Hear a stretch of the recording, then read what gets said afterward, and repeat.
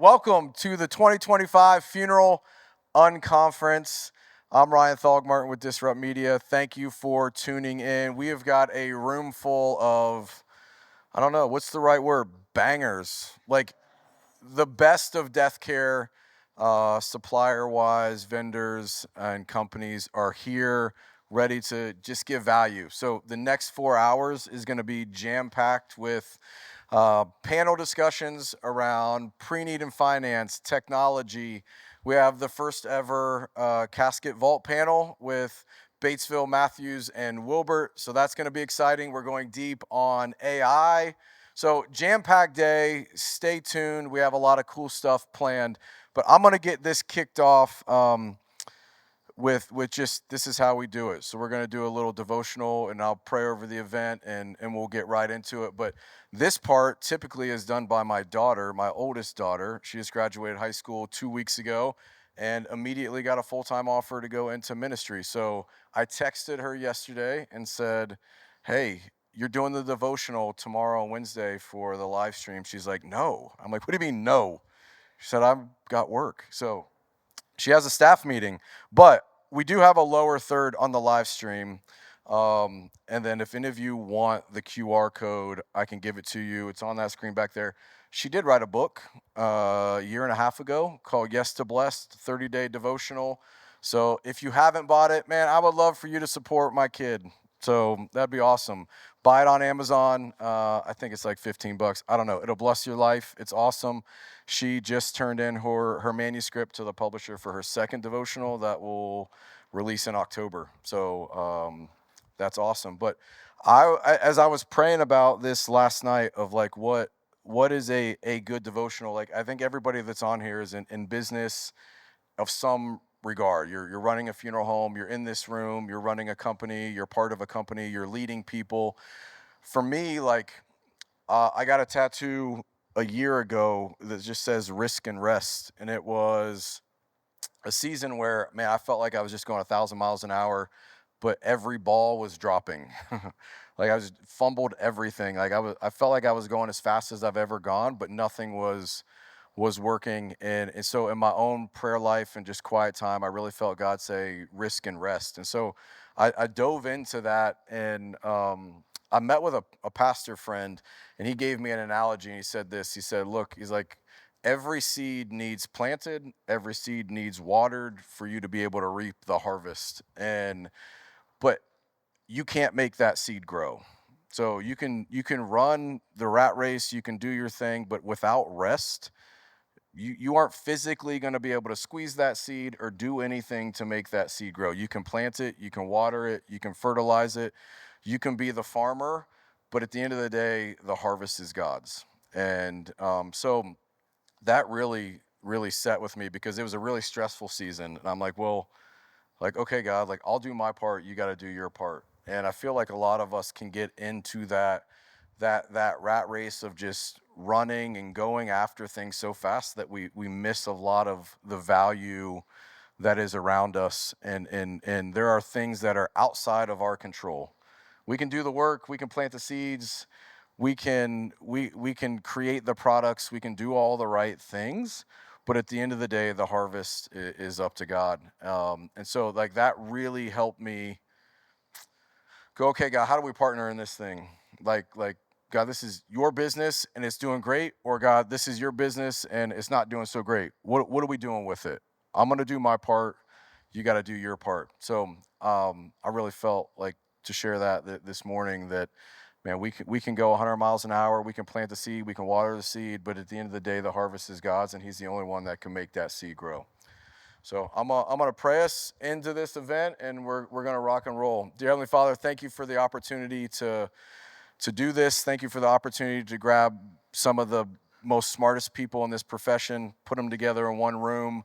God, thank you for everybody that's on the live stream watching. Thank you for what we get to do day in and day out, how we can serve others, serve and build your kingdom. It's a privilege. God, I don't know what everybody walked in here with or on live stream what they're carrying, but your word says to come to you heavy laden and lay it at your feet, and you will make the burden light. So I pray that over everybody that can hear my voice right now, God, that you lift what is heavy, you heal what is broken. You are the finisher, the Alpha, the Omega, the beginning, the end. You know the plan, the path that we walk. You've made the way, and God, you've never left anything unfinished. So we trust you in that.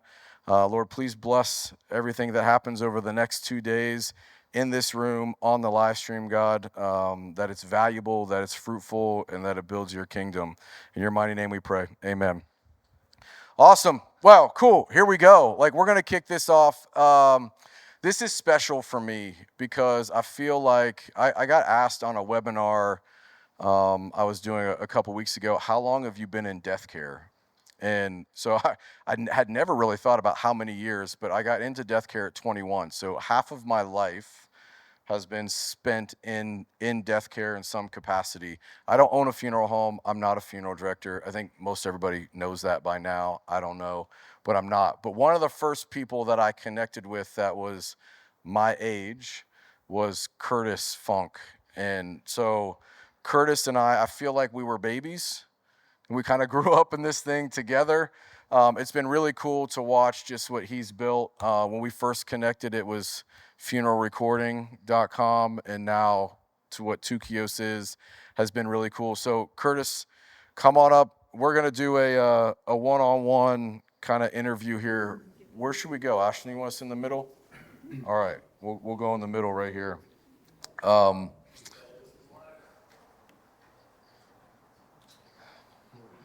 We are on the recording. You are live. So, Curtis, I feel like it's. I do feel like we grew up in this together. Are you? Oh man, dang. So you really were a baby. You really were a baby. But I think we got connected in 2008-ish, somewhere around there. I started connecting directors 2007. And you were one of the first people that reached out to me, and it's been cool to watch what you've built. So I'm gonna ask you, like, what's new? What's new with you? What's new with Tukios? Yeah, first I'll say like we were both wearing suits. We did. That was weird. Yeah. I'm glad we're not. I'm glad we're not. We were shirts and ties and suits back then, and then you went your way, which is awesome, and we made green shirts, and that's been it. Yeah, so this has been awesome too. Thank you. I mean, it was actually like 5-6 years ago. We're down here in Scottsdale for another event, driving around. You mentioned if you want to do this unconference thing, would we support it? And of course we wanted to, and this has been really cool to see what it's turned into and to see how many folks have now joined this online. But every year it seems like things have changed. Everything I think we've talked about year after year has felt so out of date by the next year. Yeah. Whatever we talk about today, even though like technology and everything's moving so fast, next year is going to feel like, a Stone Age conversation, I think. Just things are moving so quickly. And this year's been wild. I mean, on a personal level, I had a fourth child. Let's go. Dang. Goldie's her name. She was You're born, winning that race. Yeah, she was born on St. Patrick's Day. So and my oldest is only 7, so we don't sleep at our house. And we can't have nice things because we have 2 boys that are 2 and 4. They dumped paint down the stairs the other day, and meanwhile the other one's got blood and urine all over the kitchen. So nice. That's what our house is like right now. So yeah, that happened. This new baby. My mom died the first on May 3rd, and she was dementia for several years, so it's kind of in a lot of ways a good thing. But personally, I mean, there's a large group in this room that reached out. And I know for sure online, and I've talked to folks here about this, like, that's the closest death I've ever experienced, right? It's the first time I've ever planned a funeral. And my schedule's a little bit busy, but I would like to potentially somehow like work with a funeral home to plan funerals. Because like after doing that once, like the learning that you get from that was just incredible. And also, but like the thing that was most overwhelming to me, like because again, she was on her way out for a long time, right? So it was like you kind of already lost your mom, already kind of in some ways mourned that maybe a little bit, but the outreach was probably where I felt like the most like emotional, It's just walking into a visitation room, the wall, you can't see the walls because they're covered in, there's too many flowers to see the walls. Yeah. And just walking around that room and reading the names of companies in death care and other funeral home names. There were probably 6 or 7 other funeral home names at least, and then just individuals it was just overwhelming. And then for me, I realized it might sound cliche to everybody in this space, but you realize how important the work we're all doing really is, and the impact it has on a person. And some of the things that we look at as numbers, metrics, are really people and things that have an impact in a positive way. So that's another update for the year, was just my mom's passing and all the learning that came from that. And then, our company with Tukios, we started, we were venture backed, grew, became private equity backed, and then, I've had a couple change in investor sponsorships over the years. And so another big change that's really just affected my schedule is our holding group, which is made up of 5 or 6 companies. I was made the CEO of that 6 months ago, and it's not my nature to talk about these types of things, really just keep working, but that's definitely added to the plate of workload. So let's talk about that. What's that like? So you're overseeing what? Yeah, so the companies in our group are Tukios, aftercare.com, legacy.com, I Publish, and Memoriams would be the brand that people in the space would know them as AdPay. And so really just over the years we've all operated very autonomously, specifically Tukios. I mean, we've just kind of done our thing the way we've done our thing. But the timing, I think, is really interesting. And I know for sure in the tech panel and probably the marketing panel tomorrow, we're going to talk about all the changes with AI and how AI is disrupting digital marketing, Google search. So there's really this is, I think, just a really fortunate time for us to start working closely together with the other companies in our group, because it's so important to expand your reach. With obituaries are a really big deal when it comes to your content pieces, marketing pieces that you can get out there. And John Hield's here; he'll be on the tech panel, what Legacy's doing with obituary distribution. Thousands, over 10,000. I don't know how many funeral homes now, John. So many funeral homes have signed up to work with them for distribution because it drives back traffic, and that's super important because Google search traffic has been decimated. Yeah. Right, and we're like I said, I'll leave that to the tech panel. But that's what does that mean for workload for me is trying to figure out, okay, how do we take all the strengths of this organization we have and all the synergies and help to propel funeral homes further, because at the end of the day, that's the customer, that's the partner that is most important to us, is where it's all. Yeah, that's great. That's great. And so what's new on the Tukios side? A lot. I mean, we're constantly building stuff. This year, I don't normally talk about future features, but each year we try to launch something somewhat large. Last year was really a lead engine around driving Preneed leads and sales, and so a little bit of a sneak peek, I guess, of what's on the mind or what's in the plan for this year is a marketing engine. So that'll be the plan for NFTAs. Will be this launch of a product that's more about how do you actively communicate out now campaigns and different things to your customers, because first party data, owning your audience, again, has never been more important than it is today. Yeah, for sure. We'll talk more about that this week. Yeah. Casket. Yeah. All right, so you launched a podcast, which is cool. You've had a lot of industry icons, we can say, on that. What's the heart behind Casket? What are you doing with it? Yeah, and I think that might have been an announcement last year at this that was kicking that off. Yeah. I think, I don't remember. Time goes too fast. Man, lots happened. I think maybe we've done 10 episodes or something now. So the purpose of Casket is to tell the stories of the legends in death care. And for me, what kind of drove it was just recognizing what we're capable of doing today would not be possible if it weren't for everyone else that went before and laid the foundations, right? That's, I mean, we're indebted to everyone that was in death care before us, including like our competitors. You know, had they not, and so that's what's interesting. So my very first episode of Casket was Mike Turkowicz, Okay. who launched Yeah. Funeral Net, Yeah.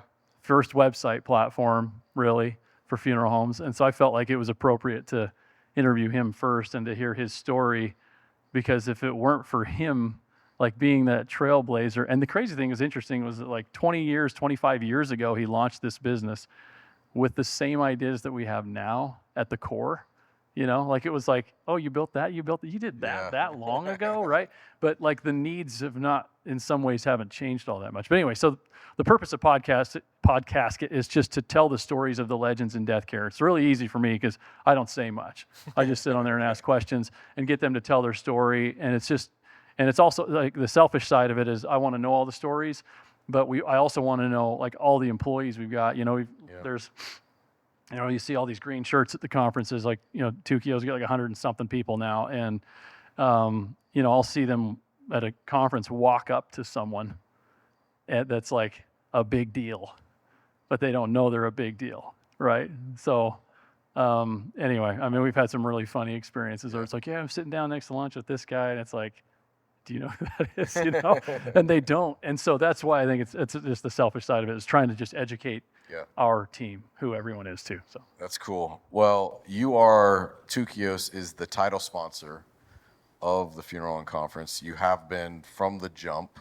so thank you for that. But why? why this event? I mean, relationships are number one, right? So I think it's because you ask. That's it. There's a lesson. Just make the ask. Yeah, make sure you ask. But also, you know, it's we like to do what's different. Like marketing for us, if it's not memorable, it's not worth doing. Yeah. And this is different. And so, you know, it made a lot of sense to us to just fit within our style of marketing. Well, awesome. Don't go anywhere because you're on our next panel. But thank you, man. I appreciate it. Thanks for being here. Thanks for partnering with us on this. So I do want to address the live stream. If you have questions, throw them in the chat. We do have moderators that are in the chat. They can pump those questions to us so we can try to get to audience questions and participation there. But we're going to move right into our tech panel. So that is Legacy with John Heald. We've got Tukios. Man, who else is on our tech panel? Eric Banks. Let's go, Eric. Come on up. So if you are on the tech panel, let's rock up here. And then we've also got Tribute Technology. They are virtual on the tech panel. And do we have one more, right? Do we have one more? We don't have one more. Probably a few others in here. Yeah, there are. We're rolling live. So let's do this. Let's do quick intros. Do we have Matt from Tribute Tech pulled up on the live stream?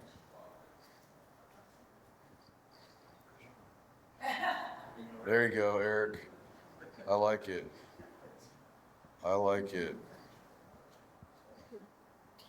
That's it. And so be watching the chat too, because each of these companies has got some resources that we're going to be dropping in the chat, links for some downloads. But can we confirm we've got Matt? Is he on? Okay, working on getting him piped in. Excellent. So let's do this. Let's do intros. John, you start. Give us a introduction. Who are you? Why are you here? What company are you with? John Heald, Legacy.com.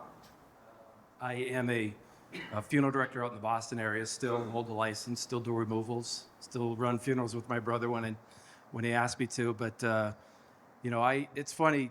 You guys, it starts with friendships and relationships. And I can remember when I met Ryan at OFDA in Ohio, when Curtis started Tukios, when we had started Tributes.com. So Tributes was started in 2008. Legacy acquired us in 2015, and I had some mixed reservations about selling to the competitor. But it's been one of the best experiences of my life. And now where we're at now with kind of some new leadership, what we're doing, and I'm looking forward to explaining a lot of what's happening at Legacy. But you know, I think Ryan assembling the group that you have here is a testament to us wanting to do things different. We're still doing things traditionally to help our business, but I'm a funeral director at heart, just trying to spread the gospel around what Legacy's doing. Not easy, but really excited to be here. So thank you, Ryan. Love it. Eric. Good morning, everyone. What a attractive audience. Somewhat. No, just kidding. Just kidding. Eric Banks with Funeral 365 out of Atlanta, Georgia. Our company is based in Montreal, Canada, and everything. And just grateful to be here. I'm also here because he asked. Let's go. Come But on. he did more than ask. I had to send something along with the ask, but and my condolences about your mom there. But we're just here. I think our key difference is that our approach to the industry, which is just we're looking at it from the operational side and not the top line revenue generating. We're at an inflection point, I think, in the industry whereby there are only 4 million, even during the pandemic, deaths. So we're at some point of just either taking customers from someone, so we have to optimize margins. There is no new business. So that'll be kind of my conversation as we go. Okay. All right. Go. Your introduction. Yeah. I know that Is Matt joining? Matt is joining. We're figuring it out. Matt's there he here. is. There he is. Let's go. Okay. We can see you. Well, the panelists can see you, and the live stream can see you. So, Matt, we'll let you intro yourself real quick, and then we'll kick back to Curtis. Cool. I'm Matt Powell. I'm the Chief Technology Officer at Tribute Technology. I've had the great pleasure of working in this profession for 2 years as of 2 days ago. Prior to that, I got to spend my time in other parts of the kind of SaaS ecosystem. So what really lights me up is thinking about how to bring the best of like everything SaaS and technology to this profession where what we're about is taking care of people in their time of need. So I'm stoked to be here, Ryan. Thanks for having me. Awesome. Thank you for being here. And then Curtis. Yeah, Curtis Funk, founder and CEO of Tukios. And so if you don't know what we are, or who we are or what we do, it makes that up. Technology company, power websites for funeral homes, which is a platform, includes other things, and video creation. So. Love it. All right. So for the live stream, each panelist that you'll see this week has submitted 2 questions. We're going to go down the line, ask each panelist their first question, then we'll cycle back through the second question, and then we give everybody an opportunity to kind of pipe in on other things that were said. We do this because we're putting companies that operate in the same sphere, like-minded competitors in some sense of the word, on the same panel. Everybody plays fair. Everybody plays nice. There's no gotcha. Like, we're all family here, which is great. And so you can get a real representation of what these companies do, who they are, what they're about. So, yeah, we don't throw any curveballs. So if you're looking for Jerry Springer, this isn't it. So let's rock. John, you're up first. We're just going to go right down the line. So, like, Legacy's gone through a lot of big transformation. I wouldn't even say like recently. I feel like Legacy has been evolving since I first met you at a Wilbert meeting.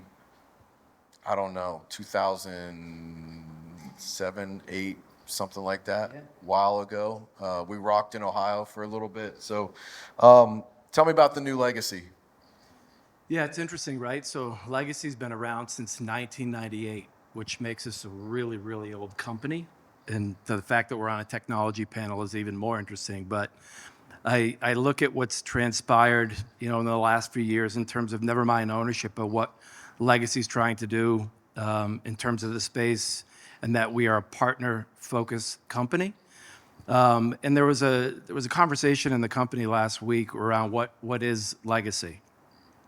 And I think it's if we were to simplify and dumb it down a little bit, we're just a marketing platform for our partners to take advantage of and distribute the news around the passing of a loved one. And our partners are really newspapers, funeral homes, and in the end, they're consumers, right, who are going to visit the website.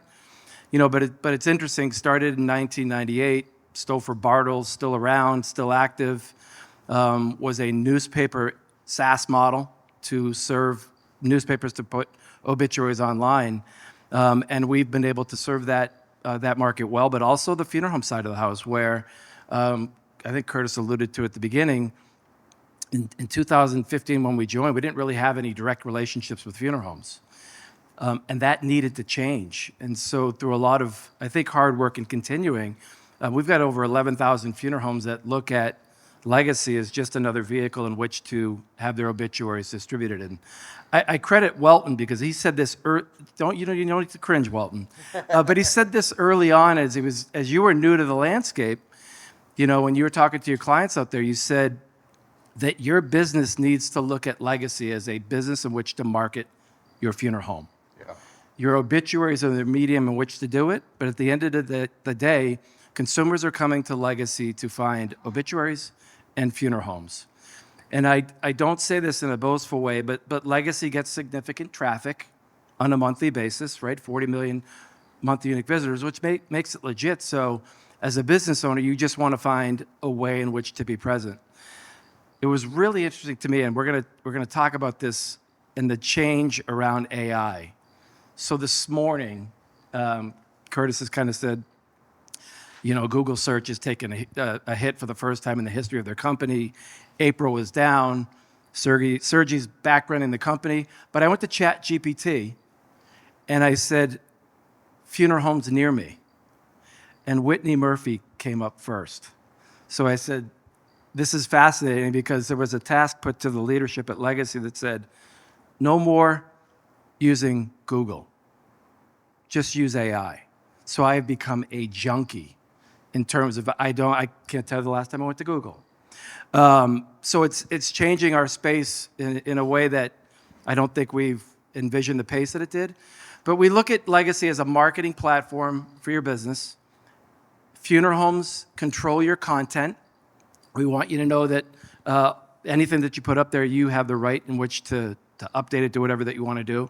But there's a lot that we can bring to help your business. One of the programs we recently introduced was Market IQ. I'd asked funeral directors in the room, but we've learned through experience that funeral directors literally track their competitors' call volume. I can tell you at the consolidator level and at the individual funeral home level, and that there was a need or an opportunity for us to introduce a product that allows us to literally do that for you. So you tell us who your competitors are, and we will tell you how many families they served in the previous month. So there's the Market IQ, and then there is just the old value proposition is that ever since I've been with Legacy, my number one goal is to make sure that we become a top referral of traffic back to the funeral home website. And I'll put in a plug for the Tukios relationship because we work so closely together.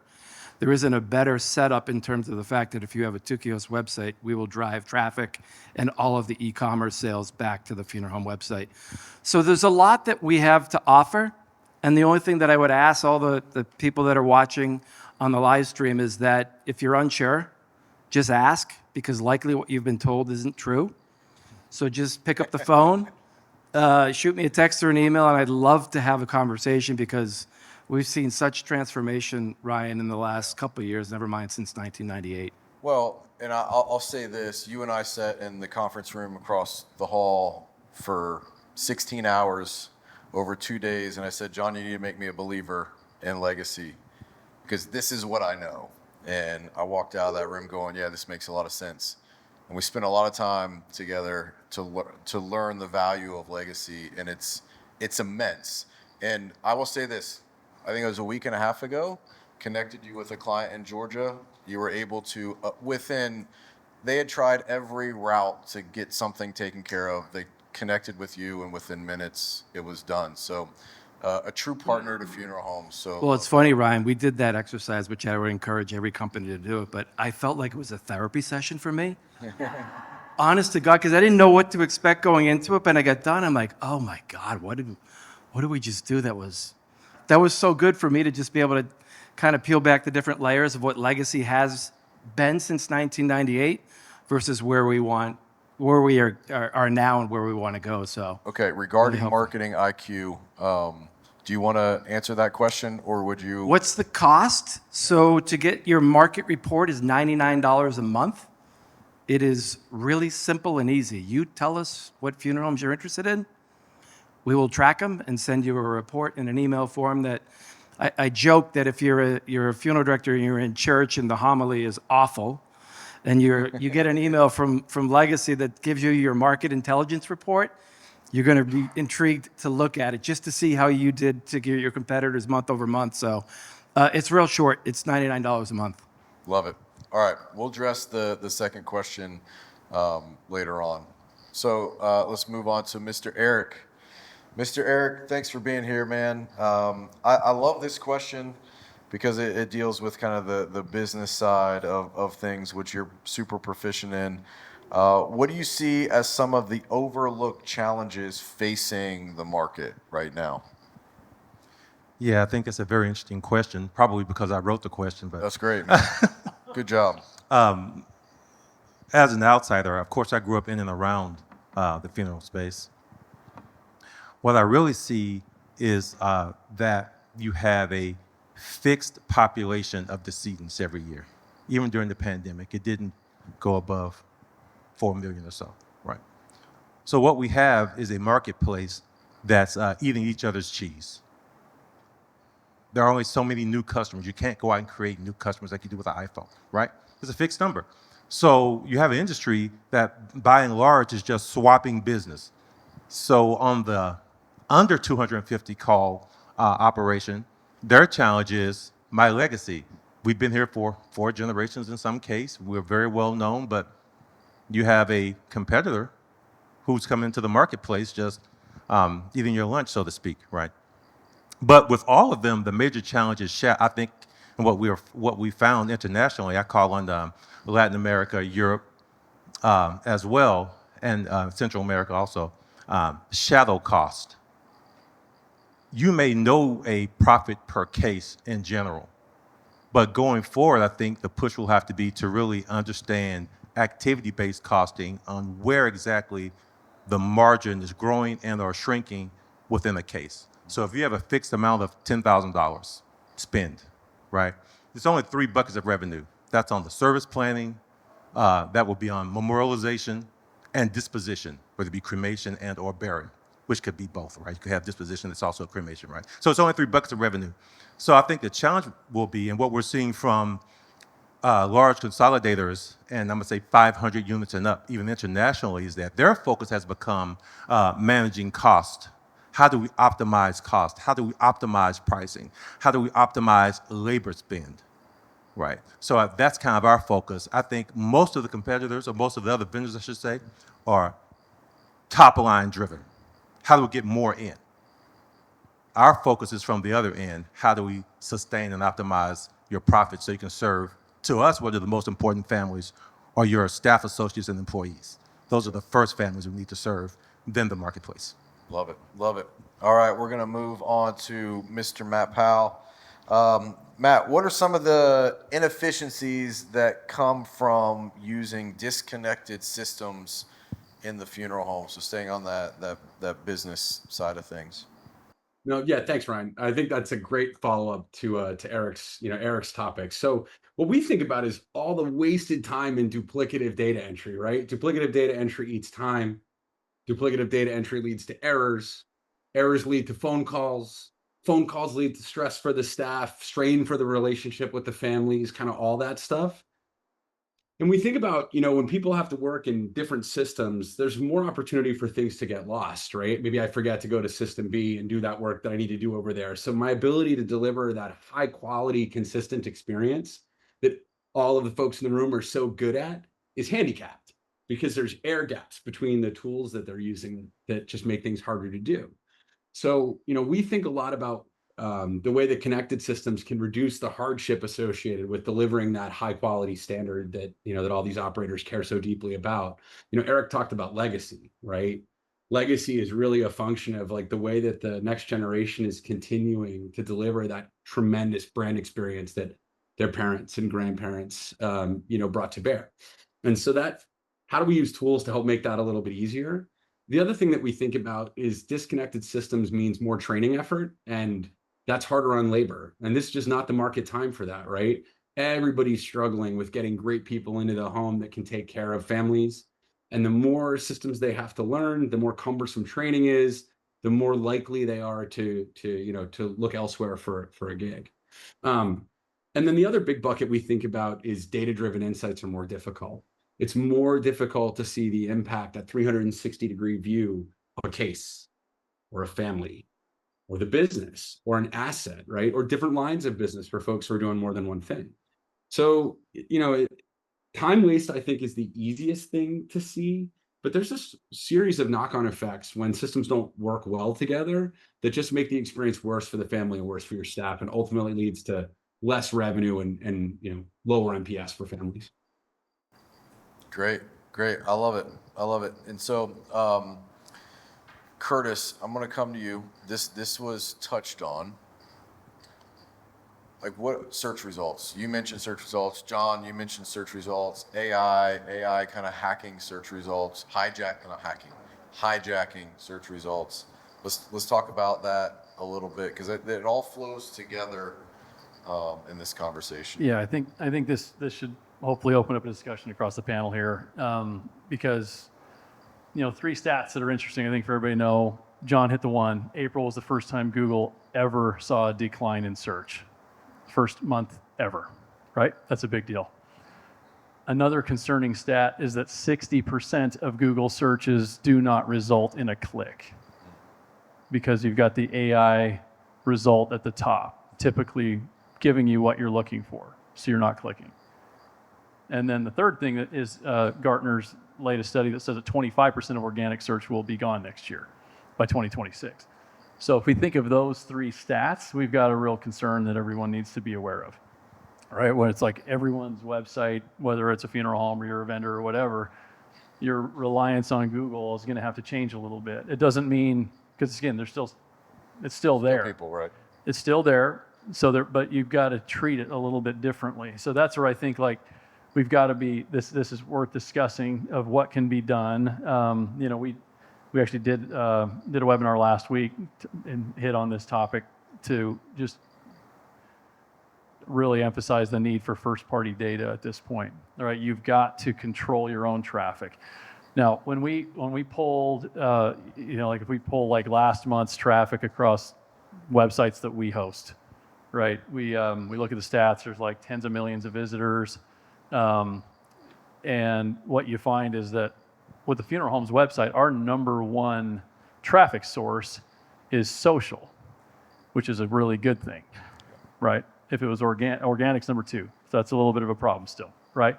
But the fact that it's social is showing us that funeral homes and families are sharing the obituaries on social. And again, our reason we go back to the obituaries, that's the reason anyone's coming to your website. 85% of your traffic's for obituaries. So that's what we care about. It's what are you doing to distribute those? So the importance of sharing on social has never been, greater. Going a little extra step. If you're a funeral home and you're meeting with a family, it's give them a little snippet. It could be of what they can say, right? Hey, my mom passed away. We would love for you to visit this link. Yep. And let us know you were here, or share a memory, or read her obituary at this link. Get them to your website. Right? So train your family, give them the snippet what they should say. I think that's really important. The other thing I think it's overlooked, and I know it's overlooked because we host thousands of websites, and so we can look at an audit of these and kind of see what funeral homes want what on their website. And one thing that's being overlooked too much at this point, in my opinion, is obituary subscribers. Yeah. So we'll find as you're designing a website, a funeral director might say, I don't need a call to action to subscribe to Obits on my homepage. And we're okay, that's what you want. But we're probably going to be a little more forceful with that, going forward. No, you probably do. And the reason you do is if you ask somebody for something on your website, you'd be surprised how many people answer it. Yes. Right? So if they start putting their email addresses in there and you start growing your obituary subscribers to an interesting number, well, now that's direct traffic that's coming from you. You're emailing people and inviting them to your website. And so that becomes direct traffic through your email that, again, is not reliant on Google. And then, so when it comes to the AI, there's also the argument of in your robot text file of your website, you can block AI crawlers, right? But they're going to find it anyway. That's what I'm going to tell you. right? You can block. We've met with these AI companies. Like, yeah, just block our bot. That's like, okay, like, but it doesn't make a difference. They're going to get the content, and so I would say don't shy away from AI. Don't say like, I want to block AI. Just let it happen. Let the content get out there and start adapting to it. So there's things that need to be done with the websites. The way that you're indexing your website for Google is a little bit different than the way you have to index and serve up files for AI to crawl your website, and those things are important to do. But anyway, this is an interesting time. It's an inflection point in digital marketing where this is like crucial to discuss. So I don't know if any other thoughts from the panel. I'd love to hear them. Yeah, I'd say on the AI piece, which is unknown and it's still tricky in that they're going to get your obituary content. So first on that, like go where the people are, the old adage, right? Yeah. The mindset of just keeping your content in a walled garden, I think it's a thing of the past. The user wants, look, I'll put my funeral home hat on. If they know your funeral home has a call, they're going to you. Legacy and all these other sites are never going to be relevant.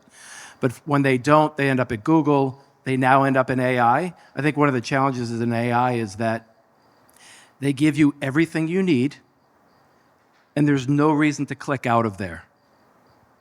So you can just get what you want in terms of a result, but there's no action that happens out of there. That, in my opinion, isn't necessarily good for the funeral home side of the house in terms of, well, maybe they want to buy flowers, or maybe they want to leave a condolence or make a donation to a charity. So I think there's opportunities for the tech players in this space to figure out, are there ways in which to work with these AI organizations that better serve funeral homes' needs and customers' desires? At the end of the day, the customer wants to buy flowers or leave a condolence. The environment is not set up that way right now. So there's a lot that I think collectively we could do to hopefully help shape a little bit what AI is going to bring to the channel. I love that. I think that, go ahead, Matt. Sorry, the only way to get it is to ram in a little bit since I'm not up there. I thought the point that Curtis made about the importance of providing an opportunity for people to say that, put their hand up and kind of become a part of your audience is hugely important. It sounds like that's, one of the things that you guys are working on at Tukios. You mentioned coming out at NFDA later. It's certainly something we've thought a lot about with our Lead Logic product, which is really all about how do we do a good job of helping funeral homes to take advantage of the audience they build. So in a world where less traffic gets directed our way from search, we're going to have to be good at feeding the robot from an AI perspective, but we're also going to have to do a good job of managing these audiences that we build and recognizing like this person that I saw at a service here is a next of kin here, is back at a service here, and kind of connecting the dots and using that first party data to drive the conversation. I also think it's worth paying attention to that it is such early days in AI that it's not totally clear how the experience is going to play out. John made the point that people have actions they want to take, and it's not super easy to do that from a chat window. I don't think 5 years from now, the primary way we experience AI is going to be in a chat window like it is today.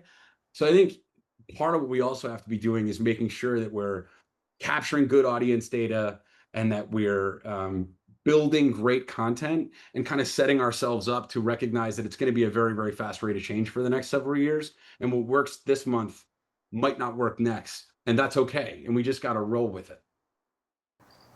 I would go ahead for 1 second. I love what you're saying, and you're spot on.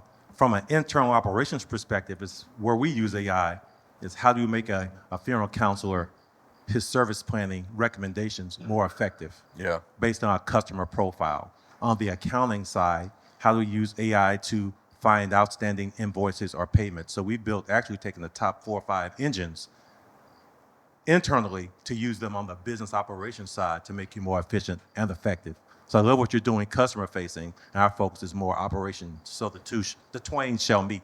Absolutely. And we're going to have a big AI conversation later this afternoon with Antonio Green as well. Like, I think that, I listen to all this. I love capturing data on the website. Like, I think we've gotten away from, even as a marketing company, we'll talk more about this tomorrow on the marketing panel, where the website is like the nucleus. Like that, like the traffic should funnel there somehow, whether that's creative, however you're getting the attention, being able to funnel it back, being able to capture first party data. You said first party data. First party data has never been more valuable. as a somebody that lives on social media, we don't own those platforms. So at any point, yes, a platform could go away. Google could go away. Facebook could go away. Meta, like, if you don't own the data, the email addresses, the cell phone numbers, the ability to then connect, if that's the only outsource that you have, goes away. So first party data, 100%. Love that, and we'll probably dive into more of that. Did you have a comment on that, Curtis? I did, I forgot it. So. Okay, perfect. Again, make sure you're using the chat if you've got questions. We're going to try to answer those as well. The moderators are dropping in resources for most of panelists as well, so be paying attention there. I'm going to circle back, John, to you, because I think this is still in alignment with what we're discussing. What's one thing you wish more funeral directors knew they could get from a partnership with Legacy?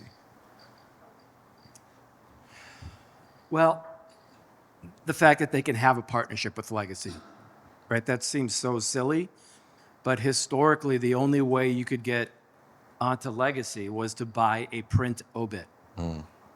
And there was demand from funeral homes that would call in and say, hey, my families want an obit on Legacy, but the only way they can get it is to buy the print obit. And that was true for a number of years. So we were able to pivot and adjust so that funeral homes can now work directly with Legacy to have their content put onto our platform. And that was a big step for us, right? Because newspapers is what have and continue to help drive our business. But the fact that funeral homes know that they can have a direct relationship with us to tap into a network that has traffic for consumers who are only looking for a few things: obits and funeral homes. And then what can they do to acknowledge that death as a result of it? So I think the fact that we are very open in terms of our ability to work directly with funeral homes to provide our value proposition that, yeah, we may get them at Legacy, but it is in our inherent goal to get them back to the funeral home who supplied us with that obituary content. And that's been, I think, one of the challenges is that that there wasn't the awareness that you can have the direct relationship. What is the value, or why do I want my obituaries on Legacy? I just want the user at my website. So I think it's as simple as you talk to Legacy, have a direct relationship, see what the benefits are. We've got, it's interesting, we have a funeral home directory. So I don't mean this again in a boastful way, but from a description, like the Yelp of funeral service, right? There's a directory. All of the funeral homes have a business page. Go find your business page. Make sure that it looks good. It's got all the questions answered. There's video. Because consumers are looking for information, and if they're not getting it from your website, they are literally going to search engines to find out that type of information. So the fact that we have those resources available to the funeral homes, we just want everyone to take advantage of it. And it's all free, right? There are some paid programs, but this isn't a promotional thing. There's a lot of things that we can and are able to do to help funeral homes, find more and more people see your business. That's great. That's great. Eric, your question's in line with that too. Like, why are businesses choosing to turn to you for help? I mean, a lot of what we're talking about on this panel is kind of forward facing. You guys are at the back end making everything forward facing work. So why should a funeral home choose you? Well, I think a couple of reasons. The ones who have chosen us around the world, I think they realize that there's only so much top line that can be organically generated, and the rest is through acquisition. Right? So they found the need that they have to manage what's coming in the door more efficiently and effectively. I know profit can be a dirty word somewhat in the business, but margins, if you're a publicly traded company, quarter to quarter, you're looking at your margin growth, right? Now, when I look at margins across the industry, and even for homeowners who are looking to sell their homes, right? One of their number one challenges is just really, really clean books. Yeah. And if you can create a percentage or two more efficiency, what does that do to your valuation? So having the all-in-one tool that can manage the case after it leaves the website, it becomes a case, through the services planning, through disposition, and look at all the associated costs and start to streamline and optimize and become more effective with the staff you have. That's why they're turning to us, is what we're seeing. That's great. I mean, what you and I sat in a room and we went deep on your platform and what you offer. It like from a CRM perspective to just accounting, everything that integrates, insanely valuable. So on that, what is one of the things that you think that funeral homes are missing when it comes to operations from that back end perspective? Truly understanding their profit per case. Imagine if you in real time, as you're building a contract, can see what your profits are. Yeah. So if you're forecasting a profit at 30%, and as that counsel is building the case, you receive an alert that says, "Hey, you're at 27%. Yes or no? Do we want to accept this contract, or do we need to do something differently?" At least you have the opportunity to make the change. On the pre-need side, what we're seeing from the pre-need to at-need conversion is margin shrinkage. So you sold a pre-need at X dollars years ago. It's at-need now. Oh my God, we're upside down. So being able to see that early on and adjust so there aren't any gotchas, or you can better manage the gotchas, is I think the ability that we give. Love it. We've got two more questions. We're going to go to Matt, and then we're going to go back to Tukios and Curtis, and we'll wrap up this panel with any user or viewer questions. So if you are in the chat, make sure you're dropping questions so we can pull them and make sure we get some of those answered as time permits. So, Matt, I'm going to go to you, and then I'm going to go to Curtis because I think your guys' questions align. What do today's consumers expect from funeral homes in terms of digital resources, and how should that impact funeral home websites and obituaries? Yeah, thanks, Ryan. I think the way that we look at this is that, like, in 2025, there is no online and offline anymore, right? There's just life with access to the full knowledge of all human history in our pockets. And to the earlier point, we used to have to go to Google and kind of dig our way for information, and now everything is brought to us with AI. So, like, for us, this just creates a much higher standard of expectation, for everybody who's interacting with any business. Who goes to a bank anymore unless you need cash? And even that, you probably do at an ATM. You can open an account, you can talk to an advisor over Zoom, you can sign documents digitally, right? And so that the consumer's bringing that into every interaction. And digital extends businesses to wherever and whenever the consumer is, and that's the demand.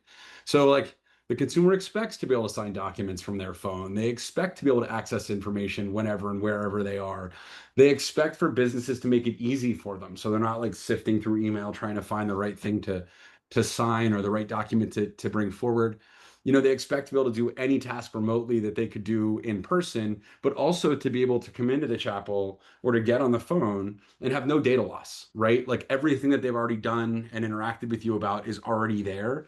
They get frustrated at that doctor's office experience of having to fill out the same data over and over again on forms, right? um, they demand mobile first. They demand always on. If they're laying in bed thinking about the person that they just lost at 2 a.m, they want the opportunity to take steps related to planning the arrangements or planning disposition or generating an electronic medical death record with all that kind of stuff, in a way that's easy for them on their terms, in their place, at their time. And I think they really, oh, looks like I went blurry. They just have no patience for the friction and hassle that kind of is us getting in the way. And frankly, I think staff has the same expectations. They expect to be able to work with tools that are easy to use and are digital first and work from their phone, not necessarily just from sitting at the desk. And I think this ties, to what Eric was talking about as well. There's a set of expectations that people have about what the enablement that tools provide. And that set of expectations, it's the same stuff that drives better profit margin, that also drives better experiences for families and for staff. So I think we live in a world where people don't look at a funeral home and think, I expect X from a funeral home, but Y from every other business. And people look at the world and they say, I expect everything to be easy for me, right? I expect to have a good airplane app that when I check in for a flight, I just pull up the boarding pass, and I don't have to print a thing anymore. And so we have to bring this raised expectations that people have from the rest of their life into everything that we do. And again, I think that's not just a consumer facing thing, that's also a staff facing thing. And I think when we do that right, we make more money, we have happier customers, we drive more repeat business, we protect that legacy we talked about earlier. So should the website be the nucleus of the business? I think that the case is the nucleus of the business. Personally, I think that the website, the obit, the service, the live stream, the video, they're all dimensions of this prism that is a person, and it all anchors on the execution, right? So I think the website is like probably for us like the nexus of marketing for the funeral home for a variety of reasons, and I think for the foreseeable future, even as AI changes the world, that will still be true. But at the center of delivering a phenomenal experience for a family, for your staff, for making money efficiently is really a case, a decedent, a person. And it's really all about how do we use tools and people and process to deliver a phenomenal experience for grieving and celebrating a person. And I think it's important to keep that at the center. The technology is in service of the person, not the other way around. So, I mean, Matt, I think this question is for the entire panel, so I'm gonna save that. That question just popped in. I'm gonna go to you, Curtis, because your question piggybacks off of this. Where do you think funeral home websites are headed? I think a lot of the thoughts that have been shared are really hitting on that, but I think there was something shared. Maybe it was something, Matt, maybe it was something you said about AI, where it's like the chatbots are going to change, where the chatbot's not like the interface anymore. And I think this is not just websites in general, this is just technology in general, funeral home. But I think what you're going to see is like you had an article on connecting directors the other day from Parting Stone. What's his name? Sorry, Justin. Sorry, Justin. Justin Crow, right? So he wrote this article I thought was really great. He shared like a product called Granola, right? This is a product I've been using for the last couple months for just like note taking. And in a lot of states, it's like one party consent if you're going to record a meeting. And what it does is it records the meeting, and then you've seen these things. They turn it into notes, right? I think what's going to happen is that we're going to be seeing like wearables become like the thing, right? Especially with OpenAI buying Joni Ives' business, you're going to be wearing something, you're going to be sitting down with your family at the arrangement conference, and you're going to go back to your computer and everything's already done.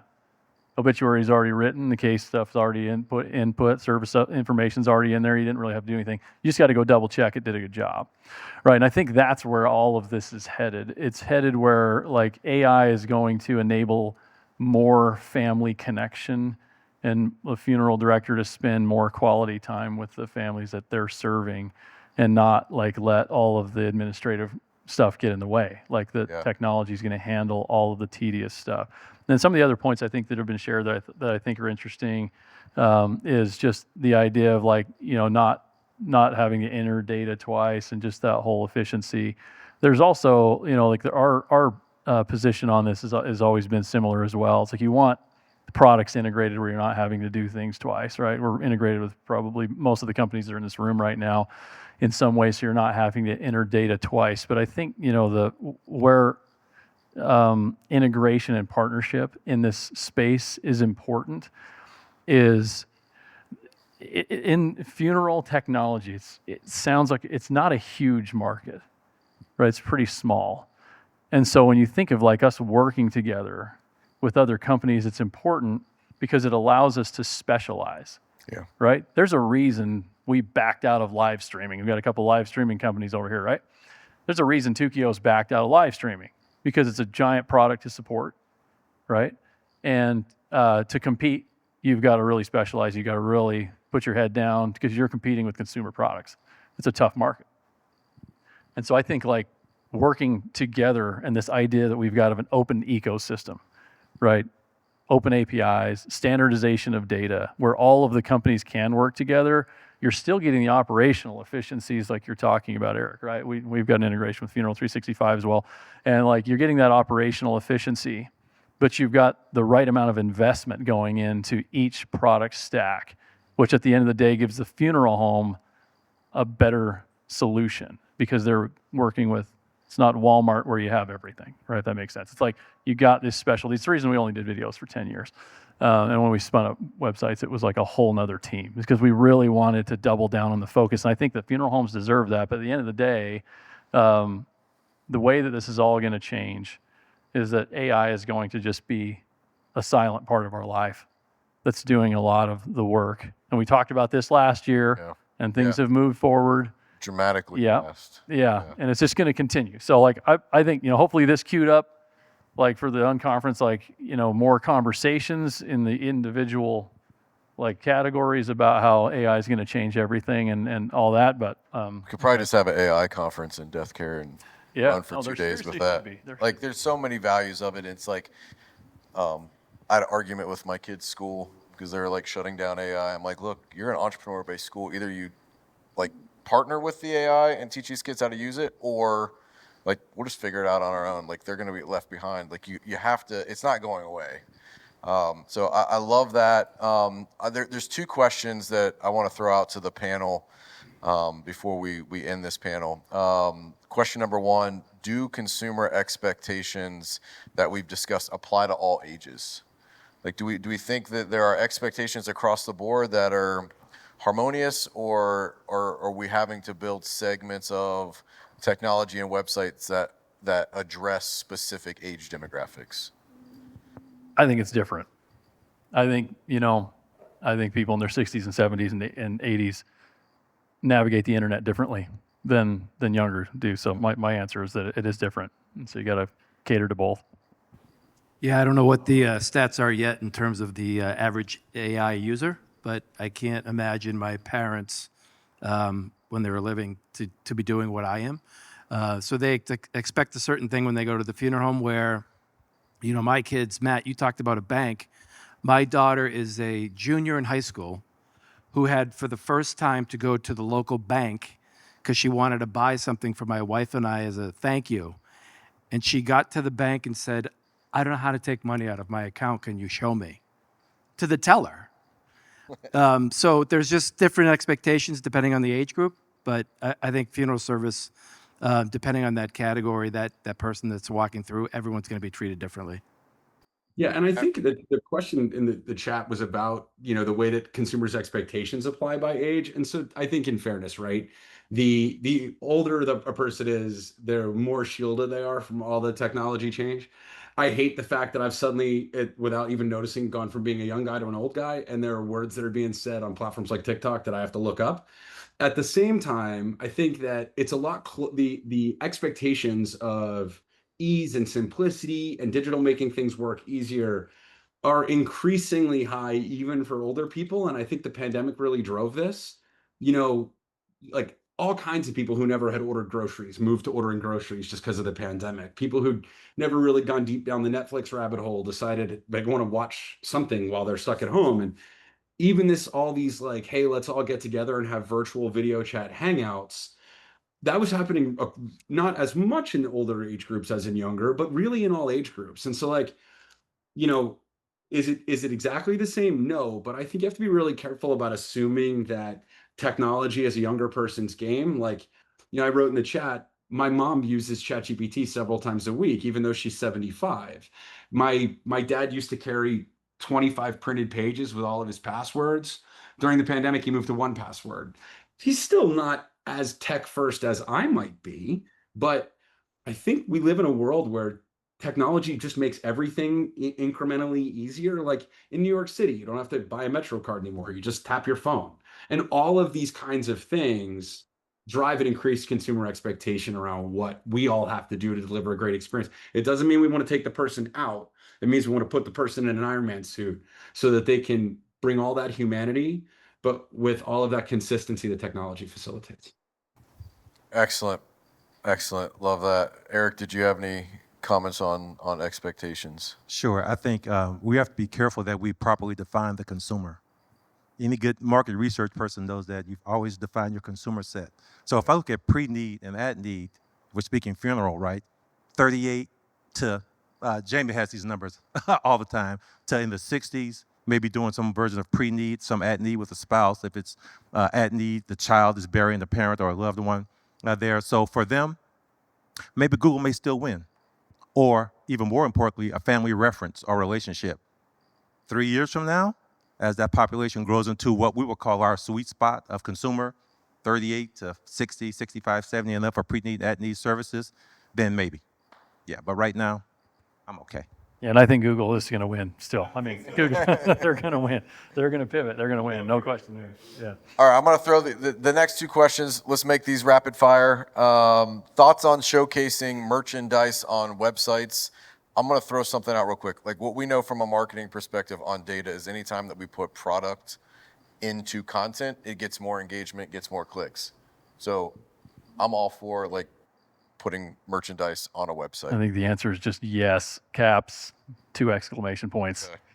Yes, merchandise has to be on your website. It's a lot of work, and I think that's what prevents it from going on there. People don't want to get their catalog together, the pricing together. It's worth the effort because the consumer wants to see it and they want to know what it costs.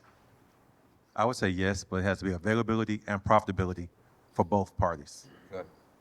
Yeah, and I'm intrigued as to the Casket panel. What percentage of websites out there are funeral homes not putting up merchandise for whatever reason? As well as pricing. The big unknown is pricing. Why we still hide that is a phenomenon as well. Matt? Yeah, we think a lot about this. In fact, we think like merchandise is sort of the table stakes, but also services and experiences. Because again, we've talked a lot about various pressures that are affecting the profession. We're, seeing downward pressure on the average revenue per case, right? And one of the ways we can drive that up is by doing things that help the family in the funeral home have a better conversation about what they want to do to celebrate and grieve for that person. And so we believe that showrooming experiences and product can be a phenomenal way to help prompt those conversations that lead to more for the family, which means more for the funeral home. And I hate to shameless plug, but I got a product coming for this later this year. It's great. All right. Next one, last one. Let's go. I love this question. So, how can tech show the importance of funerals to families? Because there's obviously the rise of families choosing not to have funerals. I'll throw this out there, and then you guys can have it. I think that if we can take the selling out of the funeral director's hands and allow AI or technology, allow the funeral director to navigate the family through making decisions where they get presented with all of the options versus I want direct cremation, and so we default to that means no service. And I'm generalizing. That's probably not everybody, but is there a way to use tech to walk the family in the arrangement through the guidance of an arranger, but allow the software to sell versus the arranger? I'll jump. It looks like we're going in this order, so I'll keep it going. I think if you listen to Matt's last answer, I think he hit on this, right? The importance of showcasing not just merchandise and product, but like your abilities. So, there's some examples of funeral home websites that have done a great job of showing off what they can do for a life celebration and memorial service. Sometimes that's video, sometimes it's just really excellent photos.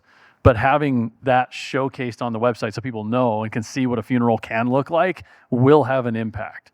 Because otherwise they're going in there with this mindset that like this guy is gonna put together the most boring service. Like, so why do I want to work with them?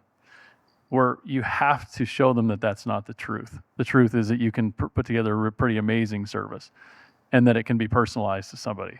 So when you do an amazing service, take a picture of it and put it on your website.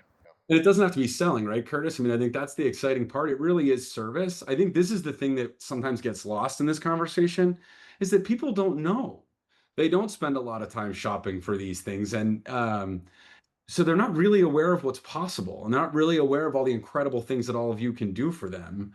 And so I think the technology can help soften the sale so that the funeral director doesn't feel like they're like a used car salesman, like, would you like undercoating? But preventing things from getting lost that the family might really have wanted to buy. And we think a lot about tapping into that like time where a person wants to do something related to thinking about the person that they've lost. They don't really want to fill out vital stats, but like, how can they kind of imagine what the experience could be? And if we can give them the right things to explore, and let the funeral director know that that exploration happened and where their interests lied, then that gives us an opportunity to create a service-based sales interaction that drives, more value per case, but also ensures that family gets exactly the right celebration for them. Sure. I think both of you, Matt and Curtis, you've touched on it. I don't think just, the upcoming generation, even now, want funerals at all. I think the word in and of itself is legacy. No disrespect. Is a heritage mindset, right? Funerals. If you look at the marketplace and the trends in the marketplace, everything you see is about experiences. Whether it be a concert, whether it be a dining experience, it's a one-off experience. They take the picture and they go move on. So I think the more we can show what type of experience, and Matt touched on this, that you can create Yeah. outside of the word funeral, I think we'll connect better. Love it. Yeah, it's like trying to describe the color red to a blind person. People don't know what funerals are. And we all have our favorite websites, and maybe it's because of the experience when you get there, and to be able to have I haven't seen one yet, but this immersive experience that someone who has not experienced a funeral yet, that goes and sees something that says, I would like whatever that is, helps us convey the value of doing something. It may not be a Promethean or a solid mahogany, but it would be a really valuable experience that the consumer appreciates because your website, from a tech perspective, led them there. Awesome. Well, thank you to our tech panel, Matt. Thank you for piping in virtually for this. Really appreciate it.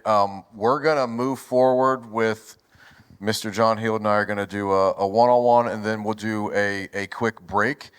Coming up after that, we'll have our Preneed and finance panel, and then a couple more one-on-ones, and then our Casket and Vault panel. So stick with us. We're going to transition now into one-on-one with John. Thank you, tech panel. Thank you, Matt. Awesome. And you didn't disrespect me when you said legacy. You did with the Canadian socks. You did. I didn't know if those were Maple Leafs, but I'm a Bruin. They are Maple Leafs. As we transition here, I did forget some really important thank yous. Obviously, to all of our panelists, thank you for being here and being a part of this. Our Disrupt team, my daughter who's giving up her summer to hang out here and help. Our production team with Spintown Creative, my wife Shay, and Josh from our team in Ohio. A lot of helping hands. So thank you to everybody that makes this possible. All right, John. Man, we first met, I said it earlier, at a Wilbert sales meeting in Chicago. We had lunch. Like, who is this guy? And what is he doing? And man, it was like a match made in heaven. We've been friends since. Really respect you. Respect a lot of what you've built and what you've done in deathcare. The amount of arrows that you've taken on behalf of Legacy, but how you've turned Legacy into a massively valuable partner for funeral homes. And I love that you use that word. But man, thank you for being a friend, and thank you for loving funeral service the way that you do.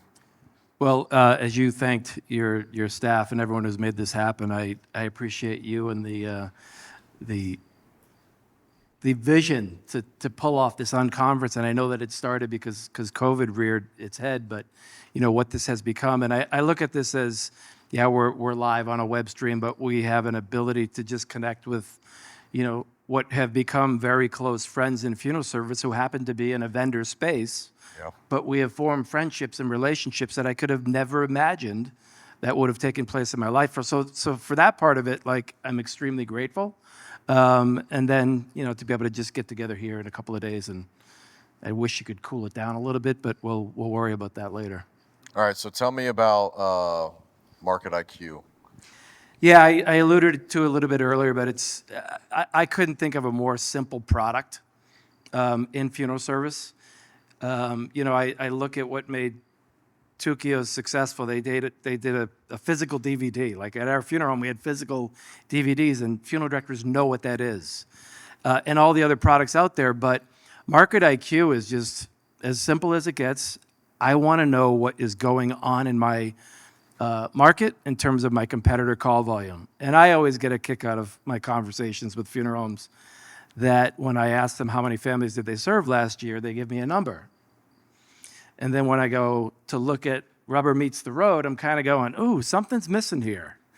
Now, I know there's a delta in terms of trade cases and some stuff that's not hitting the website, but we have an ability to track every single funeral home in the United States in terms of obits being placed on funeral home websites, obits being put in the newspaper, obituaries, deduping them so we're only counting them one, and then provide you with just a report on a monthly basis that says, here's what happened last month based on the competitors that you asked us to track. And what's really interesting to me, too, is that we will send out a report, and I'll get a call from a funeral home that says, you're wrong, we served 45 families last month. So we'll go back and we'll do literally the manual count to make sure that we said what we reported, and we'll go back and we'll say, this is what was put on your website. And you know what happens? The owner finds out that the funeral directors weren't giving obits to every single family being served. There are good funeral directors that, not that they're bad, but the excuse is, oh, the family didn't want an obit.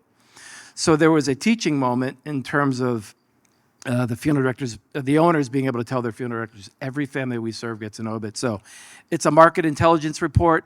I will tell you that it is fascinating the number of companies that want to ingest this type of information. There's a lot of interest in the funeral space, not only at the consolidator level, but at the private equity to suppliers. They just want to know what's happening in this space, and we have an opportunity to provide very simple but interesting data. It's so simple, but it is awesome. I mean, I remember the first time calling on funeral homes, like walking in and like literally somebody with a newspaper tallying up like obits. Well, when I served my apprenticeship at a funeral home outside the Boston area, our morning job was to open the Boston Globe. And on a whiteboard, we had 6 competitors, and we'd go put a dash mark next to each name if they had an obit in the newspaper. And that's what we had to do before the day started. So, and that exists today. There's staff on the funeral home that are literally counting it. They're going to 30 websites. Some love doing it. Some would love to just get rid of it. So there's an opportunity to just have it automated. And, you know, there's a lot of funeral homes that are looking to acquire in different markets, but they want a little better understanding of what's happening. That's great. I love that. I love that. And it's crazy affordable, and it's super valuable. I mean, so what do you feel over your course at Legacy? What's one of the most valuable things that you've been able to see change in Legacy to be more of that partner to funeral homes?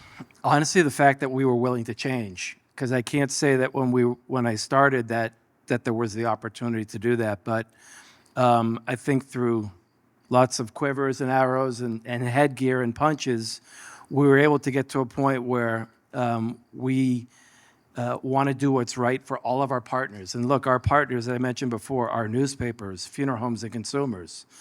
But we had an opportunity where there was demand by funeral homes to say, I think I like what you have, but I'm not really sure. I've been told this. So our ability to tell the truth has been the biggest opportunity. But then now that we've got the ability that we've in action are proving our value out to funeral homes on a monthly basis in terms of traffic, right? Revenue share. If someone wants to buy or do e-commerce transactions on our website, we'll give you revenue share. Here's the really big one. Your local florist. Tell us who your local florist is. We'll plug them in and let them be the ones to fulfill the orders. That wasn't something in the past. Yeah. So there's a lot of small but meaningful changes that can help the funeral home. And as I mentioned before, in terms of traffic, there's some unique things that we're doing. We're trying to go where the audience is. One of the things that we recently launched are community pages. And you couldn't get any more hyper-local. Yeah. So we have stood up about 40,000 community pages that are about high school, colleges, and just your local market. So I went to a small college in Rhode Island. Every single morning, I get an email that tells me who died that went to that college. You know, I get my alumni magazine in the mail every month, and the first thing I do when I go to back of the page, who in my class died. I hope no one. But then I look at the years before and after, and it's just the way I want to know who died. So now, because of these community pages being stood up, I get my college, I get my high school, and I get some different parts of the country that I'm interested. Every day there's an email that comes into me that tells me who's died. That saves me a lot of searching, but it just keeps me informed. In the event that, oh my God, so-and-so passed away, what can I do to acknowledge that death? I think one of the opportunities that is a direct result of it is maybe I can make the visiting hours. Maybe I can make the funeral. And if I can't, what can I do from a tech perspective to acknowledge that death? So communities are huge. And as a result of that, Legacy sends out millions and millions of emails every single month. And guess who's attached to that email that goes out? The funeral home that supplied the obit. So we are taking the funeral home along for the ride, putting them in the driver's seat, I would say in a way that we haven't in the past. There's a lot more that we need to continue to do, and it's because we're being pushed by partners, funeral homes, and everyone in this space. So there was a question in the chat, will Market IQ be available in Canada? It will, and Eric may have stepped out of the room, but Canada's a different country. And that is a loaded statement right there, right? But let's address one of the really big elephants in the room. There is a company that was out there scraping, still is scraping obits on funeral home websites. Exactly, I'm talking plagiarism at its finest, and putting it out there and scraping and putting it up there, and they were sued and lost a judgment of $20 million. And it's an extremely sensitive business practice, one that we are not participating in. Not only not in Canada, not in the US, but we get asked this by Canadian funeral homes is, can I have my obits on Legacy? Our short answer is no. It seems to be a very litigious country that tends to steer us away. Do we have the ability to count obits? We do.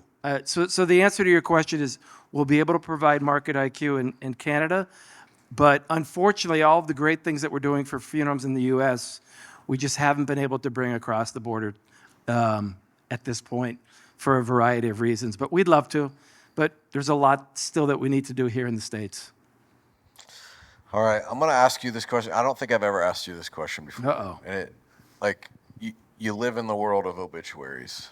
You really do. Like, why is the obituary important to you? It's that dash, right? It's your life story. It's who you are as a person, the people that you've affected, the communities that you have been a part of, and the ability to tell a story of your life that maybe someone who didn't know you will have a better understanding of who you were after that. And I love reading obituaries, and you know, at Legacy, there's some unique ones that come across our site every single day, and ones that have the most traffic, and some of the ones are written in the first person. You know, AI has done an amazing job in helping funeral homes who aren't necessarily English scholars sound really, really good in terms of the obits that are being produced. I think most of you in this room know that I have an identical twin brother who hands down writes the best obituaries I've ever read. And it's his trademark in our community in that they know that's a Jim Heald obit. And he gets mad and he can spot the AI obits in our market. He's like, that person did not write that obit. That funeral home did not do it. But he's got a unique way in capturing our life story. And this is what I think makes funeral directors so great in their ability to listen and then take and transcribe it. But more importantly, do it in a way that's not just John died, this is where he lived, what college he went to, but tells a really engaging story that at the end of that obituary you go, wow, you know, I want to be like that. So it's just a really interesting piece. For the longest time, I went to a Roots Tech conference out in Utah with Curtis and some other folks. And it's the biggest genealogy conference in the world. And it was great to go as an attendee, not as a vendor. But I always looked at the obituary, and Matt said this earlier, I think, in our talk. I always looked at the obituary as singular. John died. Genealogists look at the obituary as absolute gold. John died, but he's got 2 children, 5 brothers, all of this family, and they look at what can be harvested in a good way from that obituary in terms of making connections, learning more and more about who that person was. So I look at the obituary as an extension of just being able to go way back, but also making sure that you're not forgotten in terms of moving forward. I joke that, one of the most popular things was laminating the obituary, making a bookmark out of it, which is still I have my parents' prayer cards in my visor above my car. Every time I get in, I look at them. Every time I go to see them. So there are these things. I just look at the obituary as that kind of like that virtual cemetery that I can go and visit and be a part of whenever I may need to. I love that. I love it. It's powerful. I don't think I've ever asked you that before, so thanks for that. Yeah, I know. I never thought I'd be pimping obits for my life, but I am grateful for the opportunity to do it in an organization and a profession that there's nothing like the funeral profession. The people in it and what we do day in and day out, and we just happen to be on the supply side. But as we sit here in Scottsdale, there are people that are making arrangements for the first time in their life. Or on the supply side, but you also have been a funeral director, owner, operator, which is one of the many things that you've done. I think when Curtis talks about Casket and icons in the space, to me, you're one of those icons. But it's not from. You've done some great stuff in funeral service, but that isn't why. We've gotten to hang out outside of funeral service. Yeah, we have. You're a scratch golfer. Just unbelievable. Never seen anybody I was never seen anyone hit a pigeon and kill a pigeon on a golf course. True. I've watched you do that. So that's Wait, cool. what was worse is that, so I hit this Randy Johnson screamer off the ground. It doesn't get 10 feet. And it hits this pigeon. And we get up to where it was, and it was still alive. And the eyes were kind of not in a good place. And Ryan's like, you got to put it out of its misery. I'm like, no, I don't. There's a lot of things I've done. I'm not touching that bird. Survival of the fittest. We let nature run its course. We did. That was good. Yeah. But one of the things I love most about you, man, is you are a great daddy. You are all over the country from a business perspective. But you and I had the opportunity to go to a Phoenix Suns game a year or so ago, and you're FaceTiming your daughters from the game. You're like so tapped into everything as a dad. Like business is cool, and you've scaled and you've done some really great things, but I think I respect you the most as a father. Just tell me about being a girl dad, because we're girl dads. Yeah, and actually, I think I saw a hat someone was wearing on Father's Day. It was, girl dad. It was a great hat I wanted to buy. But yeah, there's a lot of things that happen through your life, and one of the biggest blessings is having children. And I was talking to you guys earlier this morning so I have 2 girls. I was convinced that our second child was going to be a boy, the way my wife was carrying, and right up until like delivery, I'm like, we have a boy, and the doctor he's like, congratulations on your daughter. Now, and everyone who knows Ellie, like, she should be a boy. And the joke in my town was that you could literally take her in her car seat, put her in the center of town of 40,000 people, and they know who to return her to. But it's been a blessing. I'm fortunate being a girl dad. I was joking that I have buddies that raise boys, and I'm glad I have girls. Now I'm mad because those boys are now chasing the girls at the house. But it is a blessing, and there are some things that you always want to do better. This is a challenging space in terms of the time commitment to travel. I've missed some birthdays. Biggest regret in my professional career. Jake, you are here. I was on a go-to meeting with you and some others when we started Tributes.com, and we were talking about the advisory board. I'm in the hospital in the room next to the delivery room. Wow. On a go-to meeting, and the nurse comes in and she used an expletive that began with an A, and she says, "Get off your meeting, your wife's having a baby." So I remember that, but it was all worked out. I was there, but a lot of things we do because we love what we do, we sacrifice, and I'm looking at the biggest family man I've ever met right there, Jamie Meredith. That's right. We'll talk about all of that. you guys, it's a special group that we're part of, and You know, the biggest thing that I have and I take out of this are the friendships that have been formed in my tenured time here. I was looking at this live stream, like, good God, I need like hair club for men or something. Well, But I appreciate the opportunity, Ryan. yeah, thank you. Thank you for being a part of this. Thank you for being a friend and a great mentor and example. So thanks so much, man. I look forward to the next couple of sessions here, and Yeah. keep up the great work. It's going to be good stuff. Okay, we're going to take a quick 5-minute break. We will be back here at, 1:35 East Coast time, I think, if my math's right, 10:35 Pacific time. And we will roll right into a one-on-one with my friend Tim Bridgers, and then we are going into our finance and pre-need panel. So see you in 5. Thank you for tuning in to the 2025 Funeral Unconference. I am so excited that you are with us, you are watching, you are streaming, but none of this would be possible without our panelists and sponsors for this event. So I have to shout out Tukios, who has been the title sponsor of the Funeral Unconference for the last 5 years. They've been a great partner with us in conjunction with connectingdirectors.com and Disrupt Media. Also, please make sure you are checking out all of our panelists. You stay tuned in for the entire day. There is no other place in death care where you are going to get the value from the experts that know this profession better than anybody. So thank you for tuning in. Thank you to our panelists and to our title sponsor, Tukios, in partnership with Disrupt Media and connectingdirectors.com.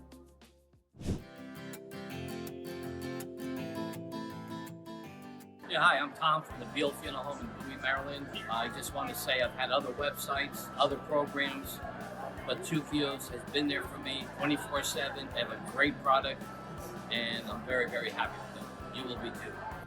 What I love most about Tukios is how easy their tools are to use and how professional the results are. Their video tribute software and website management make our life and jobs a lot easier. It allows us to focus on what matters most. I'm so glad I switched to Tukios for my website for my funeral home. If you like having a constant, steady revenue stream and customer support that is second to none, you'll love the folks over at Tukios. So I'm Jeff Smith with Smith Family Funeral Home. The thing I love the most about Tukios is you're extremely responsive and you're always innovating, trying to come up with new ideas to help us. I tell everybody I know they should be using Tukios. We use 2 different other providers. Hands down, Tukios is the best. You know what I love about death care? I love that it is family. And when I think about the Funeral Unconference, I think about our title sponsor, Tukios, and Curtis Funk. So Curtis and I, we kind of like grew up in this profession together. We connected in 2009 for the first time. Love the partnership that we have with Tukios and the Funeral Unconference. They've been the title sponsor for the last 5 years. So thank you for tuning in to the Unconference this year. I know that you're getting value, so keep tuned in the rest of the day for all of the panels. Make sure you're downloading the recording when we send that out, because it will be coming out, and make sure you're supporting all of our panelists. If you have a question about one of the panelists, make sure you're reaching out to them. They are all accessible. They will answer your questions. We're excited you're here watching with us. Thank you for being a part of the Funeral Unconference, and thank you to Tukios, our title sponsor, in conjunction with and partnership with connectingdirectors.com and Disrupt Media. You know Tukios, you know Tukios. Websites and videos, I'm using Tukios. Everything I need and more, I'm using Tukios. Better than ever before, I'm using Tukios. Tukios, yeah. Hey, yeah, gonna say it right now. Simple software, they're the best now, hands down. Curtis Funk leading, what you know about that? Commission so high, like Snoop wrote the contract. AI's real good, but the people still real. Call them up, give them love, man. Tell them how you feel. Websites, everything but a cookie cutter. It means your site looks better than every other. Websites and videos, I'm using Tukios. Everything I need and more, I'm using Tukios. Better than ever before, I'm using Tukios. Tukios, yeah. Websites and videos, I'm using Tukios. Everything I need and more, I'm using Tukios. Better than ever before, I'm using Tukios. Tukios. Chad, Romney on the horns now.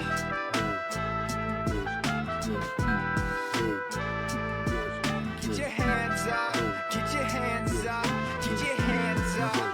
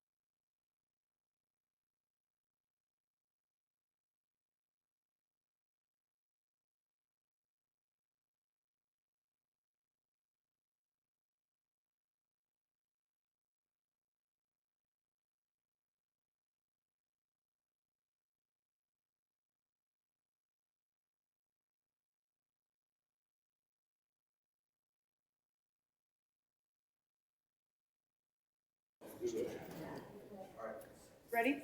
In 5? Okay, 5 seconds. 4, 3. Okay, we're back live, and I've got my friend Tim Bridgers here. Tim, so we've hung out a decent amount, I would say. Like, even outside business, we've golfed. Yeah. We've done I feel like golf is like this connector thing. Always. You're probably not as good as John. Not as good as John.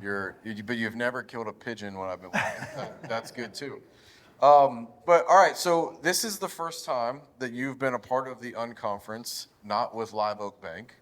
So let's talk about that. Let's talk about where are you at now and what are you doing? Yeah, it was interesting. My first year in the funeral profession, I had many professionals tell me, once you get in, you'll never get out.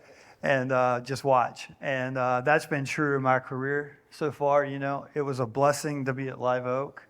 Live Oak is just a best in class in terms of how to treat the customer.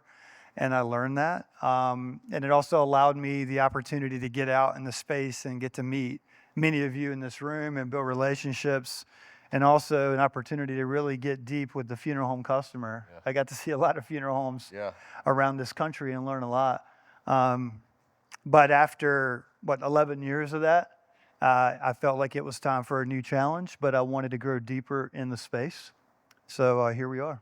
Here you are, and you are Global Atlantic. You're in the Preneed side of that. And with your background in funeral home lending, where do you see that fit in with what you're doing at Global? Yeah, you know, back in the lending, in my lending time, we actually looked at the value of the Preneed as really, I like to call it more of a qualitative characteristic of the funeral home and its future. You know, Preneed is really a way to look at the future market share of the business. So in banking, we didn't really look at it in terms of true cash flow evaluation, but we did look at it for what the future meant for that funeral home. And it also showcased an owner that was really proactive and really understood what it meant to build a market.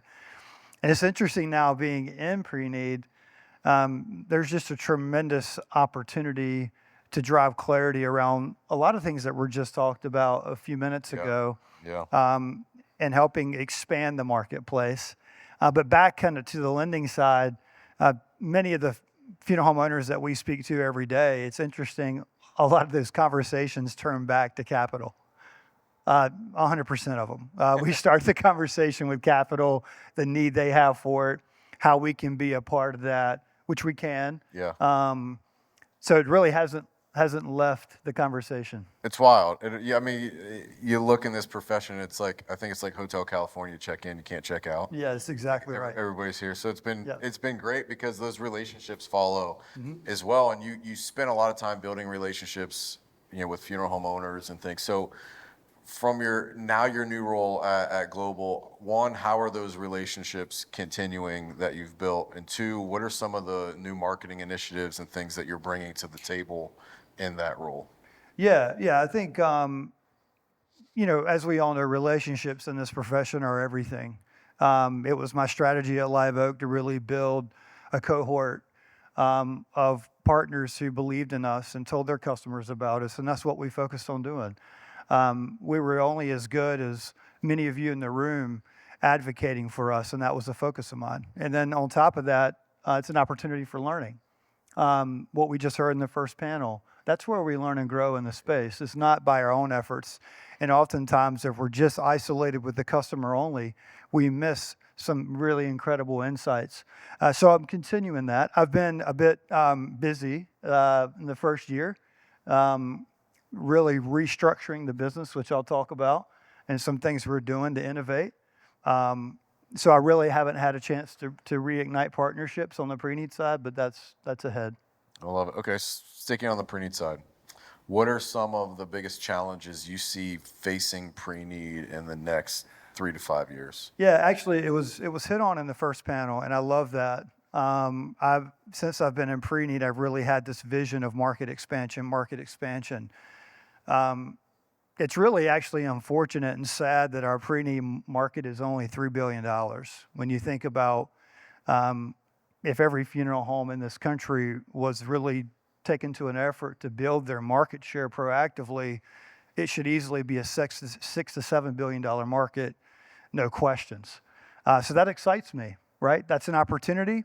It's also a challenge. It's actually getting the funeral home owner to understand the value of that proactive approach to Preneed and what it does for their future market share, and how to effectively do that. So I say it's a challenge, but in any challenge, there's an opportunity. But I think there's an opportunity to continue to support and educate and provide technology to allow our funeral home professionals and funeral home owners to really grow and preserve their market.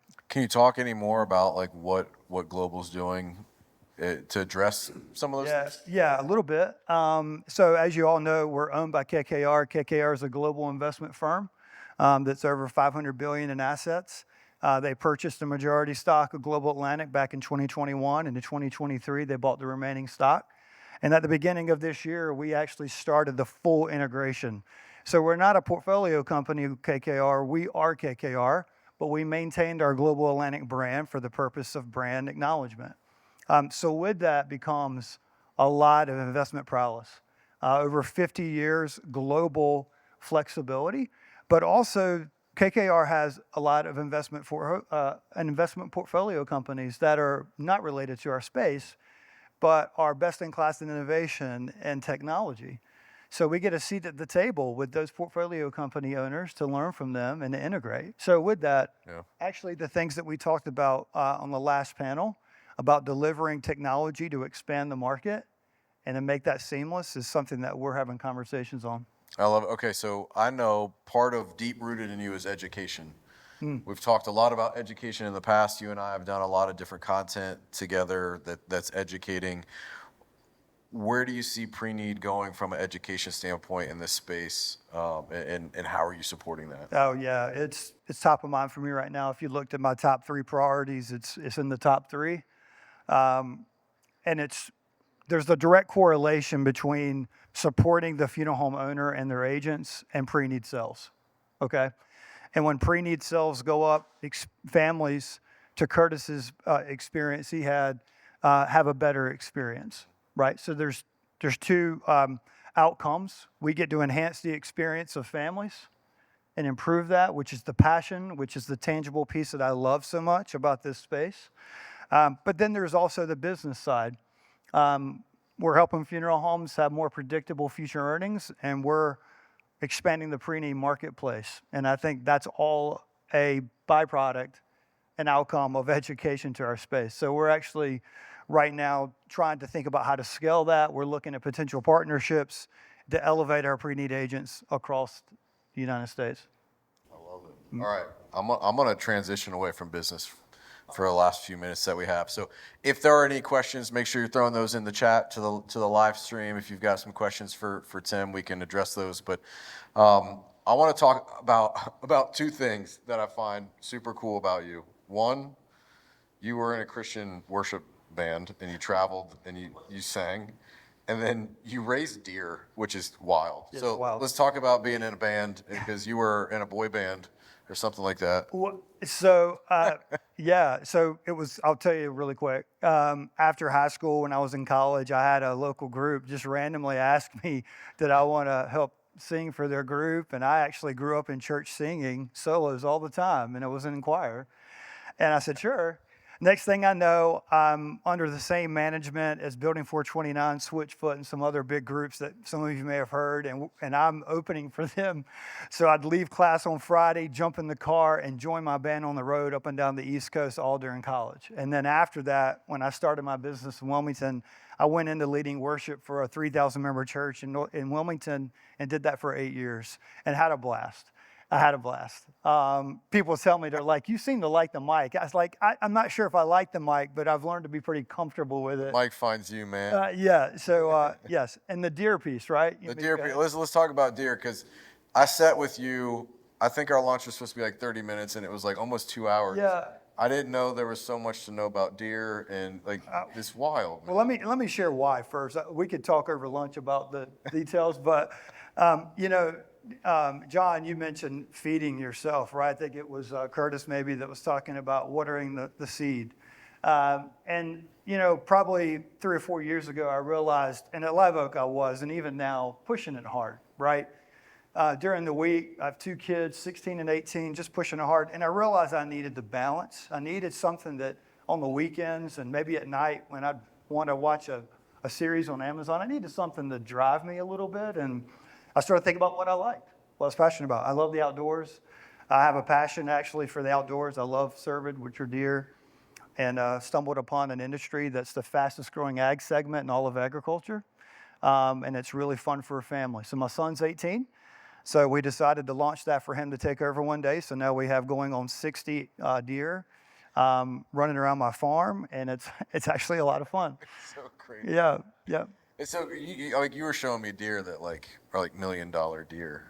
Yeah, I don't have those yet, but that's what I'm working up to. Yes, it's a very big space. Many of you, I'm sure, have experience going out and hunting across the country at big preserves and whatnot instead of going to Africa.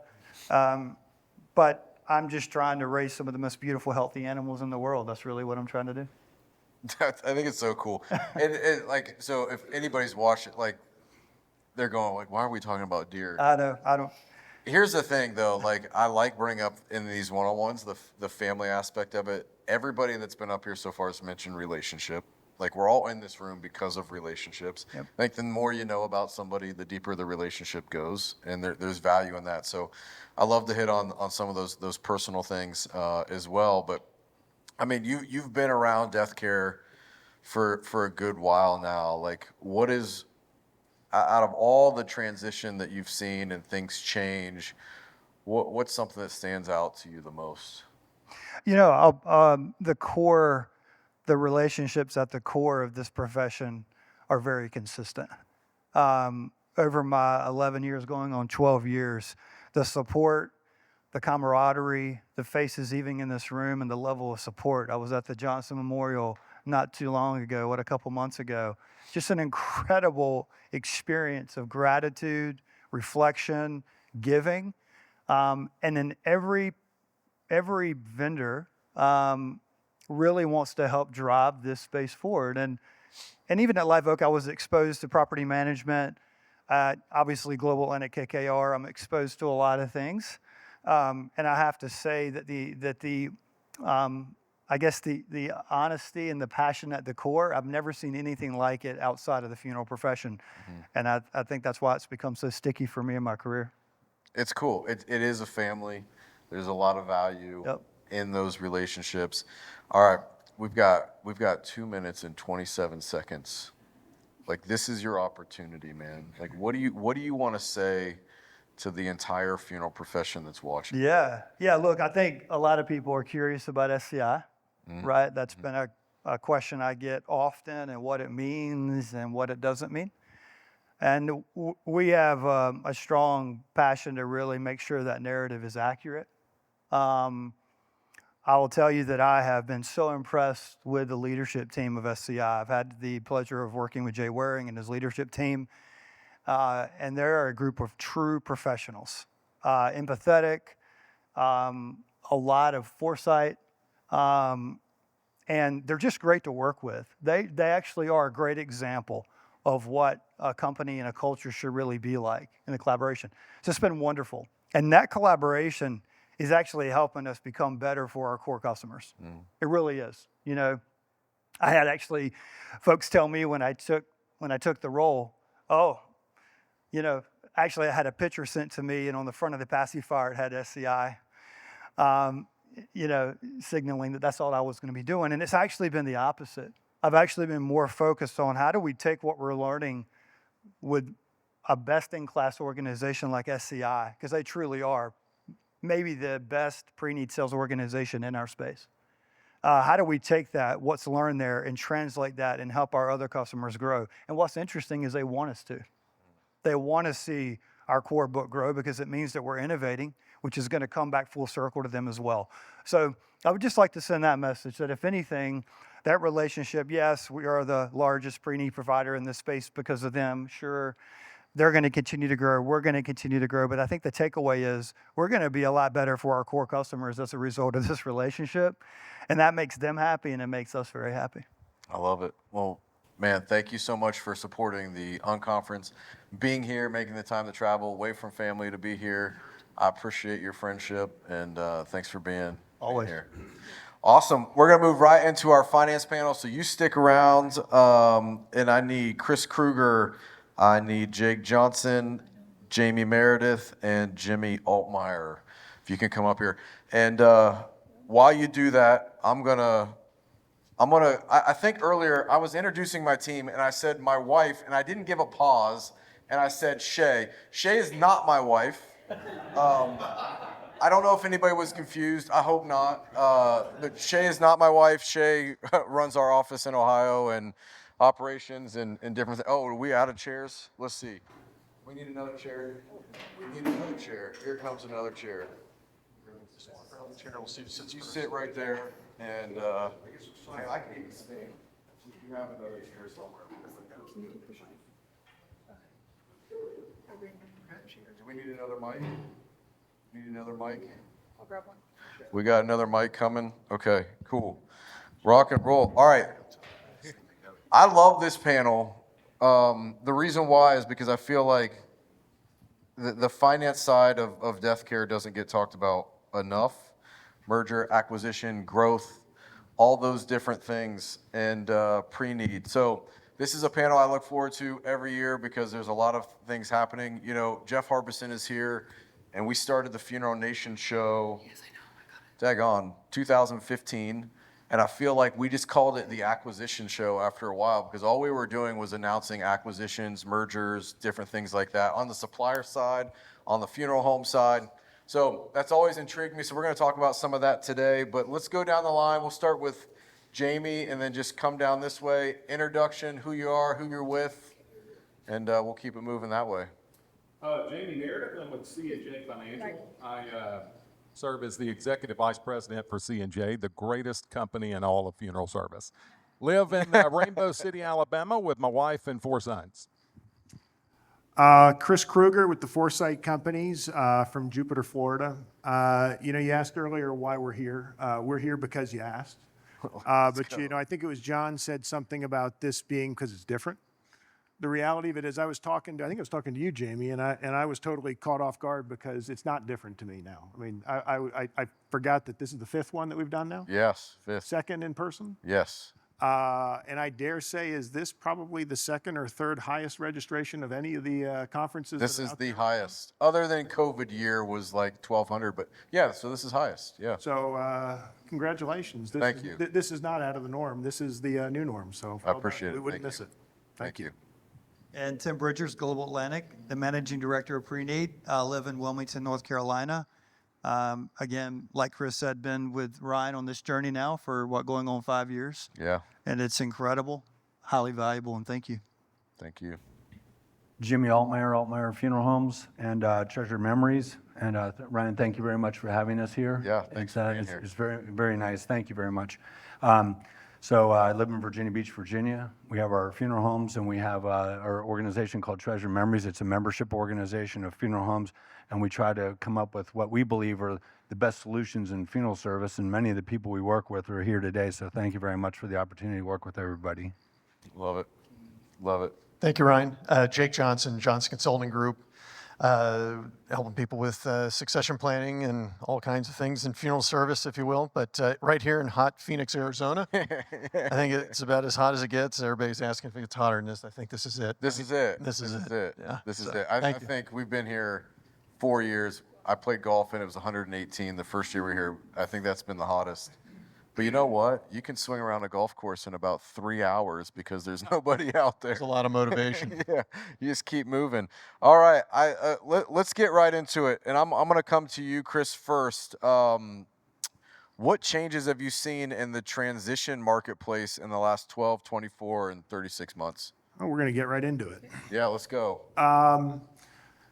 Well, I would say it's been an extremely active environment. There's been a lot of activity in succession planning. I don't think there's any doubt that we have a very aged ownership, an aged demographic in ownership. The NFDA did a succession planning. We partnered with them for succession planning research I think it was about 3 years ago, in which the statistics were that 46% of all owners were looking to transition their business in the next 5 years.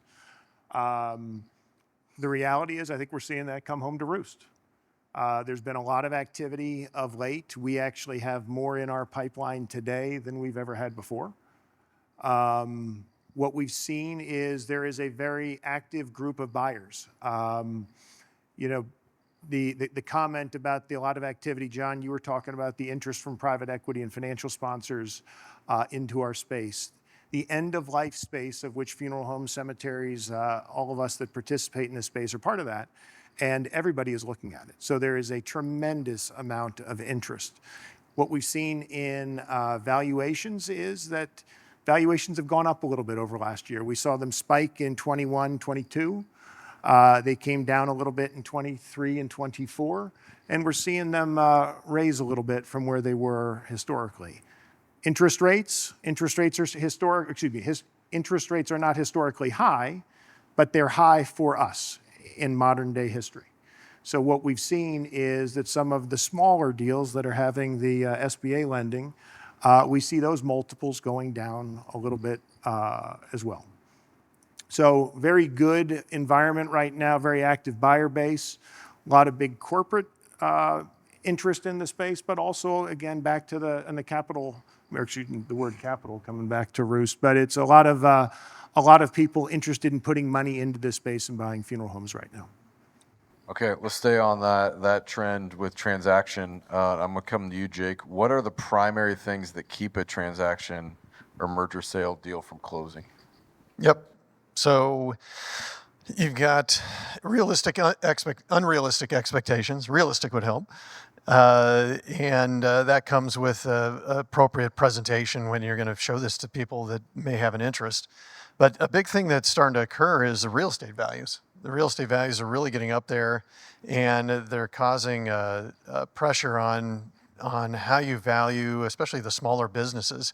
It never was an issue when the real estate was less, and we just took it for granted that the goodwill was a portion, the real estate was this and that. And so now you've got rising real estate values where the goodwill is being hammered down theoretically, and it's getting difficult to finance it. So, keeping an eye on that. But the having the people in place, clean financials, the list can go on, and it's. I think the other thing is emotions get in the way, and that's why you have those of us that help out there to try to regulate that, because it is an emotional thing. It's a very personal thing that's going on. So there's no reason that it can't occur, but there's a lot of reasons why it doesn't.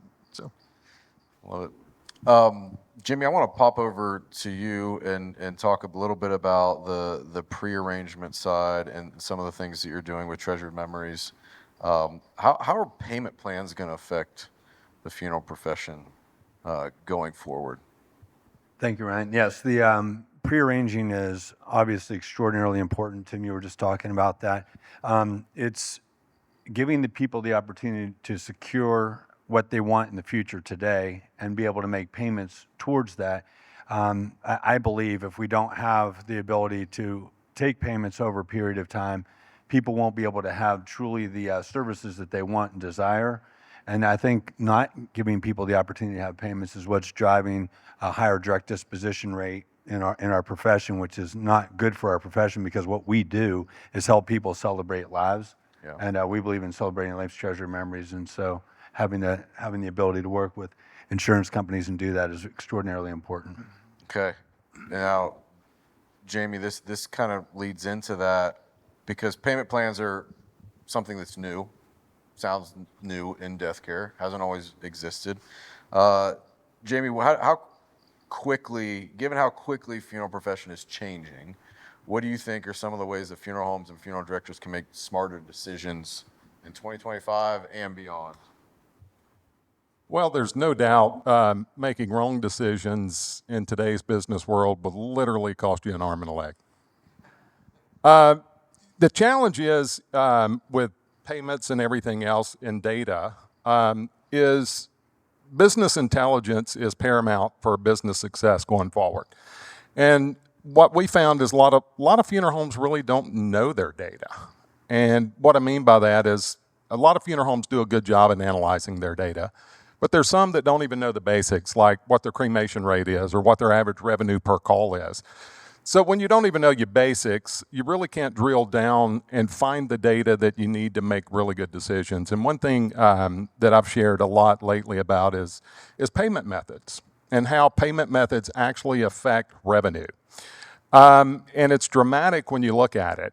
I shared the story a number of years ago.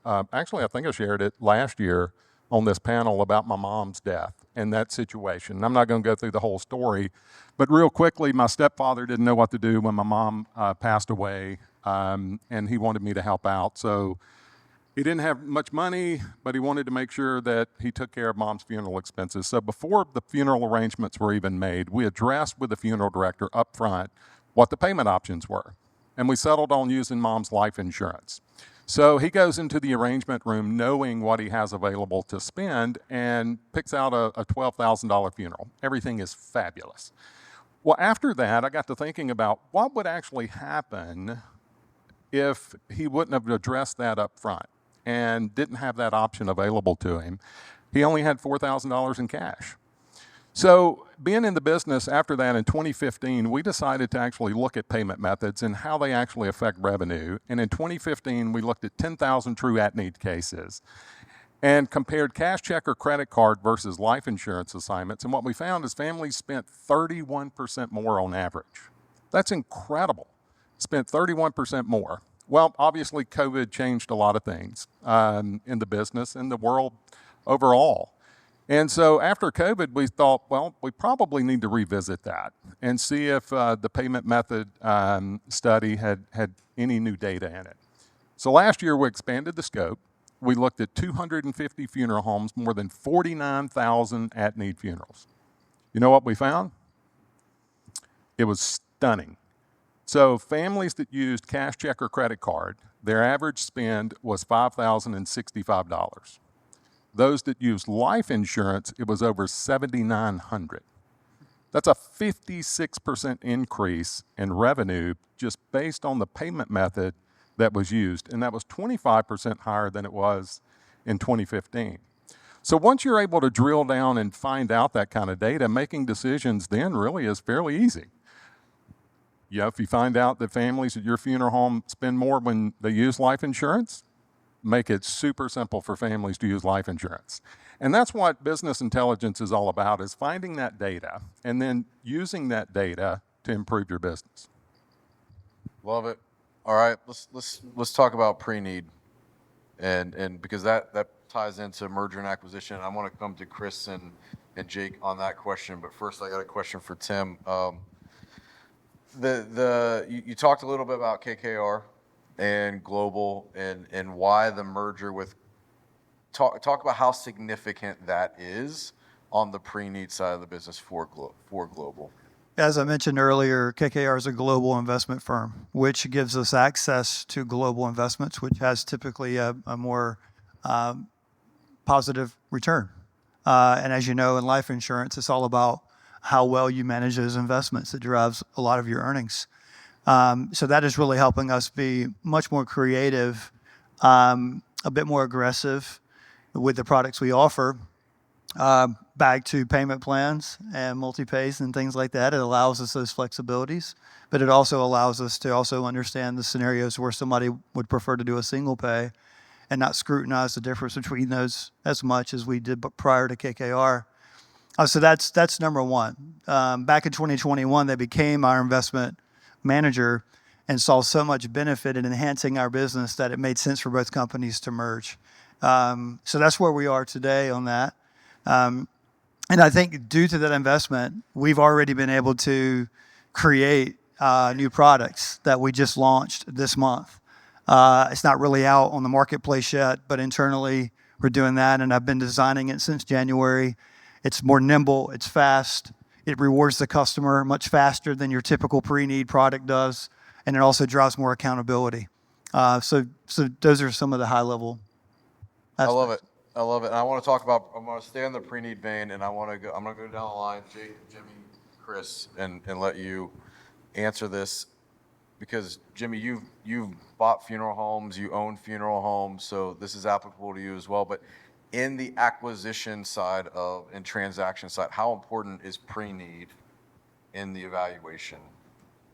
Well, Preneed is very important. It's showing your exposure in the market. That it's your advertisement of who you are, and you're having a person go out and tell that story rather than a piece of paper, just showing your brand, and having a healthy Preneed balance on there, but also monitoring how they're making those presentations. We spend a lot of time with at-need training, but how much time are we spending with Preneed training and how those presentations occur and how that inevitably affects the average sale. We heard that in the last presentation, the Preneed differential.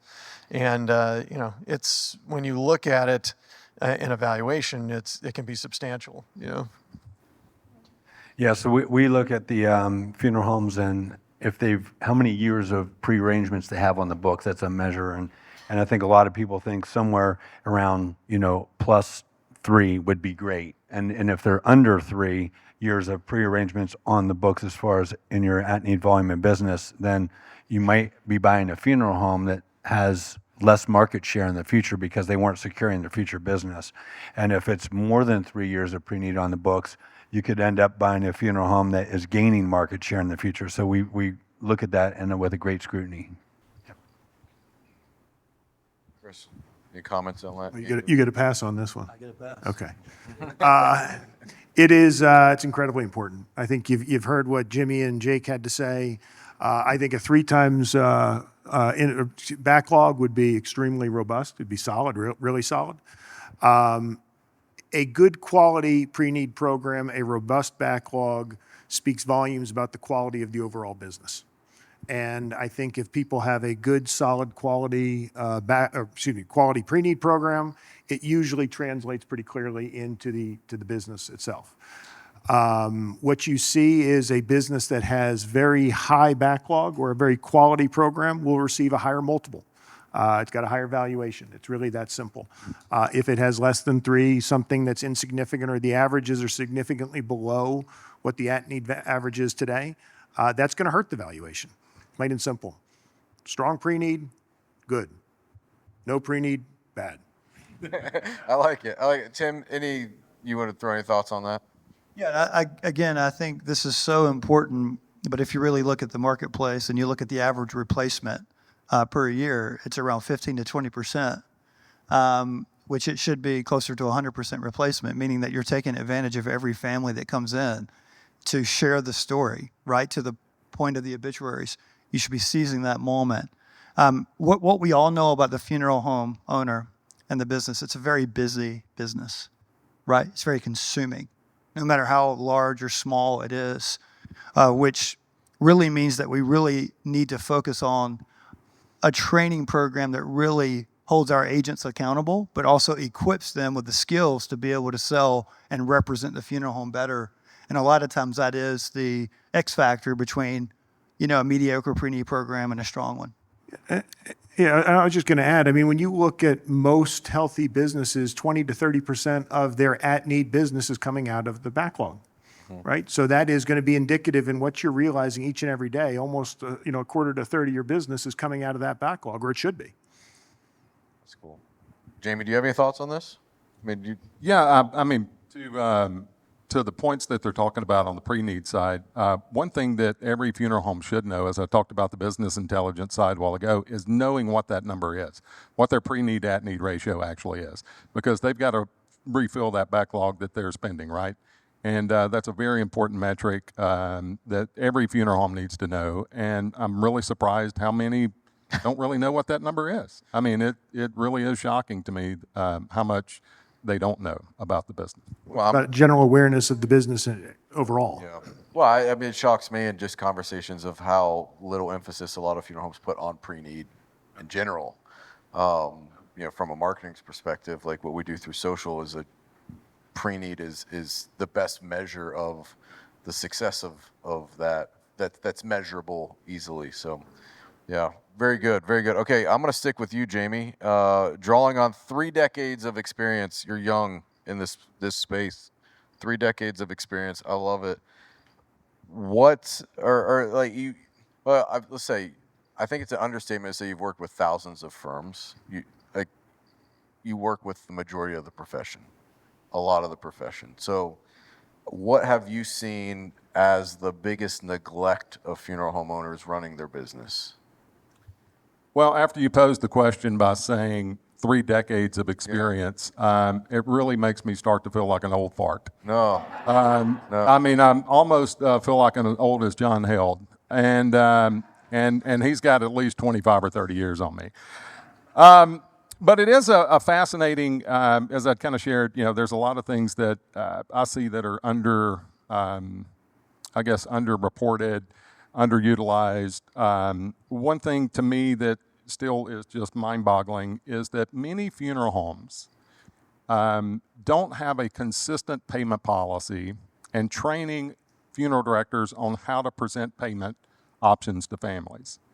And we see this every day. So when we bring on a new funeral home customer, the first thing that we want to do, if they've never used a funding company before to process insurance assignments, is we want to do a training with the funeral director staff. And the first thing we do is we ask a simple question.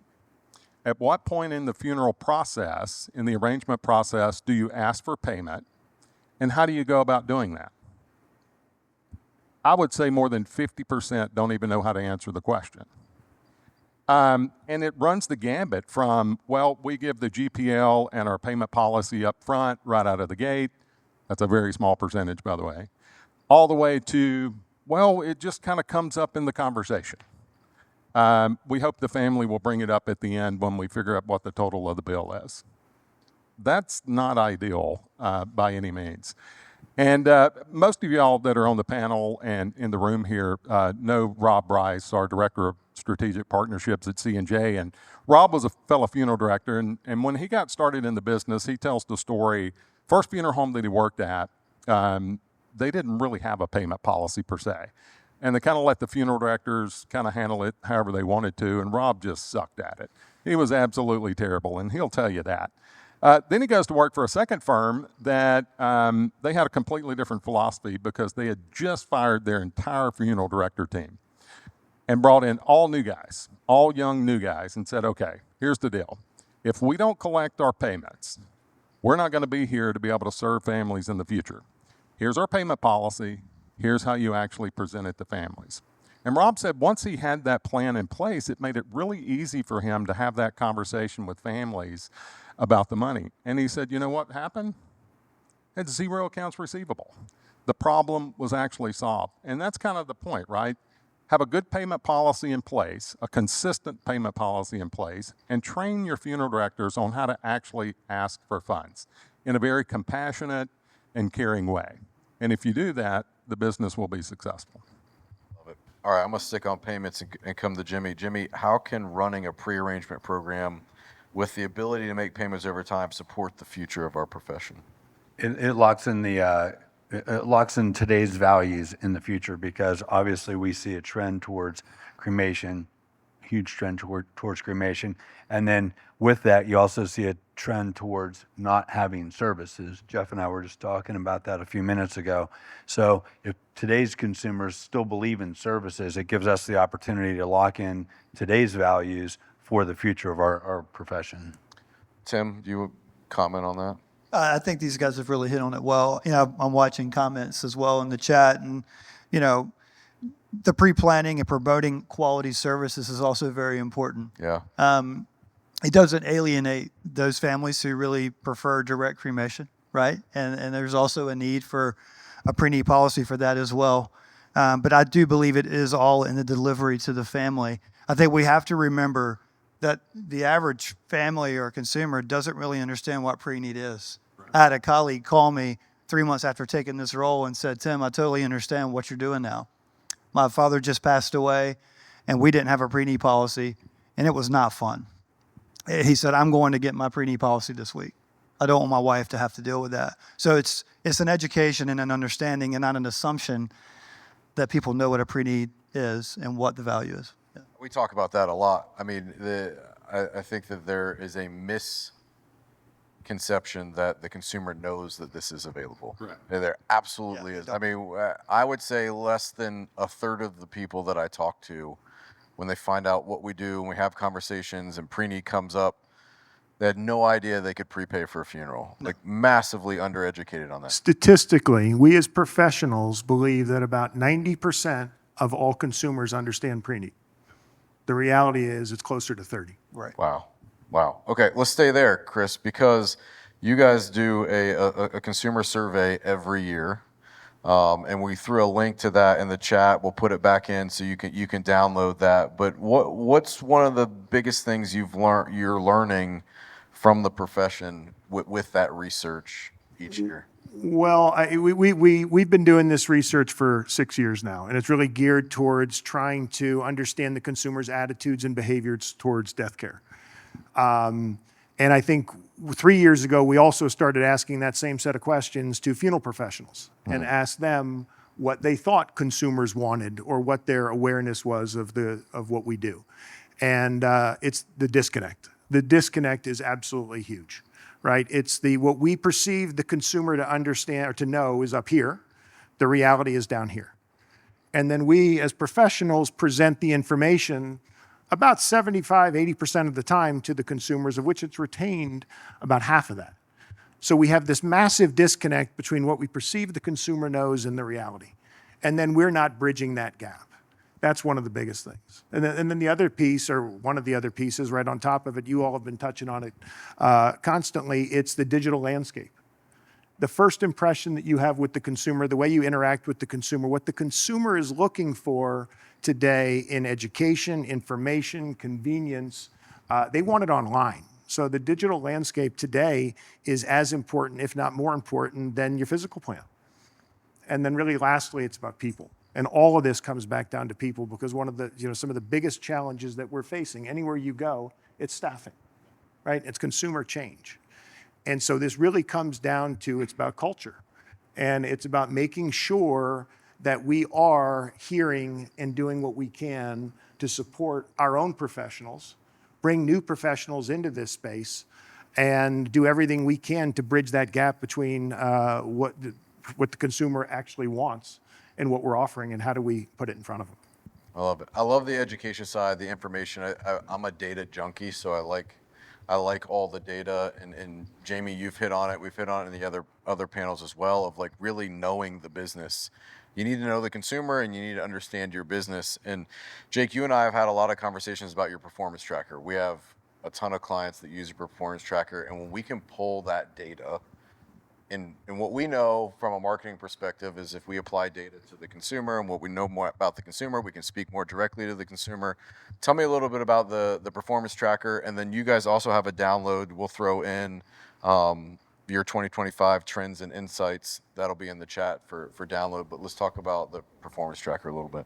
Yeah, so Performance Tracker we developed in 2005, so it's been around for about 20 years now. I can't believe it. That's sobering to hear.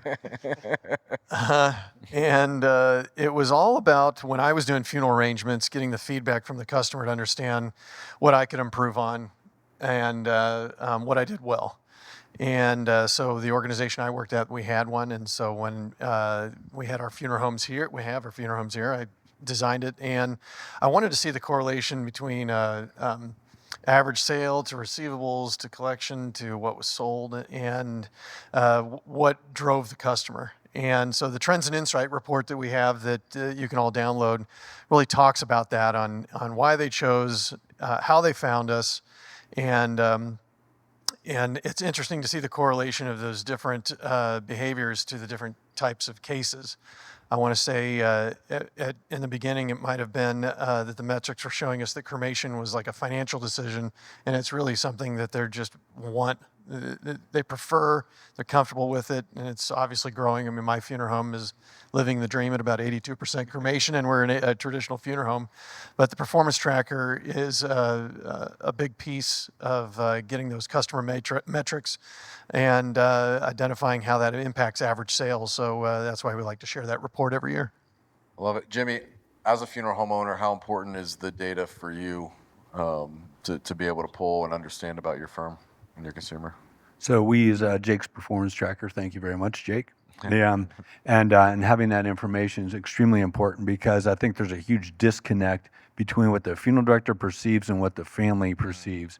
And what I mean by that is that if you ask a funeral director if they think the consumer thinks that funerals are too expensive, about 85% of them will say yes. And then if you look at Jake's performance tracker, it's the exact opposite. 88% of the families think it's about or less than expected. 12% of them think it's more than expected.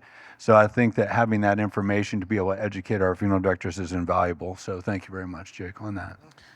I wanna go.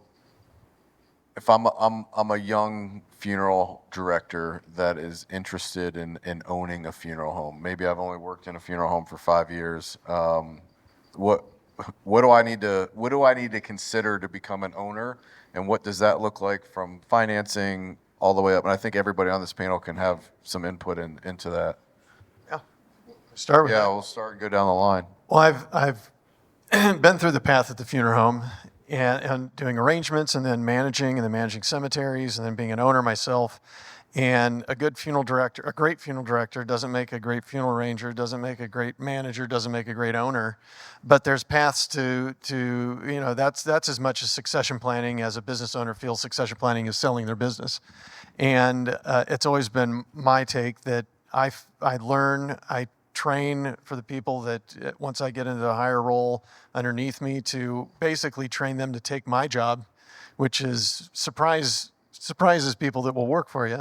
But then I find higher levels for that. But you've got to identify your shortfalls. You got to be realistic with your own skills and identify where what you need to develop that next level. And it's not for everybody, and that doesn't mean that you're a failure at what you do. You identify what makes you happy, what you enjoy, and be the best you can at it. And know that, there's, it's lonely at the top, as my father would always say. And so the higher you go, there's just some things that you have to abandon and new things that you have to understand, and you can't control it all.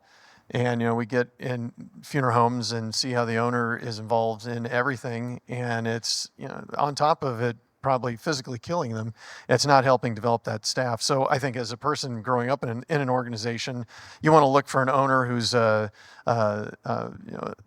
cheerleader of the next level of staff and developing them. And if you're not seeing that, then it might not be the place for you, Anybody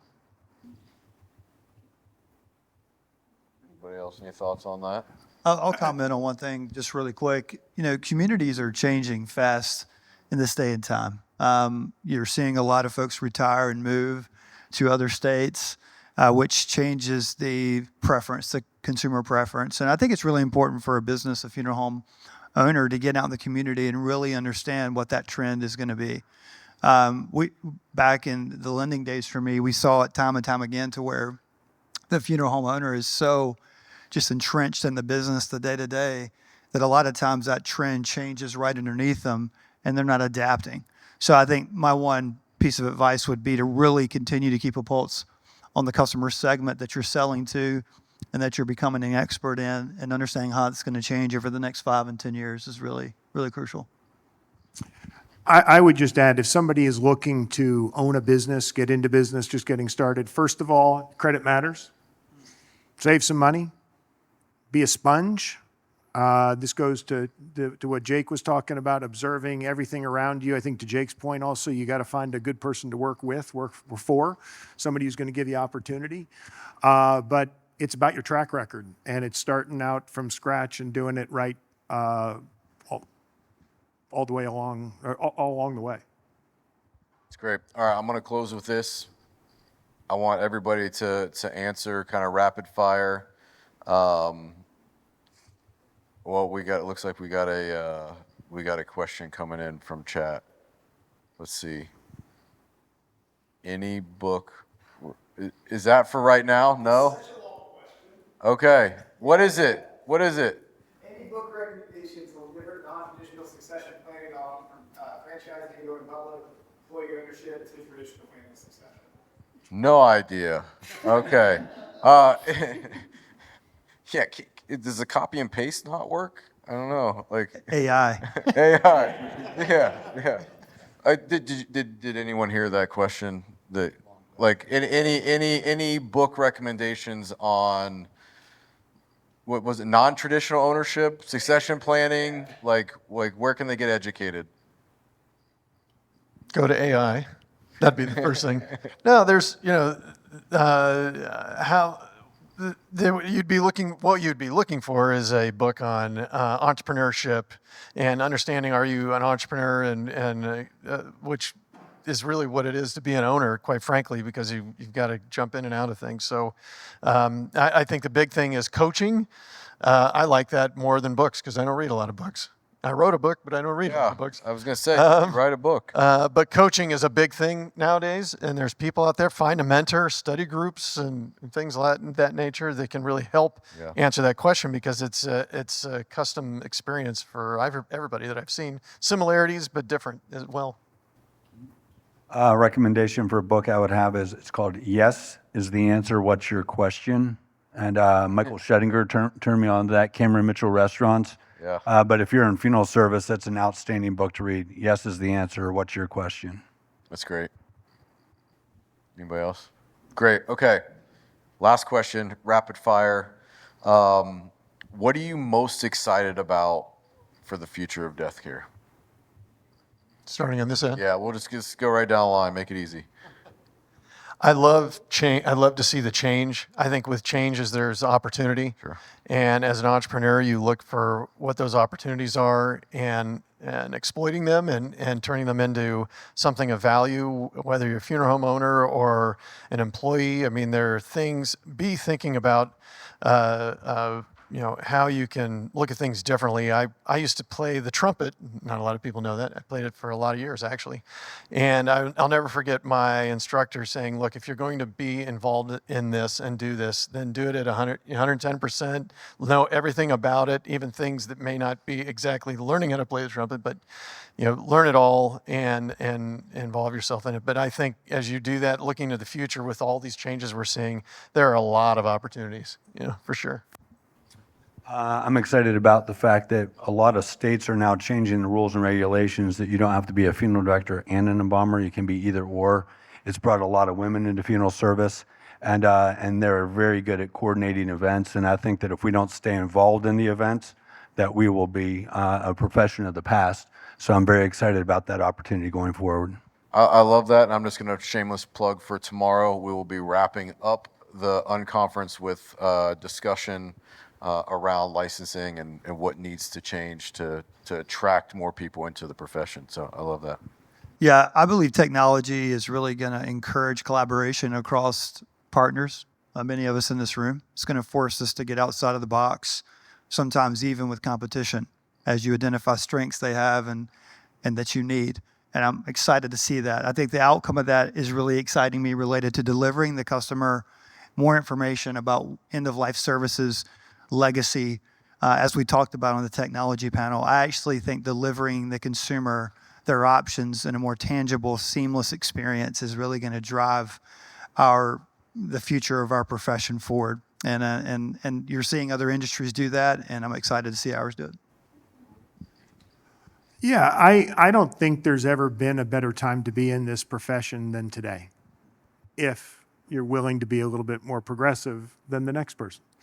There is so much change going on right now that the opportunities are abound. It isn't easy, but it's presented opportunities that I don't think have ever existed before in this space. Some of the things Curtis was talking about, what the future looks like, what we were talking about 5 years ago at this conference, it's just so radically different.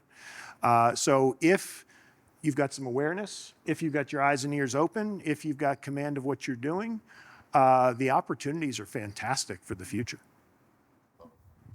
Yeah, I'm the same. The change that's going on in this industry is absolutely exciting, and the opportunities are endless.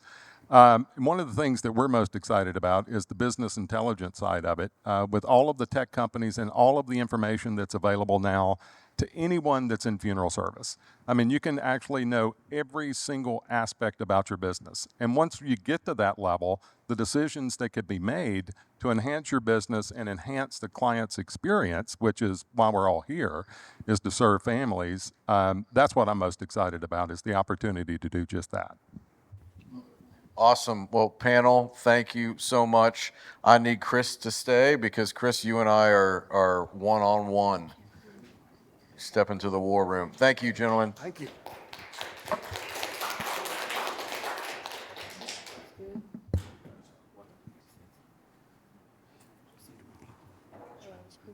Sure. All right. Yeah, you want to guys to thank you. Yep. Okay. All right. Well, this is fun because another one-on-one where we've played a good amount of golf together. Sometimes it was golf, sometimes it wasn't. It's like whack-a-mole sometimes. Not by you. I have to say that you're probably, in deathcare, I've played with a lot of people. You're probably the most solid golfer. I would have to disagree with you there, but it's kind of you to say. You didn't kill a pigeon either, so that's good. All right, let's start off with, I'm going to softball it up there. What's new with Foresight companies? Like, what's been happening? Well, a lot's been happening for us. We've been around for about 38 years. 37 of those have been here in Phoenix, Arizona. So the company was started by Dan Assard 38 years ago. Doug Gober joined Dan in the end of 2018. I ended up joining Foresight a couple months later in the beginning of 2019, so about 6.5 years ago. And since then, we've really become a different organization. We've really streamlined our business to be more focused on research, operational, helping people operate their businesses more effectively, and succession planning, buying and selling businesses. So over the last 6.5 years, we've been I guess fortunate, blessed to help 178 businesses transfer. That represents about, I guess, $2.3 billion of transactions. So we've been busy, and we're incredibly blessed to be busier today than we ever have been. But really the coolest thing is about a year ago, I opened an office in Jupiter, Florida. That was partially for family reasons and partially for business. And we started out with 4 people in that office. And as of today, our entire company is now in Jupiter, Florida. Wow. So we've closed down the office here in Phoenix. But the coolest thing is almost every single person, save for Nicole here, is in Jupiter now. So wow. We were kind of optimistic and hoping we'd get 2 of, I guess, what was 6 people to make the move. And we got 5 of 6. And it was actually, we didn't even have to convince them. They jumped on board right away. Is that because it's cooler in Jupiter, or is that? It is a heck of a lot cooler. Apologies. It is a heck of a lot cooler in Jupiter than it is here, for sure. All So right. it wasn't a hard sell. Okay. Anything else happening, like big news or anything? Well, yeah, speaking of a hard sell, I'm actually thrilled to announce that Brad Green has joined Foresight as our Chief Operating Officer. Let's go. So Brad and I became really close friends, particularly over the transaction when Park Lawn went from public to private. Brad recently stepped away from Park Lawn. We've been spending a lot of time together, and I think he got to spend some time around our team. Loved what we were doing, loved the culture, and wanted to be a part of it. And I couldn't be more humbled to have him on board. I love it. That's great. Yeah. Very you cool. look at people there. Here's a guy who doesn't have to work, doesn't have to do anything, but loves the profession, loves the people, loves what we do, and it's really an exciting opportunity for us. And he's hanging out in Scottsdale today. He's hanging out in Scottsdale. Let's go. Welcome. Awesome. Very cool. Well, you heard it here first on the Unconference, so that's great. All right. I want to reflect back on the panel we just came off of. Preneed, finance, funeral.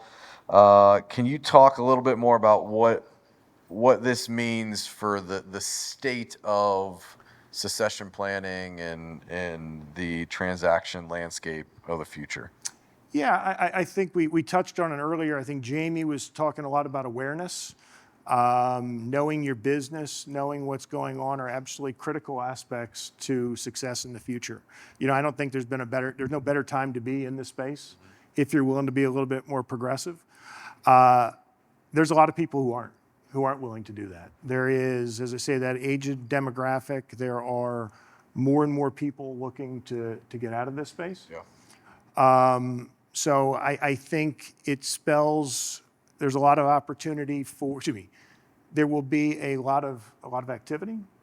There's a lot of good buyers in the space right now, and valuations are solid. But the one thing that's absolutely critical is command of your business, command of your information. Jake pointed out some of the things that stand in the way of getting deals closed.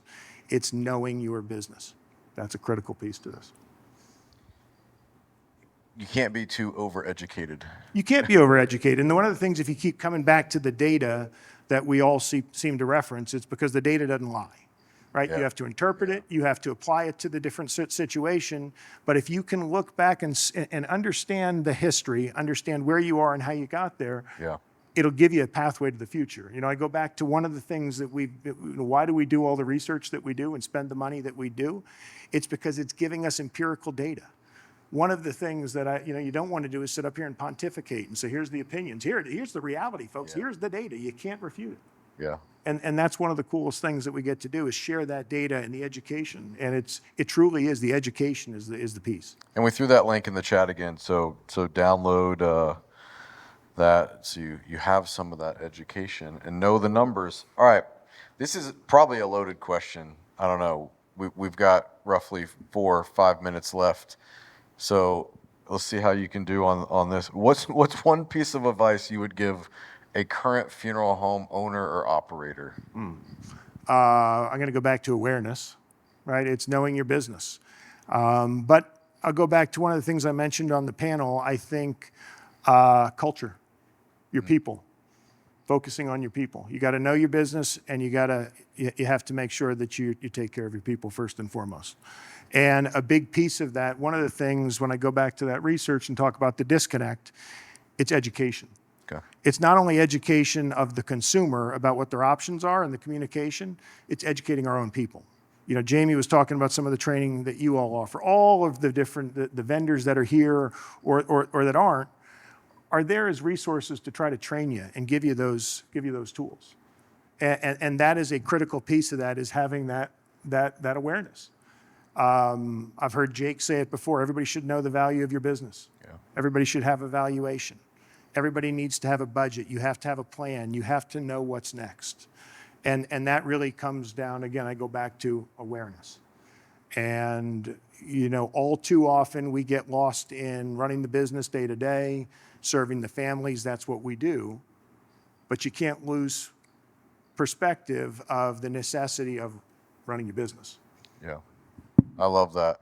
And I mean, you live and breathe it. I remember the first time that when I moved here, we connected, played golf, and we didn't really know each other that well. We'd seen each other at a couple different events, never really spent a lot of time communicating, but you're riding a golf cart for 4.5 hours with somebody, you talk the whole time. So you can learn a lot. I remember walking away from that round of golf going, wow, like your knowledge, what you knew, the data, like, man, you live and breathe it. So I applaud you for that, because there's no shortage of education there. And so, I mean, what is one thing? I mean, you've been around death care for a while, a number of different roles. Like, what's one thing that surprises you the most about what you get to do day in and day out? I am highly favored and truly blessed to be here. I am beyond any of my expectations. Never expected to be in this position. So, what I would say is the coolest thing is the opportunity to see into businesses at every level. We all can look into the public companies and see how they report and what they share with us, but the opportunity to also look into a lot of the different private companies, consult with a lot of the vendors about the broader perspective and the direction of this profession. It's really, I mean, again, I'm speechless. Well, I appreciate you being a part of this. You've been a big supporter and a friend.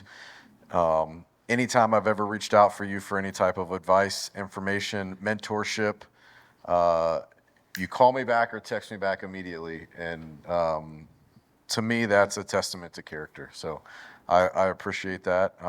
And thank you for you and then Foresight Companies being a part of the Unconference and making this thing happen. Well, yeah, I really do. I appreciate the opportunity to be here. I do appreciate the friendship, what this has become. You know, and really there was a conversation about this earlier. It was about, well, this is kind of, it's not normal. Well, yeah. As I described it to people, this is totally normal. I was describing it to Brad. No, it's totally normal to have 30 people in this room and 1,300, you know, behind the screen. So yeah, you've really, you've hit it out of the park, and it's an honor to be here. Thank you. Thank you. That means a lot. Appreciate it. All right, we're gonna do a quick 5-minute break. We'll be back with our Casket and Vault panel, and then we'll have an AI discussion, and I'm gonna talk with my friend Jamie, and we'll wrap up the day. So there's been some questions in the chat about replay. Yes, replay will be available. We will have it online. We will email it out to everybody that's registered. Also, after the event, we will have edited replays of each panel that will go on YouTube, that will be distributed by every panelist as well. They'll be on Connecting Directors. So if you miss a segment, you will be able to find it, and you'll be able to find it quickly after we wrap. So don't go too far, and make sure you tune into the break. So there is some exclusive content in the breaks provided by Tukios. They created some fun, organic content. If you don't follow Tukios on social media, you absolutely should. Their team does a fantastic job just pumping out some fun, entertaining, but yet educational content. So stay tuned through the break and watch that. But we will be back in a quick 5 minutes. Thank you for tuning in to the 2025 Funeral Unconference. I am so excited that you are with us, you are watching, you are streaming, but none of this would be possible without our panelists and sponsors for this event. So I have to shout out Tukios, who has been the title sponsor of the Funeral Unconference for the last 5 years. They've been a great partner with us in conjunction with connectingdirectors.com and Disrupt Media. Also, please make sure you are checking out all of our panelists. You stay tuned in for the entire day. There is no other place in death care where you are going to get the value from the experts that know this profession better than anybody. So thank you for tuning in. Thank you to our panelists and to our title sponsor, Tukios, in partnership with Disrupt Media and connectingdirectors.com. I would probably want to switch jobs with Chad just so everybody wanted to talk to me. Their customer support is second to none, and the revenue stream it provides for my business is awesome. I'm not sure I want to know what it looks like.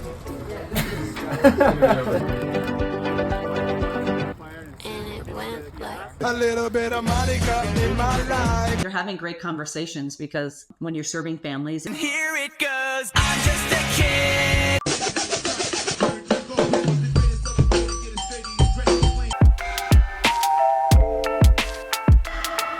Okay, everyone, welcome to Tukios HQ. We've got some amazing and exciting things to show everyone.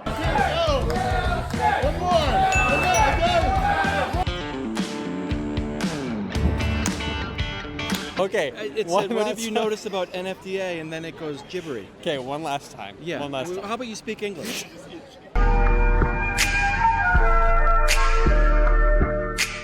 You know what I love about death care? I love that it is family. And when I think about the Funeral Unconference, I think about our title sponsor, Tukios, and Curtis Funk. So Curtis and I, we kind of like grew up in this profession together. We connected in 2009 for the first time. Love the partnership that we have with Tukios and the Funeral Unconference. They've been the title sponsor for the last 5 years. So thank you for tuning into the Unconference this year. I know that you're getting value, so keep tuned in the rest of the day for all of the panels. Make sure you're downloading the recording when we send that out, because it will be coming out, and make sure you're supporting all of our panelists. If you have a question about one of the panelists, make sure you're reaching out to them. They are all accessible. They will answer your questions. We're excited you're here watching with us. Thank you for being a part of the Funeral Unconference, and thank you to Tukios, our title sponsor, in conjunction with and partnership with connectingdirectors.com and Disrupt Media.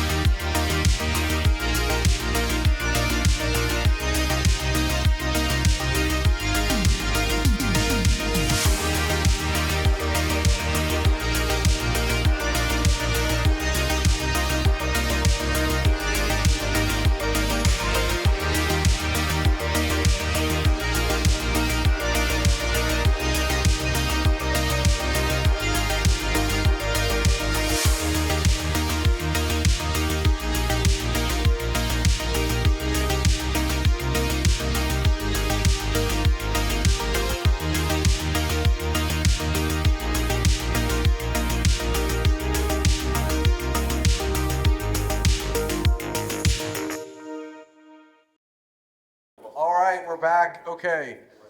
This is exciting because, and I don't know if you guys care if I say this. I don't know. If you don't, leave. But no, don't leave. We need you on the panel.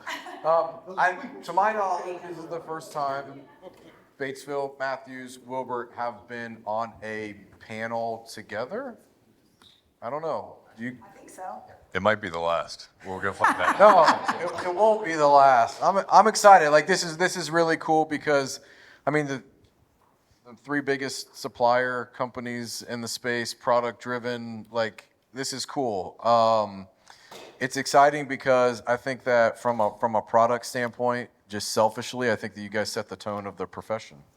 From that regard, the resources that you offer. So we'll get into all of that, but. Super excited to have the three of you here on this panel. Thank you for being here. I know that it's crazy like everybody else too, like just the sacrifice to be stationary for 2 days is a big commitment. So, you know, that's for everybody, but thank you. Let's just go down the line, but we're gonna start with Jen first and just introduction, and then you two can duke it out of who goes next. But Jen, ladies first. The ladies first. Ladies first. All right. So I'm Jen Parvin. I'm with Batesville. I live in Charleston, South Carolina, with my husband and my 2 kids that are 12 and 9. I've been with Batesville 17 years. I started as a territory rep, calling on funeral homes in North and South Carolina. Hooray! A woman on the panel. I see it in the chat. Yes, I'm here. Yes. And I've had the opportunity to work as Chief Marketing Officer for Batesville now for 6 years. So my team oversees all kind of traditional marketing efforts, but we also, I have all the product teams. So I get to handle all product and innovation stuff. I'll go next. My name is Lance Ray. I'm with the Wilbert Group, and I've been with the company 29 years. The last 13 of it managing the Pierce Chemical Division. So started out as a sales rep and worked my way up to the top. And before that, I was a licensed funeral director and embalmer. Billy Eaton with Matthews Aurora Funeral Solutions, part of Matthews Memorialization. Been with the company about 18 years now. Came from a family business with my father. Like you, started out as a sales rep, and things just kind of went from there. Currently, I'm Vice President of Strategic and National Accounts, so I kind of look over that sector of our business.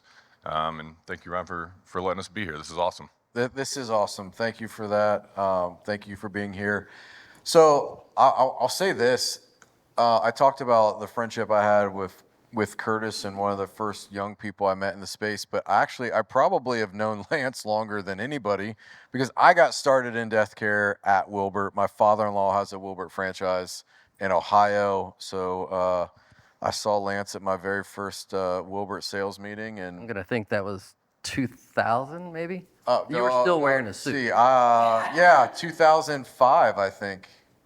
Yeah, would have been 2005. Okay. So I started in 2004, just on a vault truck, and my poor father-in-law, I probably cost that man far more money, wrecking vault carts, jackknifing trucks.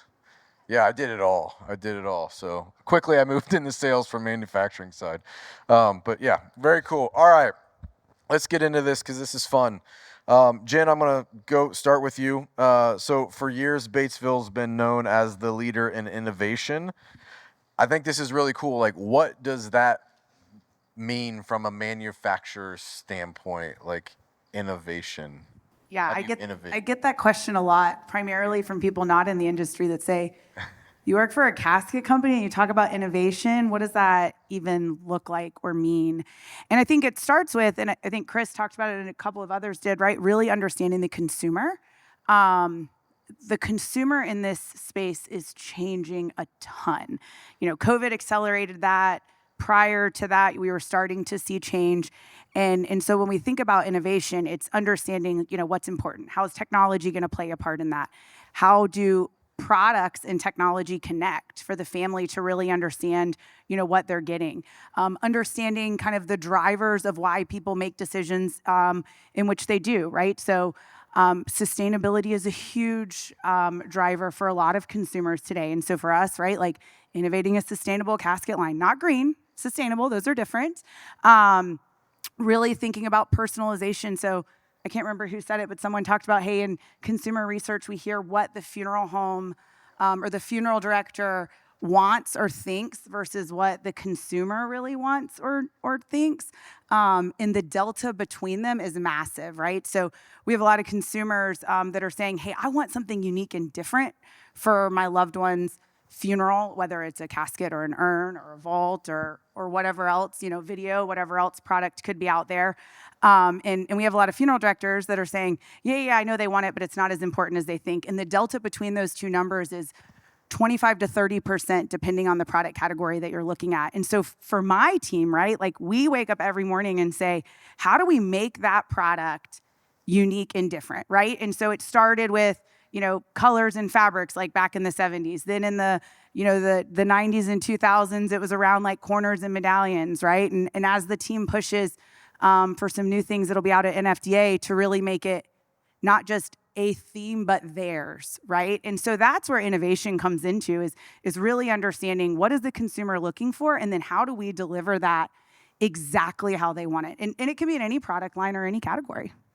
Well, and you guys do a lot of consumer research, and so we'll drop the link in. They just dropped it in to the top 5 customer trends from your research, and we'll come back to that in a second. But Billy, I want to pop over to you.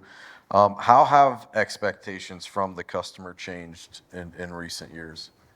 So expectations have changed a bit, but I think we look at it as a company, at least I do, as more opportunities are showing themselves. So as a company, expectations from our funeral home customers, there's some foundations that you have to have, right? Great customer service and great product quality. Any successful company that's going to make it needs to have those two things. We don't take that lightly, and we try to invest in those two foundational pieces each and every day. Beyond that, the biggest opportunity that we're seeing, I would think, and you guys can agree with me or not, but the conversations that we're having in funeral homes today, it's a lot about driving revenue. And so I look at that a couple different ways from what we look at it from Matthews Aurora. The first is the effectiveness of the arrangement. That is the largest economic opportunity for any funeral home, is that hour, 2 hours they're going to spend with a family, and the decisions that are going to be made during that arrangement conference.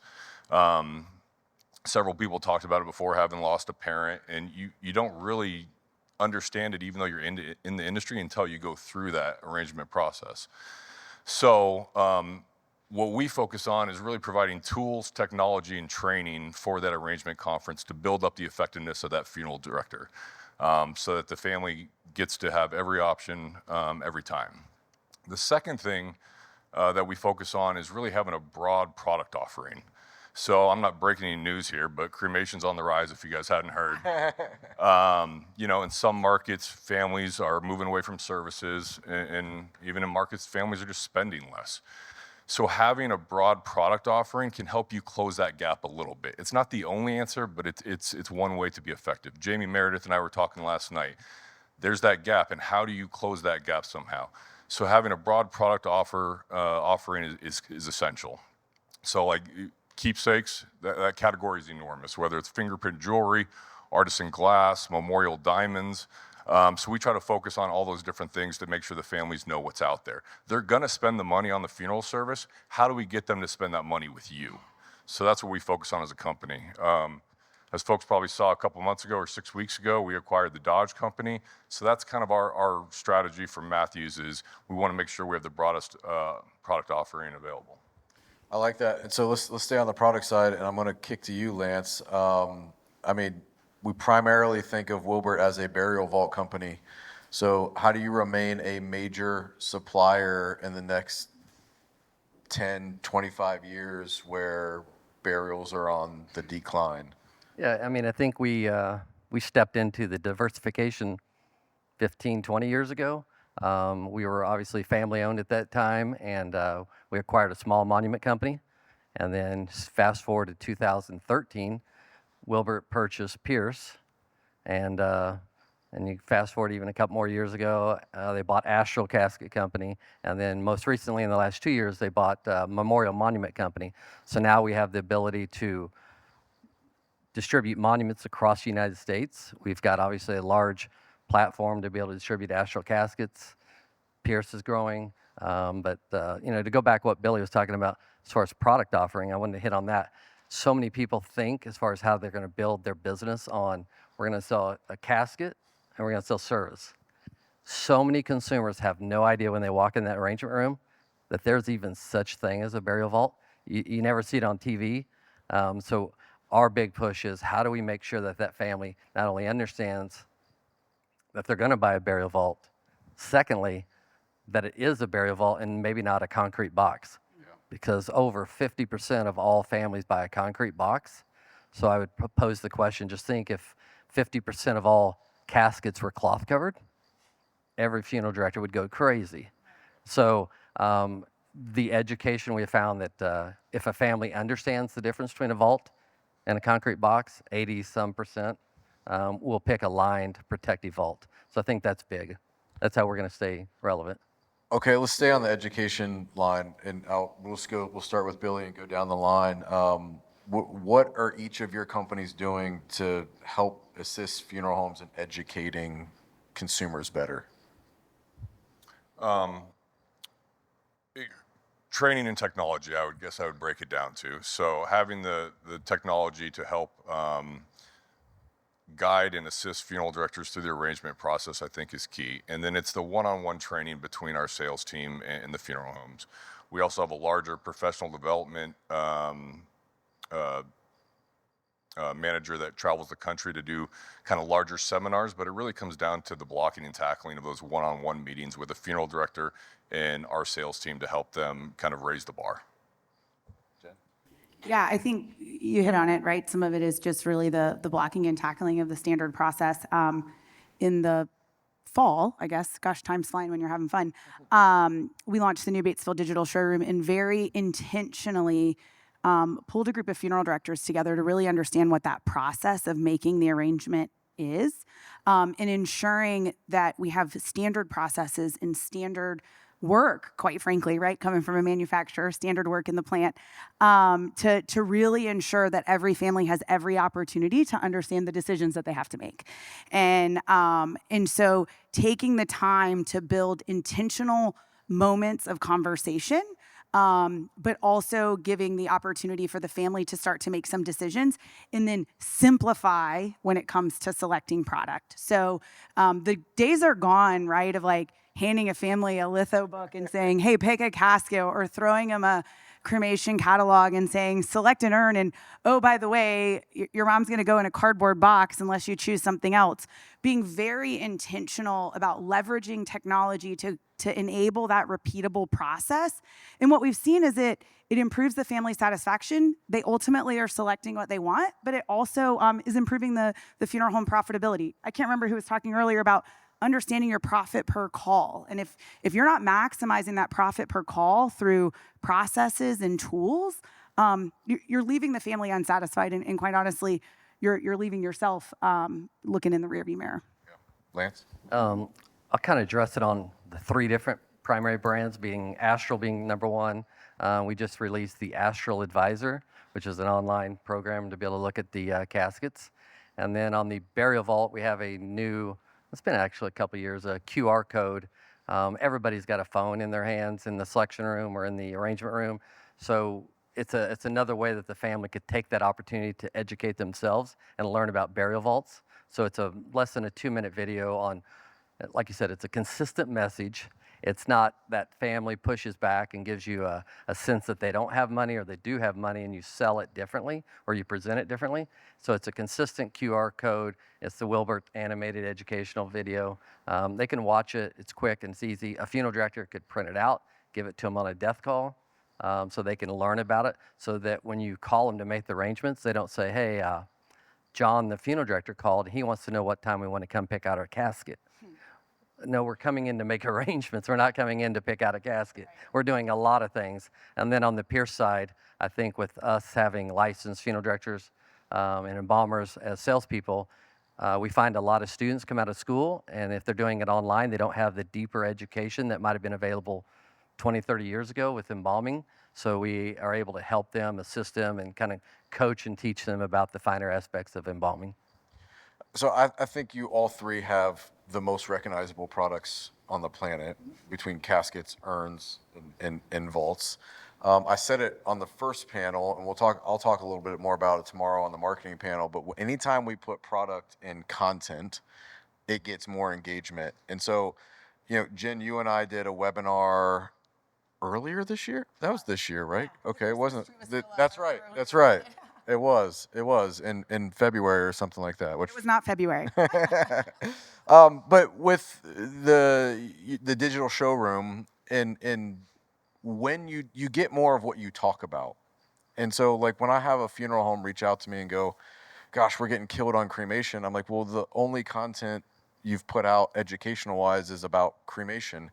If you want more burial, let's talk about caskets. Let's talk about vaults. Let's talk about things that require burial to use and educate the consumer." And I think every one of you have created products for funeral homes to use to educate the family better. And we look at the consumer as like they don't want to talk about these things, and that is completely inaccurate. Like if we look at all of the consumer data, whether it's NFDA, whether it's Batesville's trends, whether it's whatever consumer data is out there, the consumer is talking more and more about death care. They're just going somewhere else to get the information outside of death care, when we have all the resources, all the knowledge, and all the tools to educate them better than anybody else. So I'll get off the soapbox. All right, I'm gonna pose the same question to you, Jen, that I asked Lance. In a declining burial market, what is Batesville doing to innovate and continue to be relevant outside of just the casket? Yeah, no, I think good question. So we talk about the declining burial market. I want everyone to stop and recognize, right? Cremation's on the rise. Obviously, burials are on the decline. The number of deaths continue to increase, and the demographics in this industry are in all of our favor. There is a long-term enduring demand for caskets. And so, Ryan, you make a point about like, hey, if all the content we're putting out there is about cremation, or all the products that we're trying to talk about is about cremation, we definitely need to do that. But we cannot lose sight of that there will always be families that want burial. And we need to make sure to maximize the revenue on that. So innovating capabilities, features, products, new offerings, and ensuring we have the right products at the right price point on the burial side is critically important. But I will say 2.5 years ago, we took the company private with the help of our private equity investors, Long Range Capital, and have been able to take the dollars that we create as an organization, and rather than handing it over to Hillenbrand to invest in big other industrial manufacturing companies, we get to invest it back in Batesville. And so we've been able to 3x, 4x our capital investments, both in our plants to do exactly what you said, right? Make good quality product, because quality and delivery are a table stake. If we don't get that right, it doesn't matter what we do. And so John Linville, our head of supply chain, has put in some pretty impressive automation there. But more exciting is getting to invest in the other areas of the business. So we made our first acquisition as a standalone company last year. We bought Halcyon, a death care management solutions platform, and have started to integrate that into our other technology offerings. So really doubling down on technology in a way that'll improve business operations. I think earlier we heard, right, how do we create operational efficiencies in the business, knowing, oh, by the way, not only are deaths going to go up, but that means you're going to have to do more calls with likely less people, because the percent of funeral directors that can retire in the next 5 years is over 50%. So that means you're going to have half as many people and more calls. So our technology investments are focused on really improving business efficiencies, processes, creating a better family experience. And so we'll continue to diversify in those technology offerings to do that. And then on the cremation side, you talked about products, right? Like, what are the product offerings that we need to have? We've made a huge investment. We launched options 30 years ago, and I think I'd be lying if I said we kind of neglected it for a while. It sat off to the side from a Hillenbrand perspective and what we were focused on. And so in the last 2.5 years, or 2 years really. We've refreshed that line with almost 150 new products. That number will be north of 200 by the time we get to NFDA. We've expanded to new categories, and we have new categories that are coming. So it's a super fun time to be at Batesville because of the investments that we get to make, and those are primarily going to be on that burial, cremation, and technology, and then how do we expand out from there? And you and I will talk a little bit more about that tomorrow morning in our one-on-one. So, Lance, I have a question for you around change, because we've talked a lot about that. The profession at large has been slow to change. I feel like in the last probably 5 years, that has sped up dramatically from when I first got in the profession and first met you. So what are some of the things that Wilbert is doing to, one, educate on that, but also assist funeral homes in evolving and changing faster? I think I'll go back to the Wave video, the QR code. That's one thing that was recent, and I still like the Wilbert Ovation device, which allows the cover of the burial vault to be displayed. I don't know how many times as a funeral director I would drive away with that family and they'd say, "Did we even see that vault?" And so this just puts it out in front. It makes that burial vault an important aspect of it. And then I think maybe 4, 5, 6 years ago, I had a funeral director tell me, said, "Hey, you work for Dodge, right?" And I said, no, I work for Pierce. He said, "Oh, anyways, well, I'll make my husband switch to you if you'll make him not smell like formaldehyde when you come home from a death call." And I'm like, okay, this is an easy one. And so I started thinking about things that are scented, like trash cans, vodka. I mean, it's just, the world is just full of scents, the Bed Bath and Beyonds. And I'm like, well, why can't we scent embalming fluid? And you remember, Ryan, I took a lot of grief for this. And I said we could make cucumber melon, we could make cinnamon scented. Yeah. And so we did that, and it's not only do we make products, but it's an answer to the growing population of women that are getting in the business. Now it's 70%.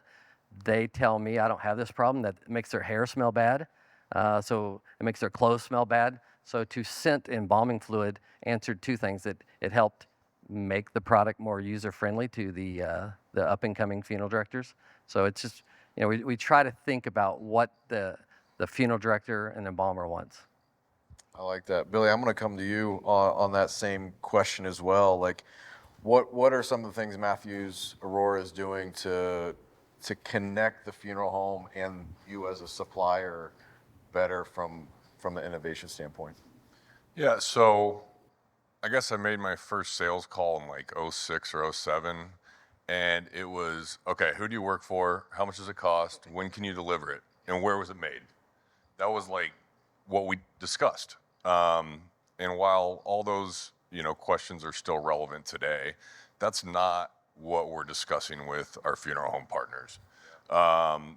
They don't need an order taker. They can get on their phone and order a casket from our app. Like, they need a partner to kind of help them navigate the road ahead. And that's what connects us, a shared vision on the success of their business. We had 10 years ago, we're talking about acquisitions. We had Aurora Casket Company. We were Matthews Casket Division.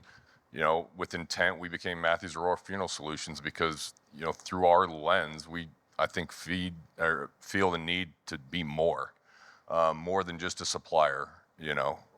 You order it, we bill you, you pay. Like that. That's not the relationship we have. So continuing to try to build on that is what connects us. So our discussions and our meetings are about market growth strategy. They're about the performance of your retail space. Are we using it correctly? Do we need to adjust pricing? Do we need to adjust the assortment? Where are families spending money outside of these four walls, and how do we get them spending money inside of your business?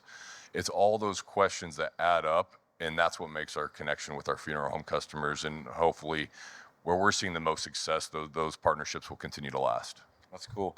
I got to say this, because when I first started calling on funeral homes, I was so jealous of the casket sales rep, because I felt like the first person to ever say that. No, I mean, maybe, I don't know, but I felt like every funeral home I walked into, like the casket rep was like getting invited to baby showers and weddings, and so integrated into the business. And I remember Wilbert had brought on a ex-casket rep to be the regional guy in our area. And the first time I took him into a funeral home, that I could not get into the display room. I mean, I had called on this funeral home. Maybe it's the lack of my abilities. I don't know. I couldn't get into the arrangement room.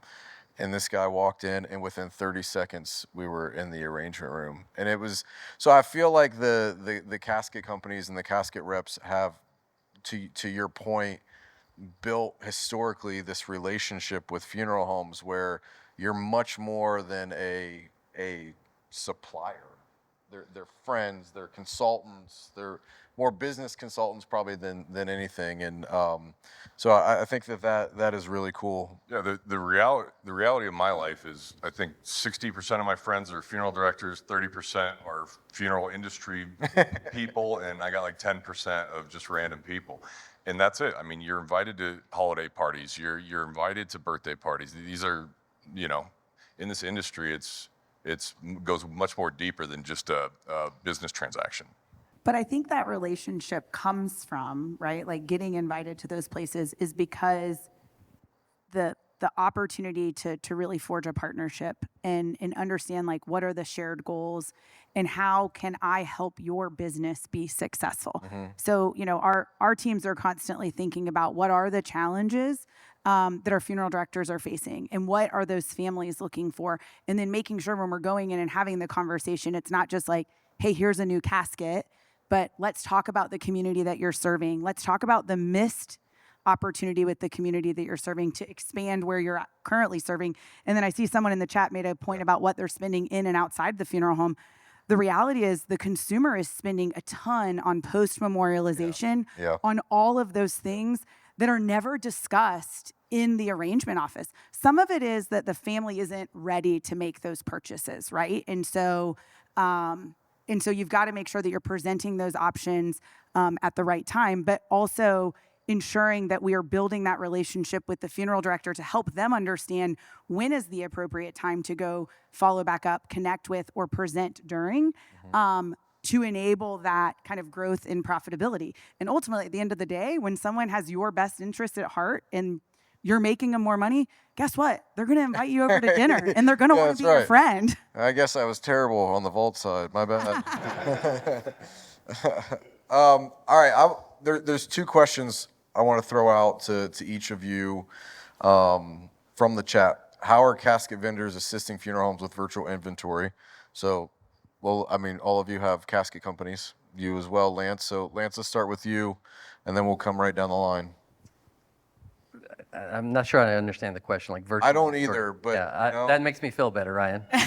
You know, we're gonna ask it. It's there. Let's make it happen. You make it what you want. Okay. Well, like obviously we have the end cuts, the third cuts, and all that kind of stuff. But obviously we have our distribution centers located across the United States, and then also partnering with Wilbert providers to provide these caskets in remote locations. That gives us that extra added distribution point, I guess that's how I'd answer that one. Okay. Well, I like that's a great answer to a question we don't really understand. Yeah, I mean, I guess I'll just piggyback off where you went from. I mean, I think from a virtual product perspective, I mentioned, right, the completely revamped digital selection room. So that allows, we partnered with a company called 3Kit, which is the leader in online rendering. They work with the likes of, you know, Pottery Barn and Crate and Barrel, right, when you go online to buy a couch. So really making a big investment in reaching outside the industry and helping families understand what are all their options and creating a kind of consumer buying experience that allows the family to really make the product their own from a virtual perspective, and then supporting that with, you know, 90 plus distribution centers, the largest privately owned fleet in the country, to make sure that what they see on the screen they can get in time for the funeral. So I think it's a combination of leveraging technology outside of the industry, and then resting and continuing to invest in what we've done really well for a long time. The question changed. I think what they were trying to maybe ask was, You get the right question. well, yeah. So it said something about just-in-time delivery. So maybe it's the change over the years of folks inventorying their own product versus getting, you know, next day delivery and that sort of thing. But to Jen's point, I mean, having the digital tools to display all the different offerings and having a strong distribution network to back it up. All three companies have big distribution networks, and so we're there in that example. I think that's what they're trying to ask. So Possibly. I think you all answered it well. All right, let's go on to the next one. You addressed it, Jen, the money spent outside of the funeral home, whether that's on product, caskets, whatever.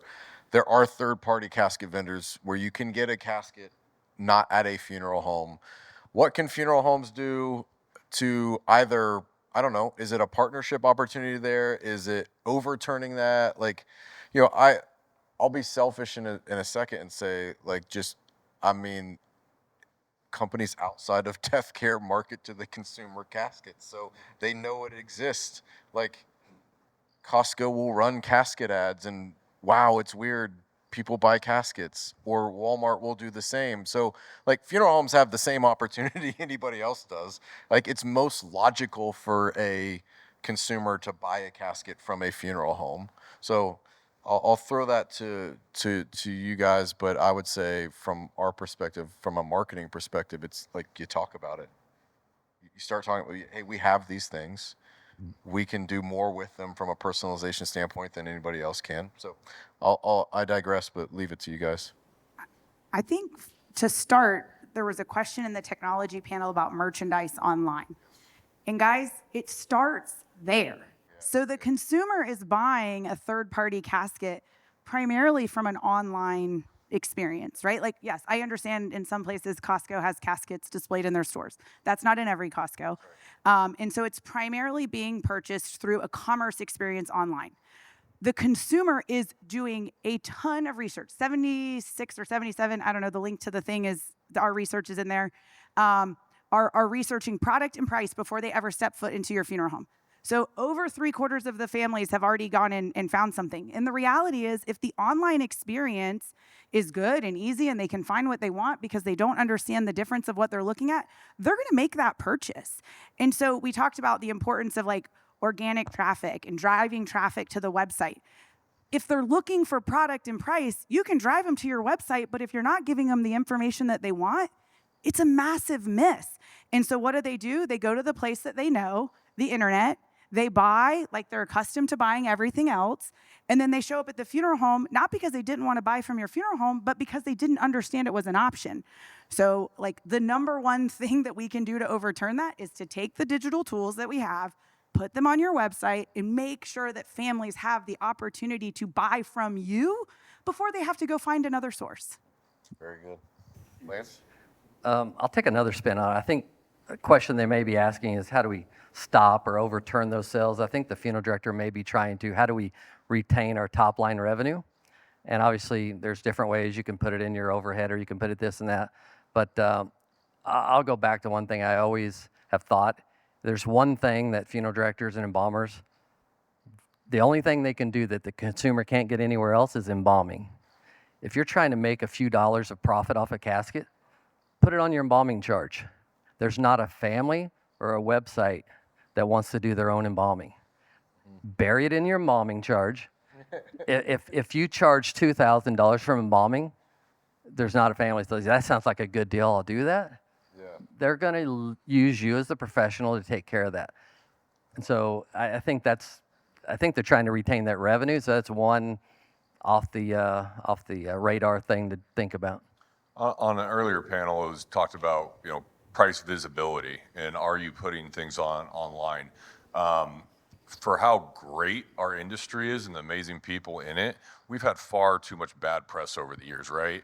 So you get these people that are already a little nervous, and now your pricing's not anywhere to be found, and they're a little confused about what's going on, and they can go somewhere else and find it pretty easy.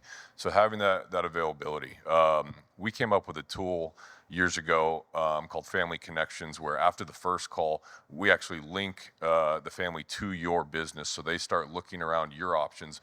They start filling out vital statistics. They start doing these things to connect that family to your funeral home in between the first call and the arrangement. And that helps a lot by connecting that family to your business instead of a death just occurred, right? They're not sleeping, they're not doing anything else. So they're online looking at everything, including caskets, including urns, including everything else. So get them connected to your business early on and have some visibility there so that they're not, wondering what's going to happen next. I love this conversation. Can I add one thing on the price real Yes, quick? you Because I can. think you make an excellent point in trying to retain that revenue.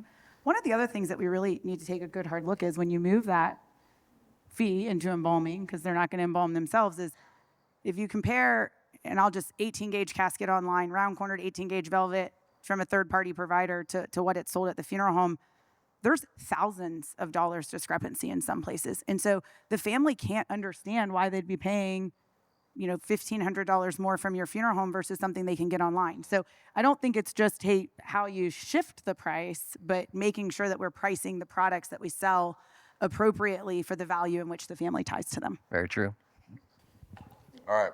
Here's a question. I think, Lance, this goes back to you. Does putting the charge in the embalming hurt the funeral home in terms of cremation families? I mean, it could. I mean, I'm a big believer if you're going to go cremation, I still want to have viewing.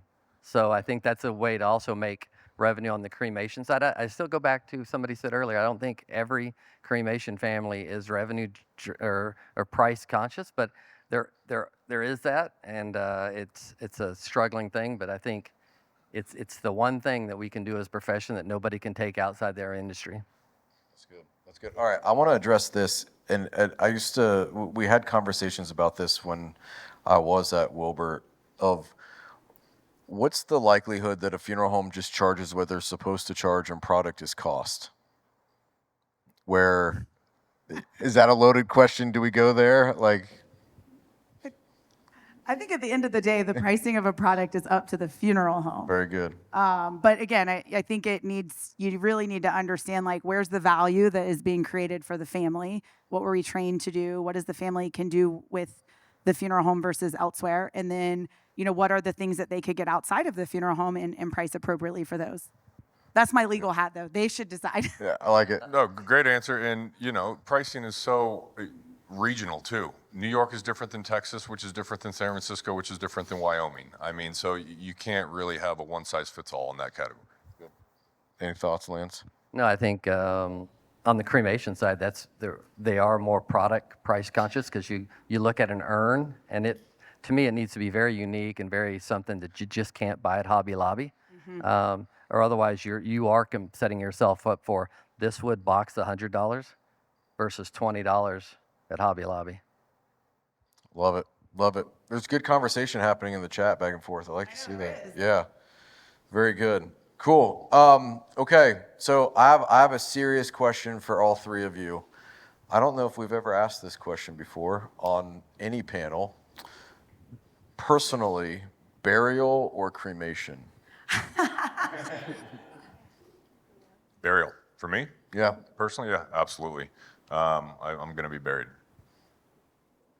I'm also going to be buried, but not because I work for a casket manufacturer. I just want to be buried in a wood casket in a beautiful cemetery with trees. Love it. I'm still undecided, believe it or not. So I struggle with this being an embalmer. It's not like I'm against it. I want to be viewed. How about that? I think cremation and burial or the disposition, I want to be viewed. Any opportunity I get to talk to someone about this and that, and they say, oh, I'm a cab driver or Uber, I'm going to be cremated. I said, well, that's great. Just make sure you're viewed. And they look at me. That message, if we can get to every consumer, I think we're all going to win. And so the answer is, I guess, viewed. One thing I like about it seems like on a cremation service, there seems to be more memories and more event versus focused on the casket, the body. But I go back to that visitation, that viewing, the reality that the person has passed away is so important. I was on a podcast one time where they talked about an uncle of mine that died, and I was in the military, and they're like, yeah, your uncle Everett died. And I'm like, that felt weird the next Christmas. And so having gone through my brother, my mom, and the dad dying in the last 4 years, the power of that viewing is can't stop talking about how important it is. Closure, right? Yeah. Excellent point. Okay. I asked this on the last panel, like, and before, like, what are you most excited about in death care in the future?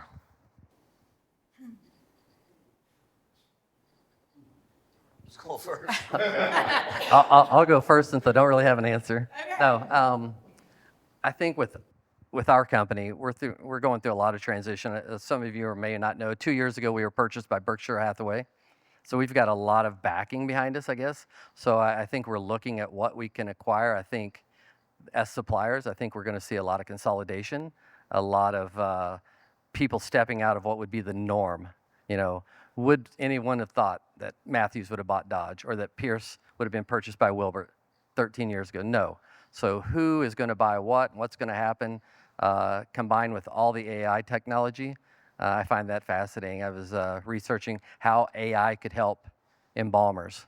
And one of them was like they could do case analysis. They could program the embalming machine to set the pressure and the flow right. And it's just fascinating that what all is going to come about.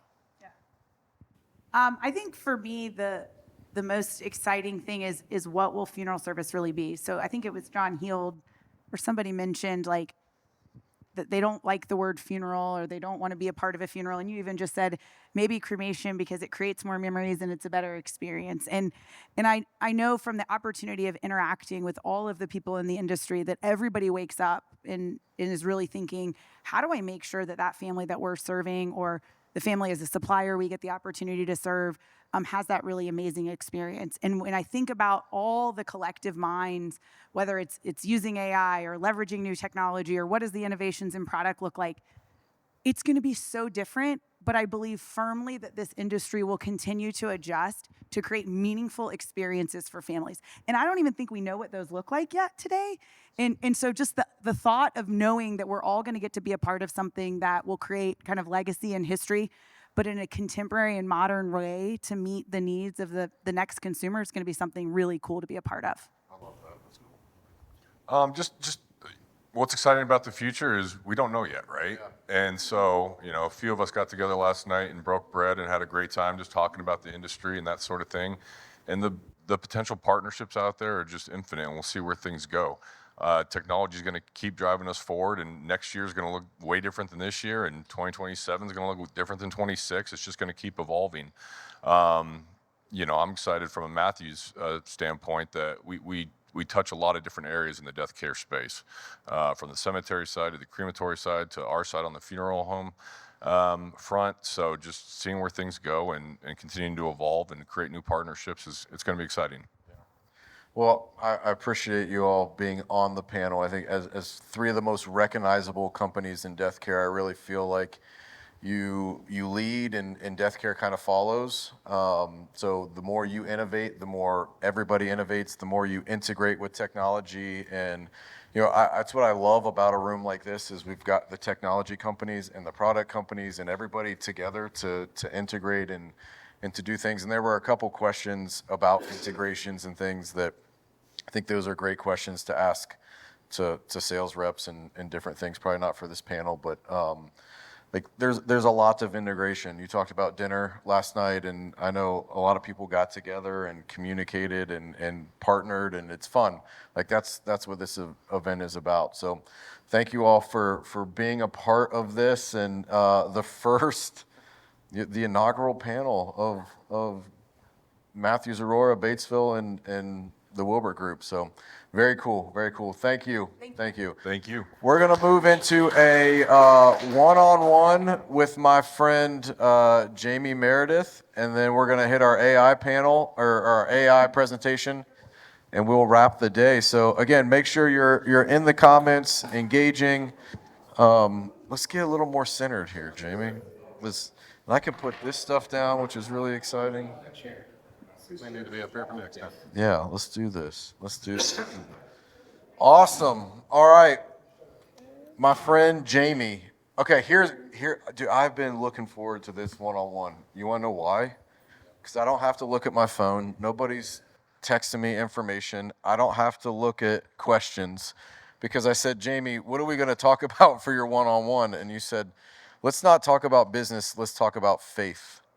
And so that excites me because like that's at the core of who I am. So I said this about John. I've admired John from afar just as a daddy.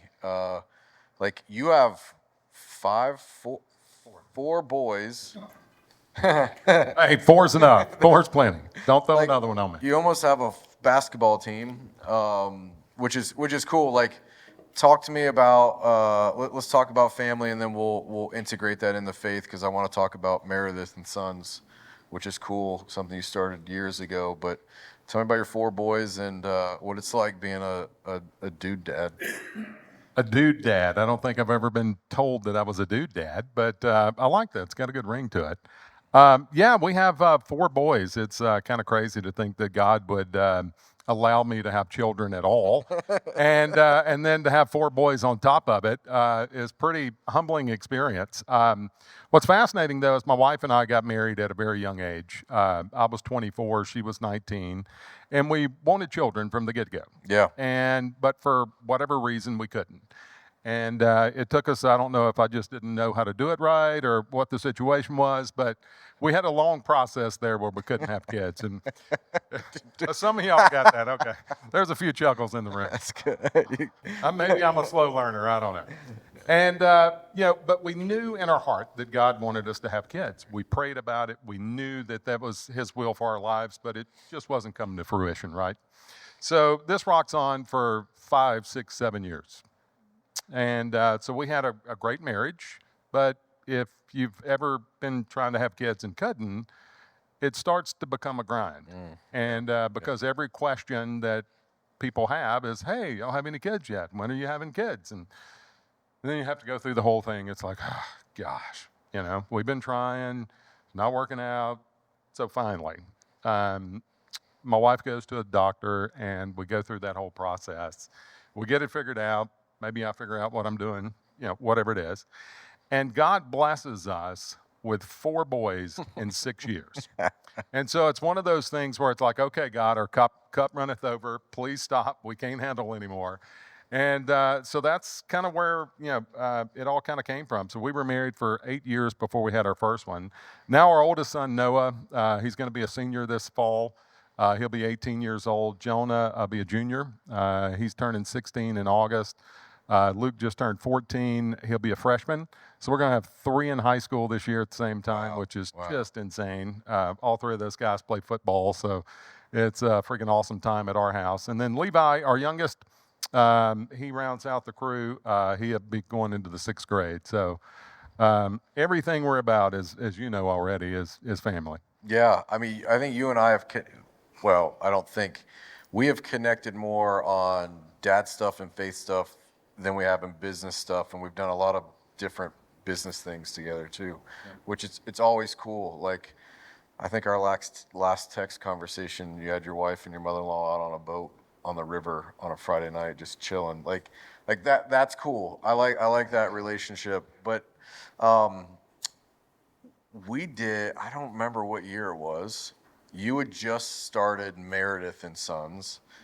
And so we did a Funeral Nation episode with my 2 girls and your 4 boys. We tried an arranged marriage thing then, but everybody bucked it. So that was out. But tell me about Meredith and Sons, how that started. What is it? Because it's pretty cool.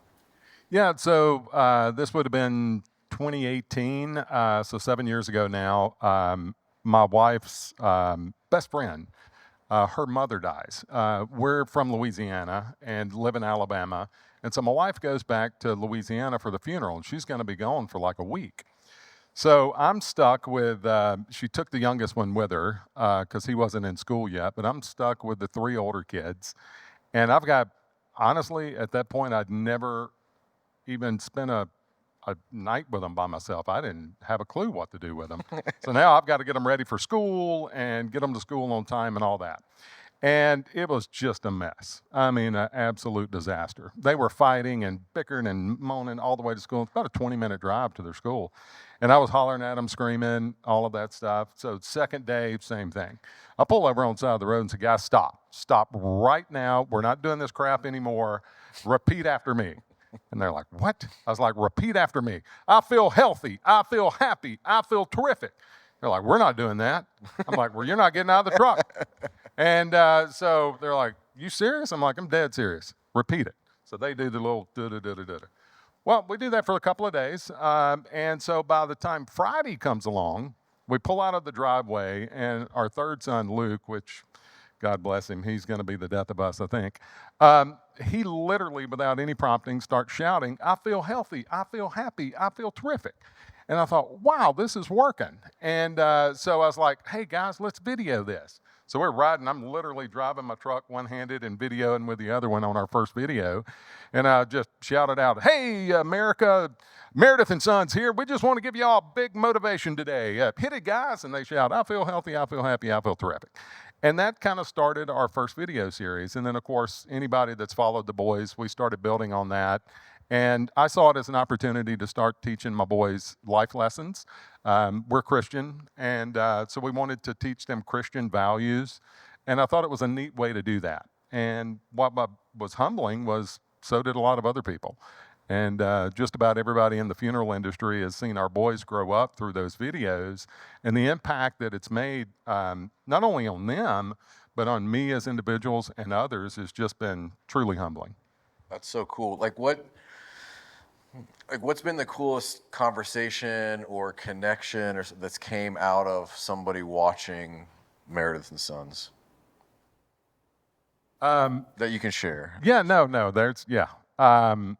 one of the coolest was in our hometown. And so as the videos got out there and started being spread, the boys started getting noticed by people that they didn't know. And so we go to Logan's Steakhouse one Sunday after church. And so the hostess seats us. My wife and one of the other boys got up to go to the restroom before the waitress comes to ask for our order. And this lady walks around the corner, and she eyes got real big, and she goes, "How y'all are? Happy Monday." We were like, "What?" And she goes, "Isn't that what y'all say?" And I was like, "Oh, yeah. Yeah." She goes, "I watch your videos every day, what you do with your boys. Oh, my gosh." And she starts telling me her life story.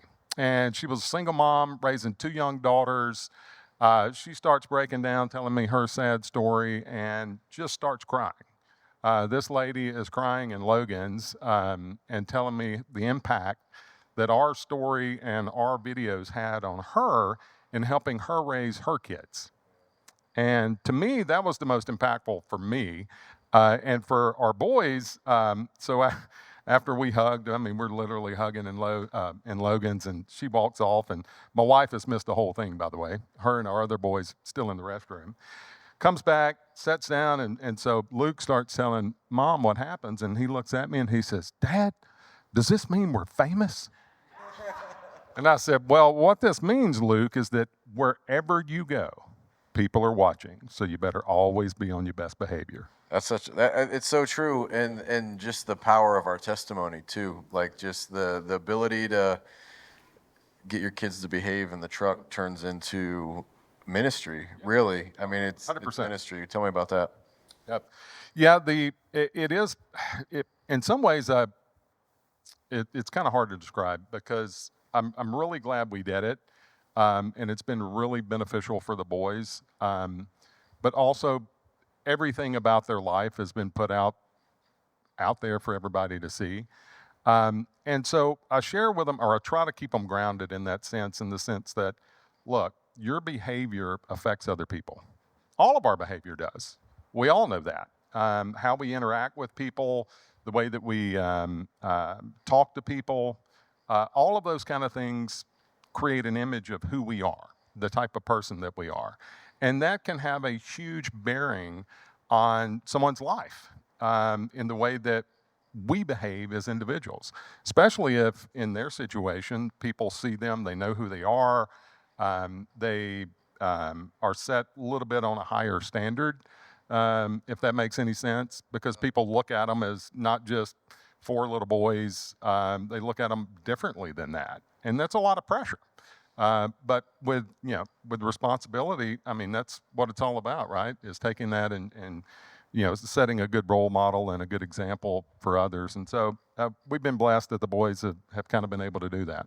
It's been great just to see another dad do those things with their kids and pray with them and pray online and like just the power of that. So I applaud you for that. I respect you for that. You've been a great friend and mentor. I feel like these one-on-one interviews are almost like a love fest because I like genuinely care about everybody in the room. We've connected in a lot of different ways, so it's been cool. I saw you had reshared an old Meredith and Sons a couple days ago or something like that, or like it was a memory, and it was like how little your boys were, and I feel like I was thinking about, I don't know, our oldest graduated a couple weeks ago from high school, and just the first NFDA convention that I took the kids to, they were like 2 and 3 years old, like just tiny, and how your boys have grown up, and then we've watched it. Yeah, both of our kids have, and been able to be kind of under the microscope with with obviously you and social media and the exposure that you have. I can't even imagine the pressure on your girls being you're their father. But man, what amazing kids they've turned out to be, in spite of you. I mean, I was ready to say, like, our kids had us as parents. I know, man, and they they did. still kind of turned out okay. They're alive. Yes, 100%. And they're gonna be world changers. Absolutely, that's the hope. That's the prayer. That is the hope. But it's cool, man. So thank you for being a part of this. C&J Financial has been supporters of this from the first year, and I really appreciate that. That means a lot. Well, I appreciate the opportunity to be here, Ryan. I mean, to be amongst. Did you see the panel that I was sitting on? Yeah. I mean, true legends in the industry. That Jamie Meredith, was able just to sit on this panel with some of the people that are here that are literally some of the greatest human beings on earth, but game changers in our industry, is truly humbling. And all of this is put together because of you. And so I'm grateful for your friendship, grateful for the opportunities that you provide all of us, and grateful for what you do for our industry. Thank you. Appreciate you. Awesome. All right. We're going to move into our final session of the day, so stick with us online. We have talked a ton about AI today. On the tech panel, we talked about AI. It's incorporated into a lot of our conversations. We talked about it on the finance panel as well. So I've got one of my friends, like, this is cool because the first couple years we did the Unconference, I got a lot of hate. One, because we didn't have women on panels. So look, if you own or run a company in death care, you are a female operator, we would love, like, reach out. Like, it's not intentional. So just so you know that. But I got hammered too because we didn't have funeral directors involved on any of the panels. And so this year we've got multiple funeral directors involved on panels. And this is my friend Antonio Green, James H. Cole, Home for Funerals in Detroit. But we do a lot of stuff together outside of just social media and him being a client of ours. And he is the most educated funeral professional, funeral home owner that I've got to engage with around AI. So I said, Antonio, what can you do for us for the Unconference of just practical ways that a funeral home owner can incorporate AI, start using AI, just without going so far over everybody's head that they exit the live stream. So Antonio's going to do that. I'm not involved in this, right? Like, you got it. I get to stop talking for a little bit? Oh, maybe a little bit. I'm sure you can chime in here a little bit. All right. Well, I'm going to get out of the screen and let you work.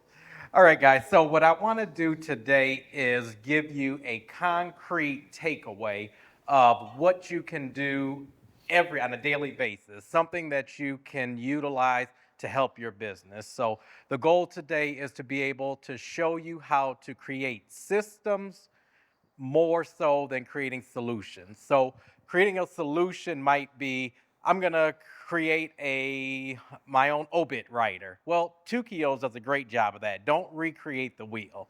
So I'm gonna show you today how to create your own custom GPT to help solve issues, problems, have new creativity, whatever you wanna do in your business.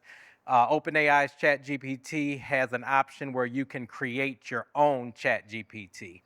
But before we jump into that, let me back up for 2 minutes and just give you some background on the tech side. So, generative AI. What is Gen AI? Gen AI is generative AI, like large language models like Gemini, Anthropic's Claude, ChatGPT. Those are what they call large language models, which are generative AI. What is generative AI? Gen AI is anything that's creating new content. So like you have Sora, which creates videos. You have Suno, which creates audios. And you have these large language models like ChatGPT, which creates content based on the questions or the prompts that you put in. So like we were talking about earlier on the tech panel, I think Curtis was talking about Google and how the Google searches have gone down for the first time because people are shifting over to large language models and going through them for their searches. So that's what they're creating, and people are doing that because it's giving them much better responses. So the fact that you go in and say, what's the address to such and such restaurant? It says 123 Main Street. That's what's going to give you on Google. But generative AI, if you put that into ChatGPT, it'll give you that address, but it's going to go on and search. So if you go into Google and you search something, it gives you that page of results. So imagine it taking that entire page of results and condenses it into one summary. So that's what ChatGPT does, and that's why it's generative, is creating new content. And it's creating new content that may change. You can ask it the same question today and tomorrow, and it's going to give you a slightly different answer. So it may say the address you're looking for is 123 Main Street, but tomorrow it may see it's 123 Main Street across the street from the McDonald's. So it's going to give you different responses based on the information that it's searching. So let's jump into where we want to start at. So before we jump into creating the custom GPT, you guys need to learn how to first sign up. So we're going to use ChatGPT because it's the most prevalent model out there. Claude, Anthropic's Claude, Gemini, those are great. Gemini has a great model out now. So if you don't use ChatGPT or use other models, don't switch. You can use both. Use whatever you're comfortable with. But because Chat is the most popular, that's where we're going to start at today. So you need to make sure that you are on the $20 plan for ChatGPT in order to create your own custom GPTs. Don't worry about, they have a $200 a month plan, which is great, but you just need the $20 plan, and I hope all of you are on that $20 plan if you use ChatGPT to any extent. I'm sure you waste more than $20 a month on something, so don't balk over the cost. It's only $20. Sign up for it. Also, one good thing about the $20 plan is you can limit how ChatGPT uses your data. So you can go into the settings and select an option where it doesn't train on your data. Just click that off, and it doesn't use your data to train on, where if you're on the free plan, it does. So where you would want to start at, and everybody can see the screen here, all right? You want to go into the prompt optimizer. So this is what I have created. I showed this last year, and I've since refined it. It's so much better now. The models have gotten smarter, and they get smarter every single day, it seems like, but you still want to make sure that you are asking the best possible question. So you do that by optimizing or making those questions better. So if you guys can drop that link in the chat so they'll have that. And I'm going to pop my earbud in here. So what you can do on the screen here down here where it says dictate, that's where you will have the speech to text option. Now there's also the voice mode option. Now this voice mode option in the corner here, this is so much better on mobile. So if you guys are taking a walk in the park, if you're exercising and you just want to talk about something, you want to brainstorm about something, you want to get some advice on something, the voice mode here lets you have an interactive conversation back and forth with chat. So this I highly recommend, but using it mobile. You can use it in the car or wherever. Now, the dictate is what we're going to use today. So because I can't talk, teach, and type at the same time, this is what I'm going to use. So let me make sure that this is connected. All right. So what do we want to create today? If you guys want to drop some ideas in the chat right quick, we can go off of that. But we can create our own custom GPT, and this will be built to something you can utilize on a daily basis. So one idea may be, let's say we want to create a ritual planner. So we want to be able to serve different cultures or different religions than what we typically serve at our funeral home.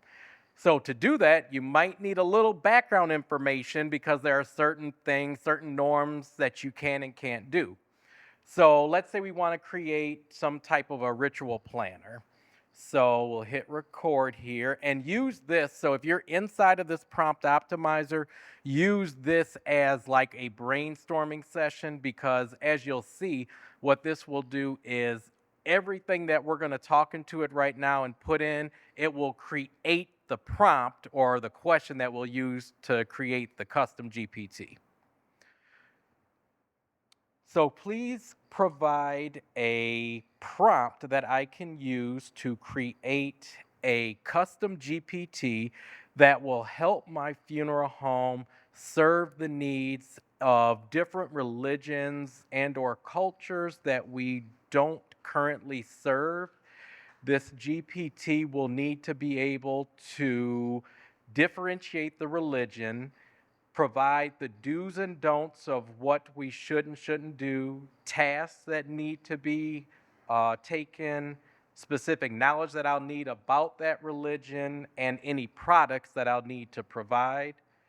I'll also want to make sure that non-traditional religions that we don't serve are included in this, such as Hinduism, Taoism, Buddhism, and even nuns or non-religious people that will want to be able to provide services for. Please provide a script that I can use or a prompt that I can use within custom GPT to create the best possible GPT. All right.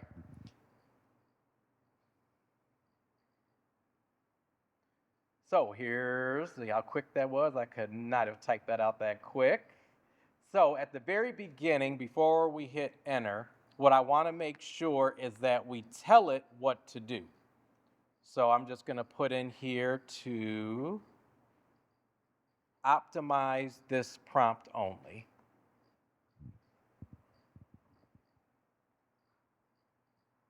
All right.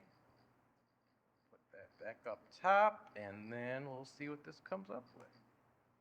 So when I say optimize this prompt, I don't want it to answer this question that I asked. I just want it to provide the best possible prompt that I can use in the custom GPT.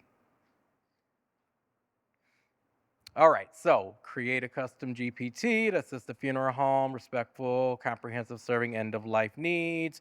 And you'll see it goes through, needs to provide key rituals, customs, the do's and don'ts, required tasks. So you'll see everything that I just put in here, it condensed it into a much better prompt that I can use. Now, what I would recommend is if you are going to do something very in-depth or you want to create something for the business, is to do deep research. So I did that earlier because it takes a while, like 20, 30 minutes of ongoing research that it will do on its own. So by doing deep research, let's see if I can get back to that one. Bam, here we go. So I did a deep research earlier, and you'll see this prompt is going to be a little bit more refined. It's going to brings in terminology, etiquette to use. So we'll use this one instead. I would have done the deep research with you guys, but like I said, it takes way too long. But just to give you an idea how to do that, when you're in your prompt, go down here to the Tools button, and you'll see Run Deep Research. Click on that, and you see how it's blue there, the research on the bottom. That means you're in deep research mode, and you ask the question, and it'll walk you through what you might be asking, what you're looking for before it even starts the research process. So that is an awesome tool to use, but let's take this, and we're going to copy this. Now, to create your own GPT. So what you want to do is go up to the top here to, let's see, oops, sorry, GPTs in the left column here. You'll see GPTs are in the Sora, so click that. And then My GPTs, now this is a listing up top here where all your GPTs, you can access the ones that you make. But if you want to create one right next to it, just click Create. All right, so let's paste that prompt that we just did, and let's see, here's a purpose. No, okay, we'll do the header. All right, so now you see where this starts at. It's telling the GPT what it's going to be. You're a funeral cultures GPT, a multicultural funeral director, expert for U.S. funeral homes, blah, blah, blah. So let's see what this does. So providing context is a big thing for when you're using these large language models. You need to be able to tell it what you want, how you want it, how you want the information provided, and what the goal is.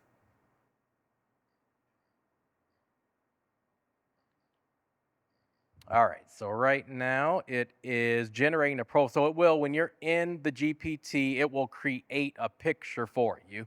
So the different religions all represented here. Interesting. Okay, so we'll stick with that. You can change it as you like, but we'll stick with this for now. So now it's going to ask, would you like any changes to the image? Nope, we're good there. All right, so now it's going to refine the GPT. So this is where you're going to start training it into what you want it to do. And it'll walk you through a step-by-step process on how to do so. So when someone asks about specific tradition, what's most important for you, how do you respond? Accuracy, speed, empathy. So I think we should also agree that empathy is probably going to be the most important.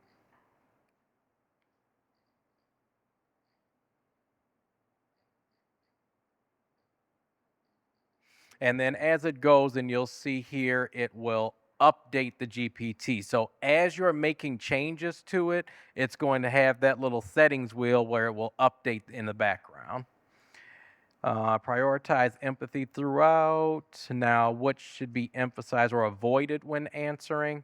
So if somebody's going to, if one of your staff is going to use this GPT, what do you want it to avoid when answering, or what don't you want to get across? So something might be, I do not want this GPT to be used to be a shortcut or cut out work that they could be doing on their own. It should be used to enhance their ideas or their questions. So one thing that I always hear in our industry is, you can't replace the human touch, which you can't. It's important that when you use AI-driven software that you're always making sure that you utilize the personal aspect of things, but use AI to enhance it. So that's what I want to make sure this GPT does. How do you want me to sound? Formal, conversational. Let's say gentle as the tone. with a touch. Let's see. I want a gentle tone with a touch of formality.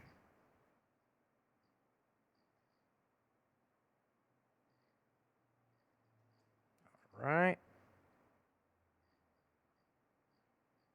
And then on the right side, you guys will see as you're making the GPT, these are the prompt questions that it's generating. So when somebody enters, they click on the link to go to the GPT, that's what they're going to see. All right, and just like that, it's done. You can try it out in the preview chat on the right. So over here on the right side is where you can try it out. So we'll test it by saying, I have a Hindu family that's coming in to make arrangements, and I've never served this culture or religion before. What is something I need to know right away before I start making arrangements with the family?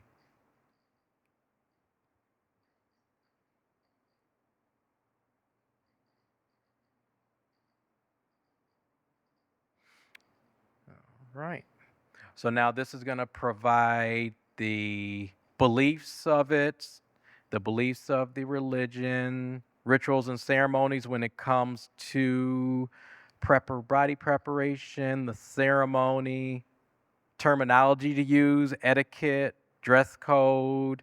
This is pretty good. Products and services, things that they typically use, the do's and don'ts. So this is a pretty good first run at it. So we won't get too in the weeds now, but you guys can see how easy that this is to make. So what you would do from here is go and refine it. So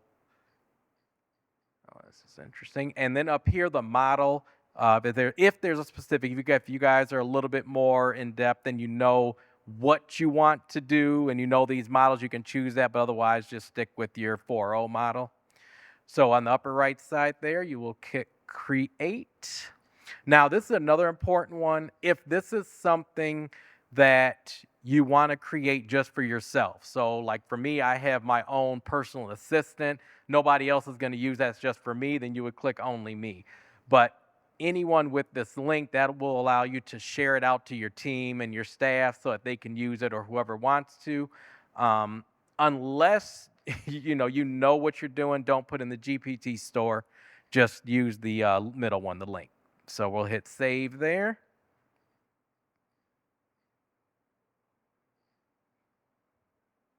And then here's the link here that you can copy and share out. And I will, I'll have the team drop this link in the chat so that you guys, if you want, this is actual real life GPT we just built. So if you guys want to use this, you can.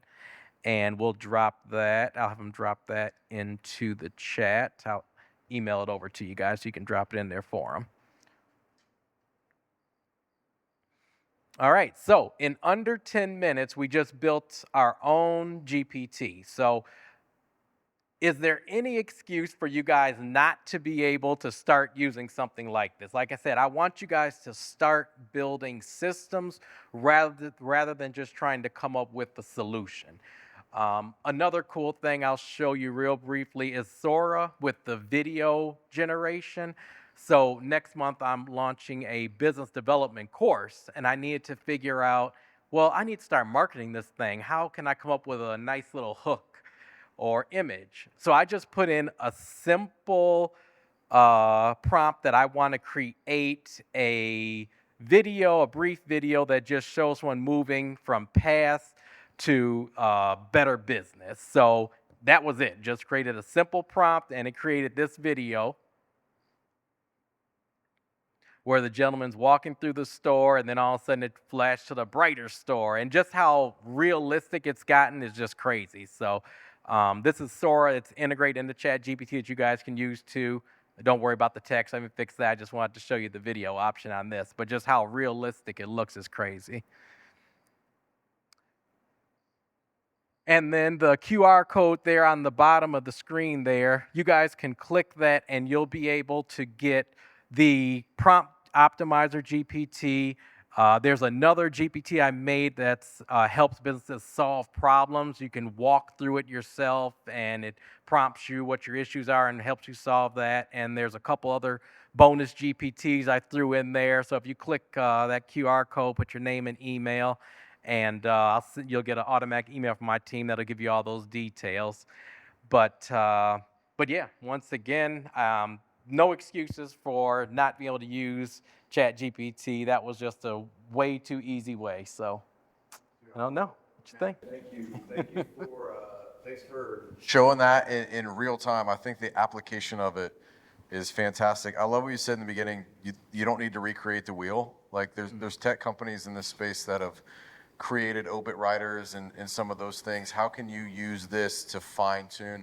I have a couple questions for you. As a funeral director, you're implementing this in your business with your arrangers, with your team.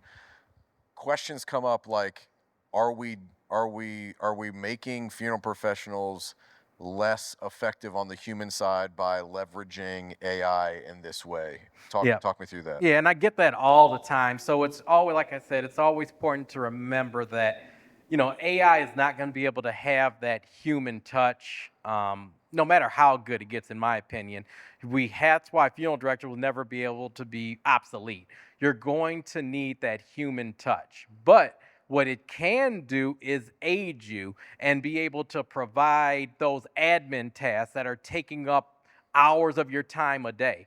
So you can automate those things and cut the time in half or less than half of what you can do with AI. So by using AI, cut down on those admin tasks, and that's more time that you can spend with the family. So that's my argument to people who say, I'll never use AI in my firm, or this is going to be a detriment to our industry.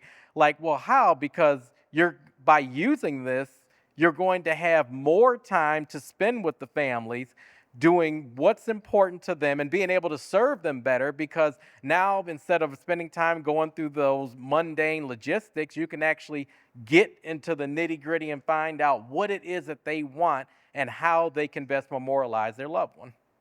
All right, there's a question in the chat. You're a funeral director, but also you're a funeral director. So how did you get into AI and is it just passion? What? Yeah, I started relatively early. I wouldn't say early, because this has been out to certain developers, things like that, for about 6-7 years now.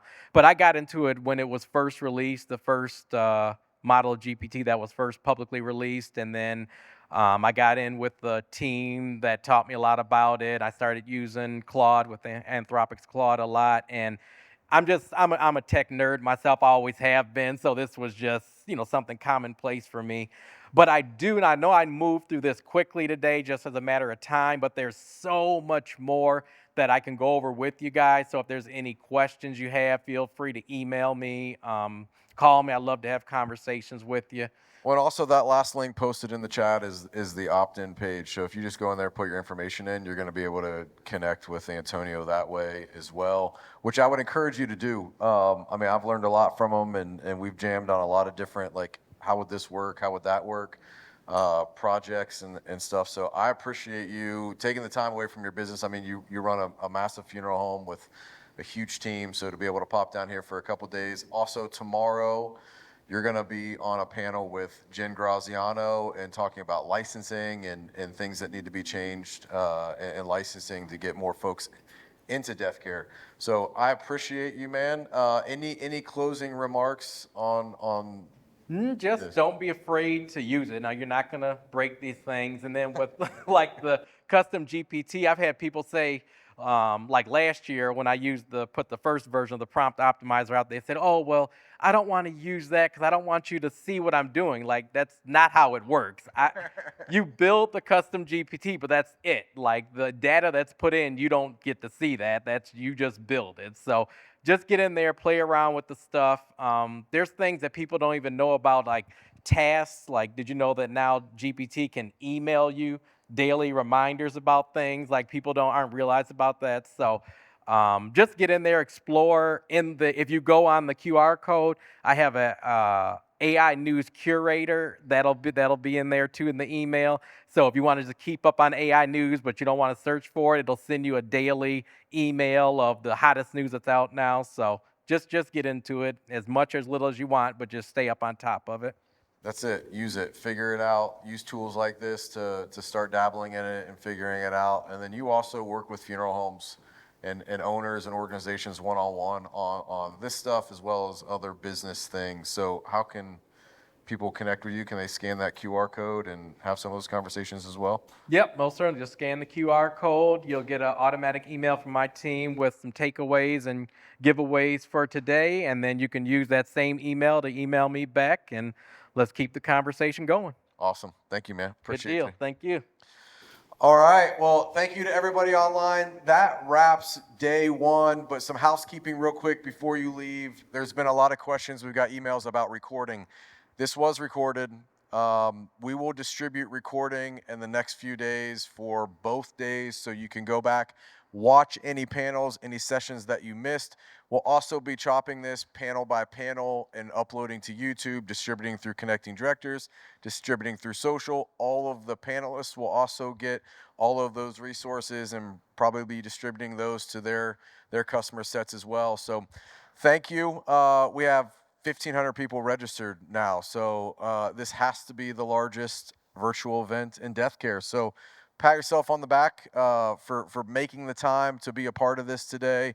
Make sure that you are connecting and supporting the panelists and the companies that are involved in this, because it doesn't happen without them. These are the best minds in death care. They're the ones creating the products and creating the technology that is rapidly moving this profession forward, which has been absolutely fantastic. It's a privilege for me to be able to make this available, give this to the profession. I saw a couple LinkedIn posts earlier of like, if you're not tuning into this, this is the best information, the best panels, the best companies in death care. You're crazy because it's completely free. So thank you to our panelists. And I would be wrong to not mention that sorry you're not here in person, because Dave McComb is cooking us burgers and hot dogs right now. And we're going to have a big cookout and party, and then we're going to go hang with Jake Johnson tonight and his team and do some food truck stuff. And so appreciate you being on the live stream. Share the link, share the registration, share it with all your funeral professional friends. Make sure you don't miss tomorrow. Tomorrow we're starting the day off with a one-on-one interview with Jen from Batesville. You saw her on the Casket panel. So we're going to talk one-on-one with her just about some of the cool things Batesville's doing. We've got our marketing panel, shipping panel, live stream. So if you're not offering live streaming in your funeral home, we've got One Room and Memory Share that are going to be on a panel talking about that. So lots of great content tomorrow. Don't miss it. We will see you bright and early if you're on the West Coast at 9 a.m., 12 p.m., East Coast, whatever you are in between. I don't know. I can't do math. But thank you. We'll see you tomorrow.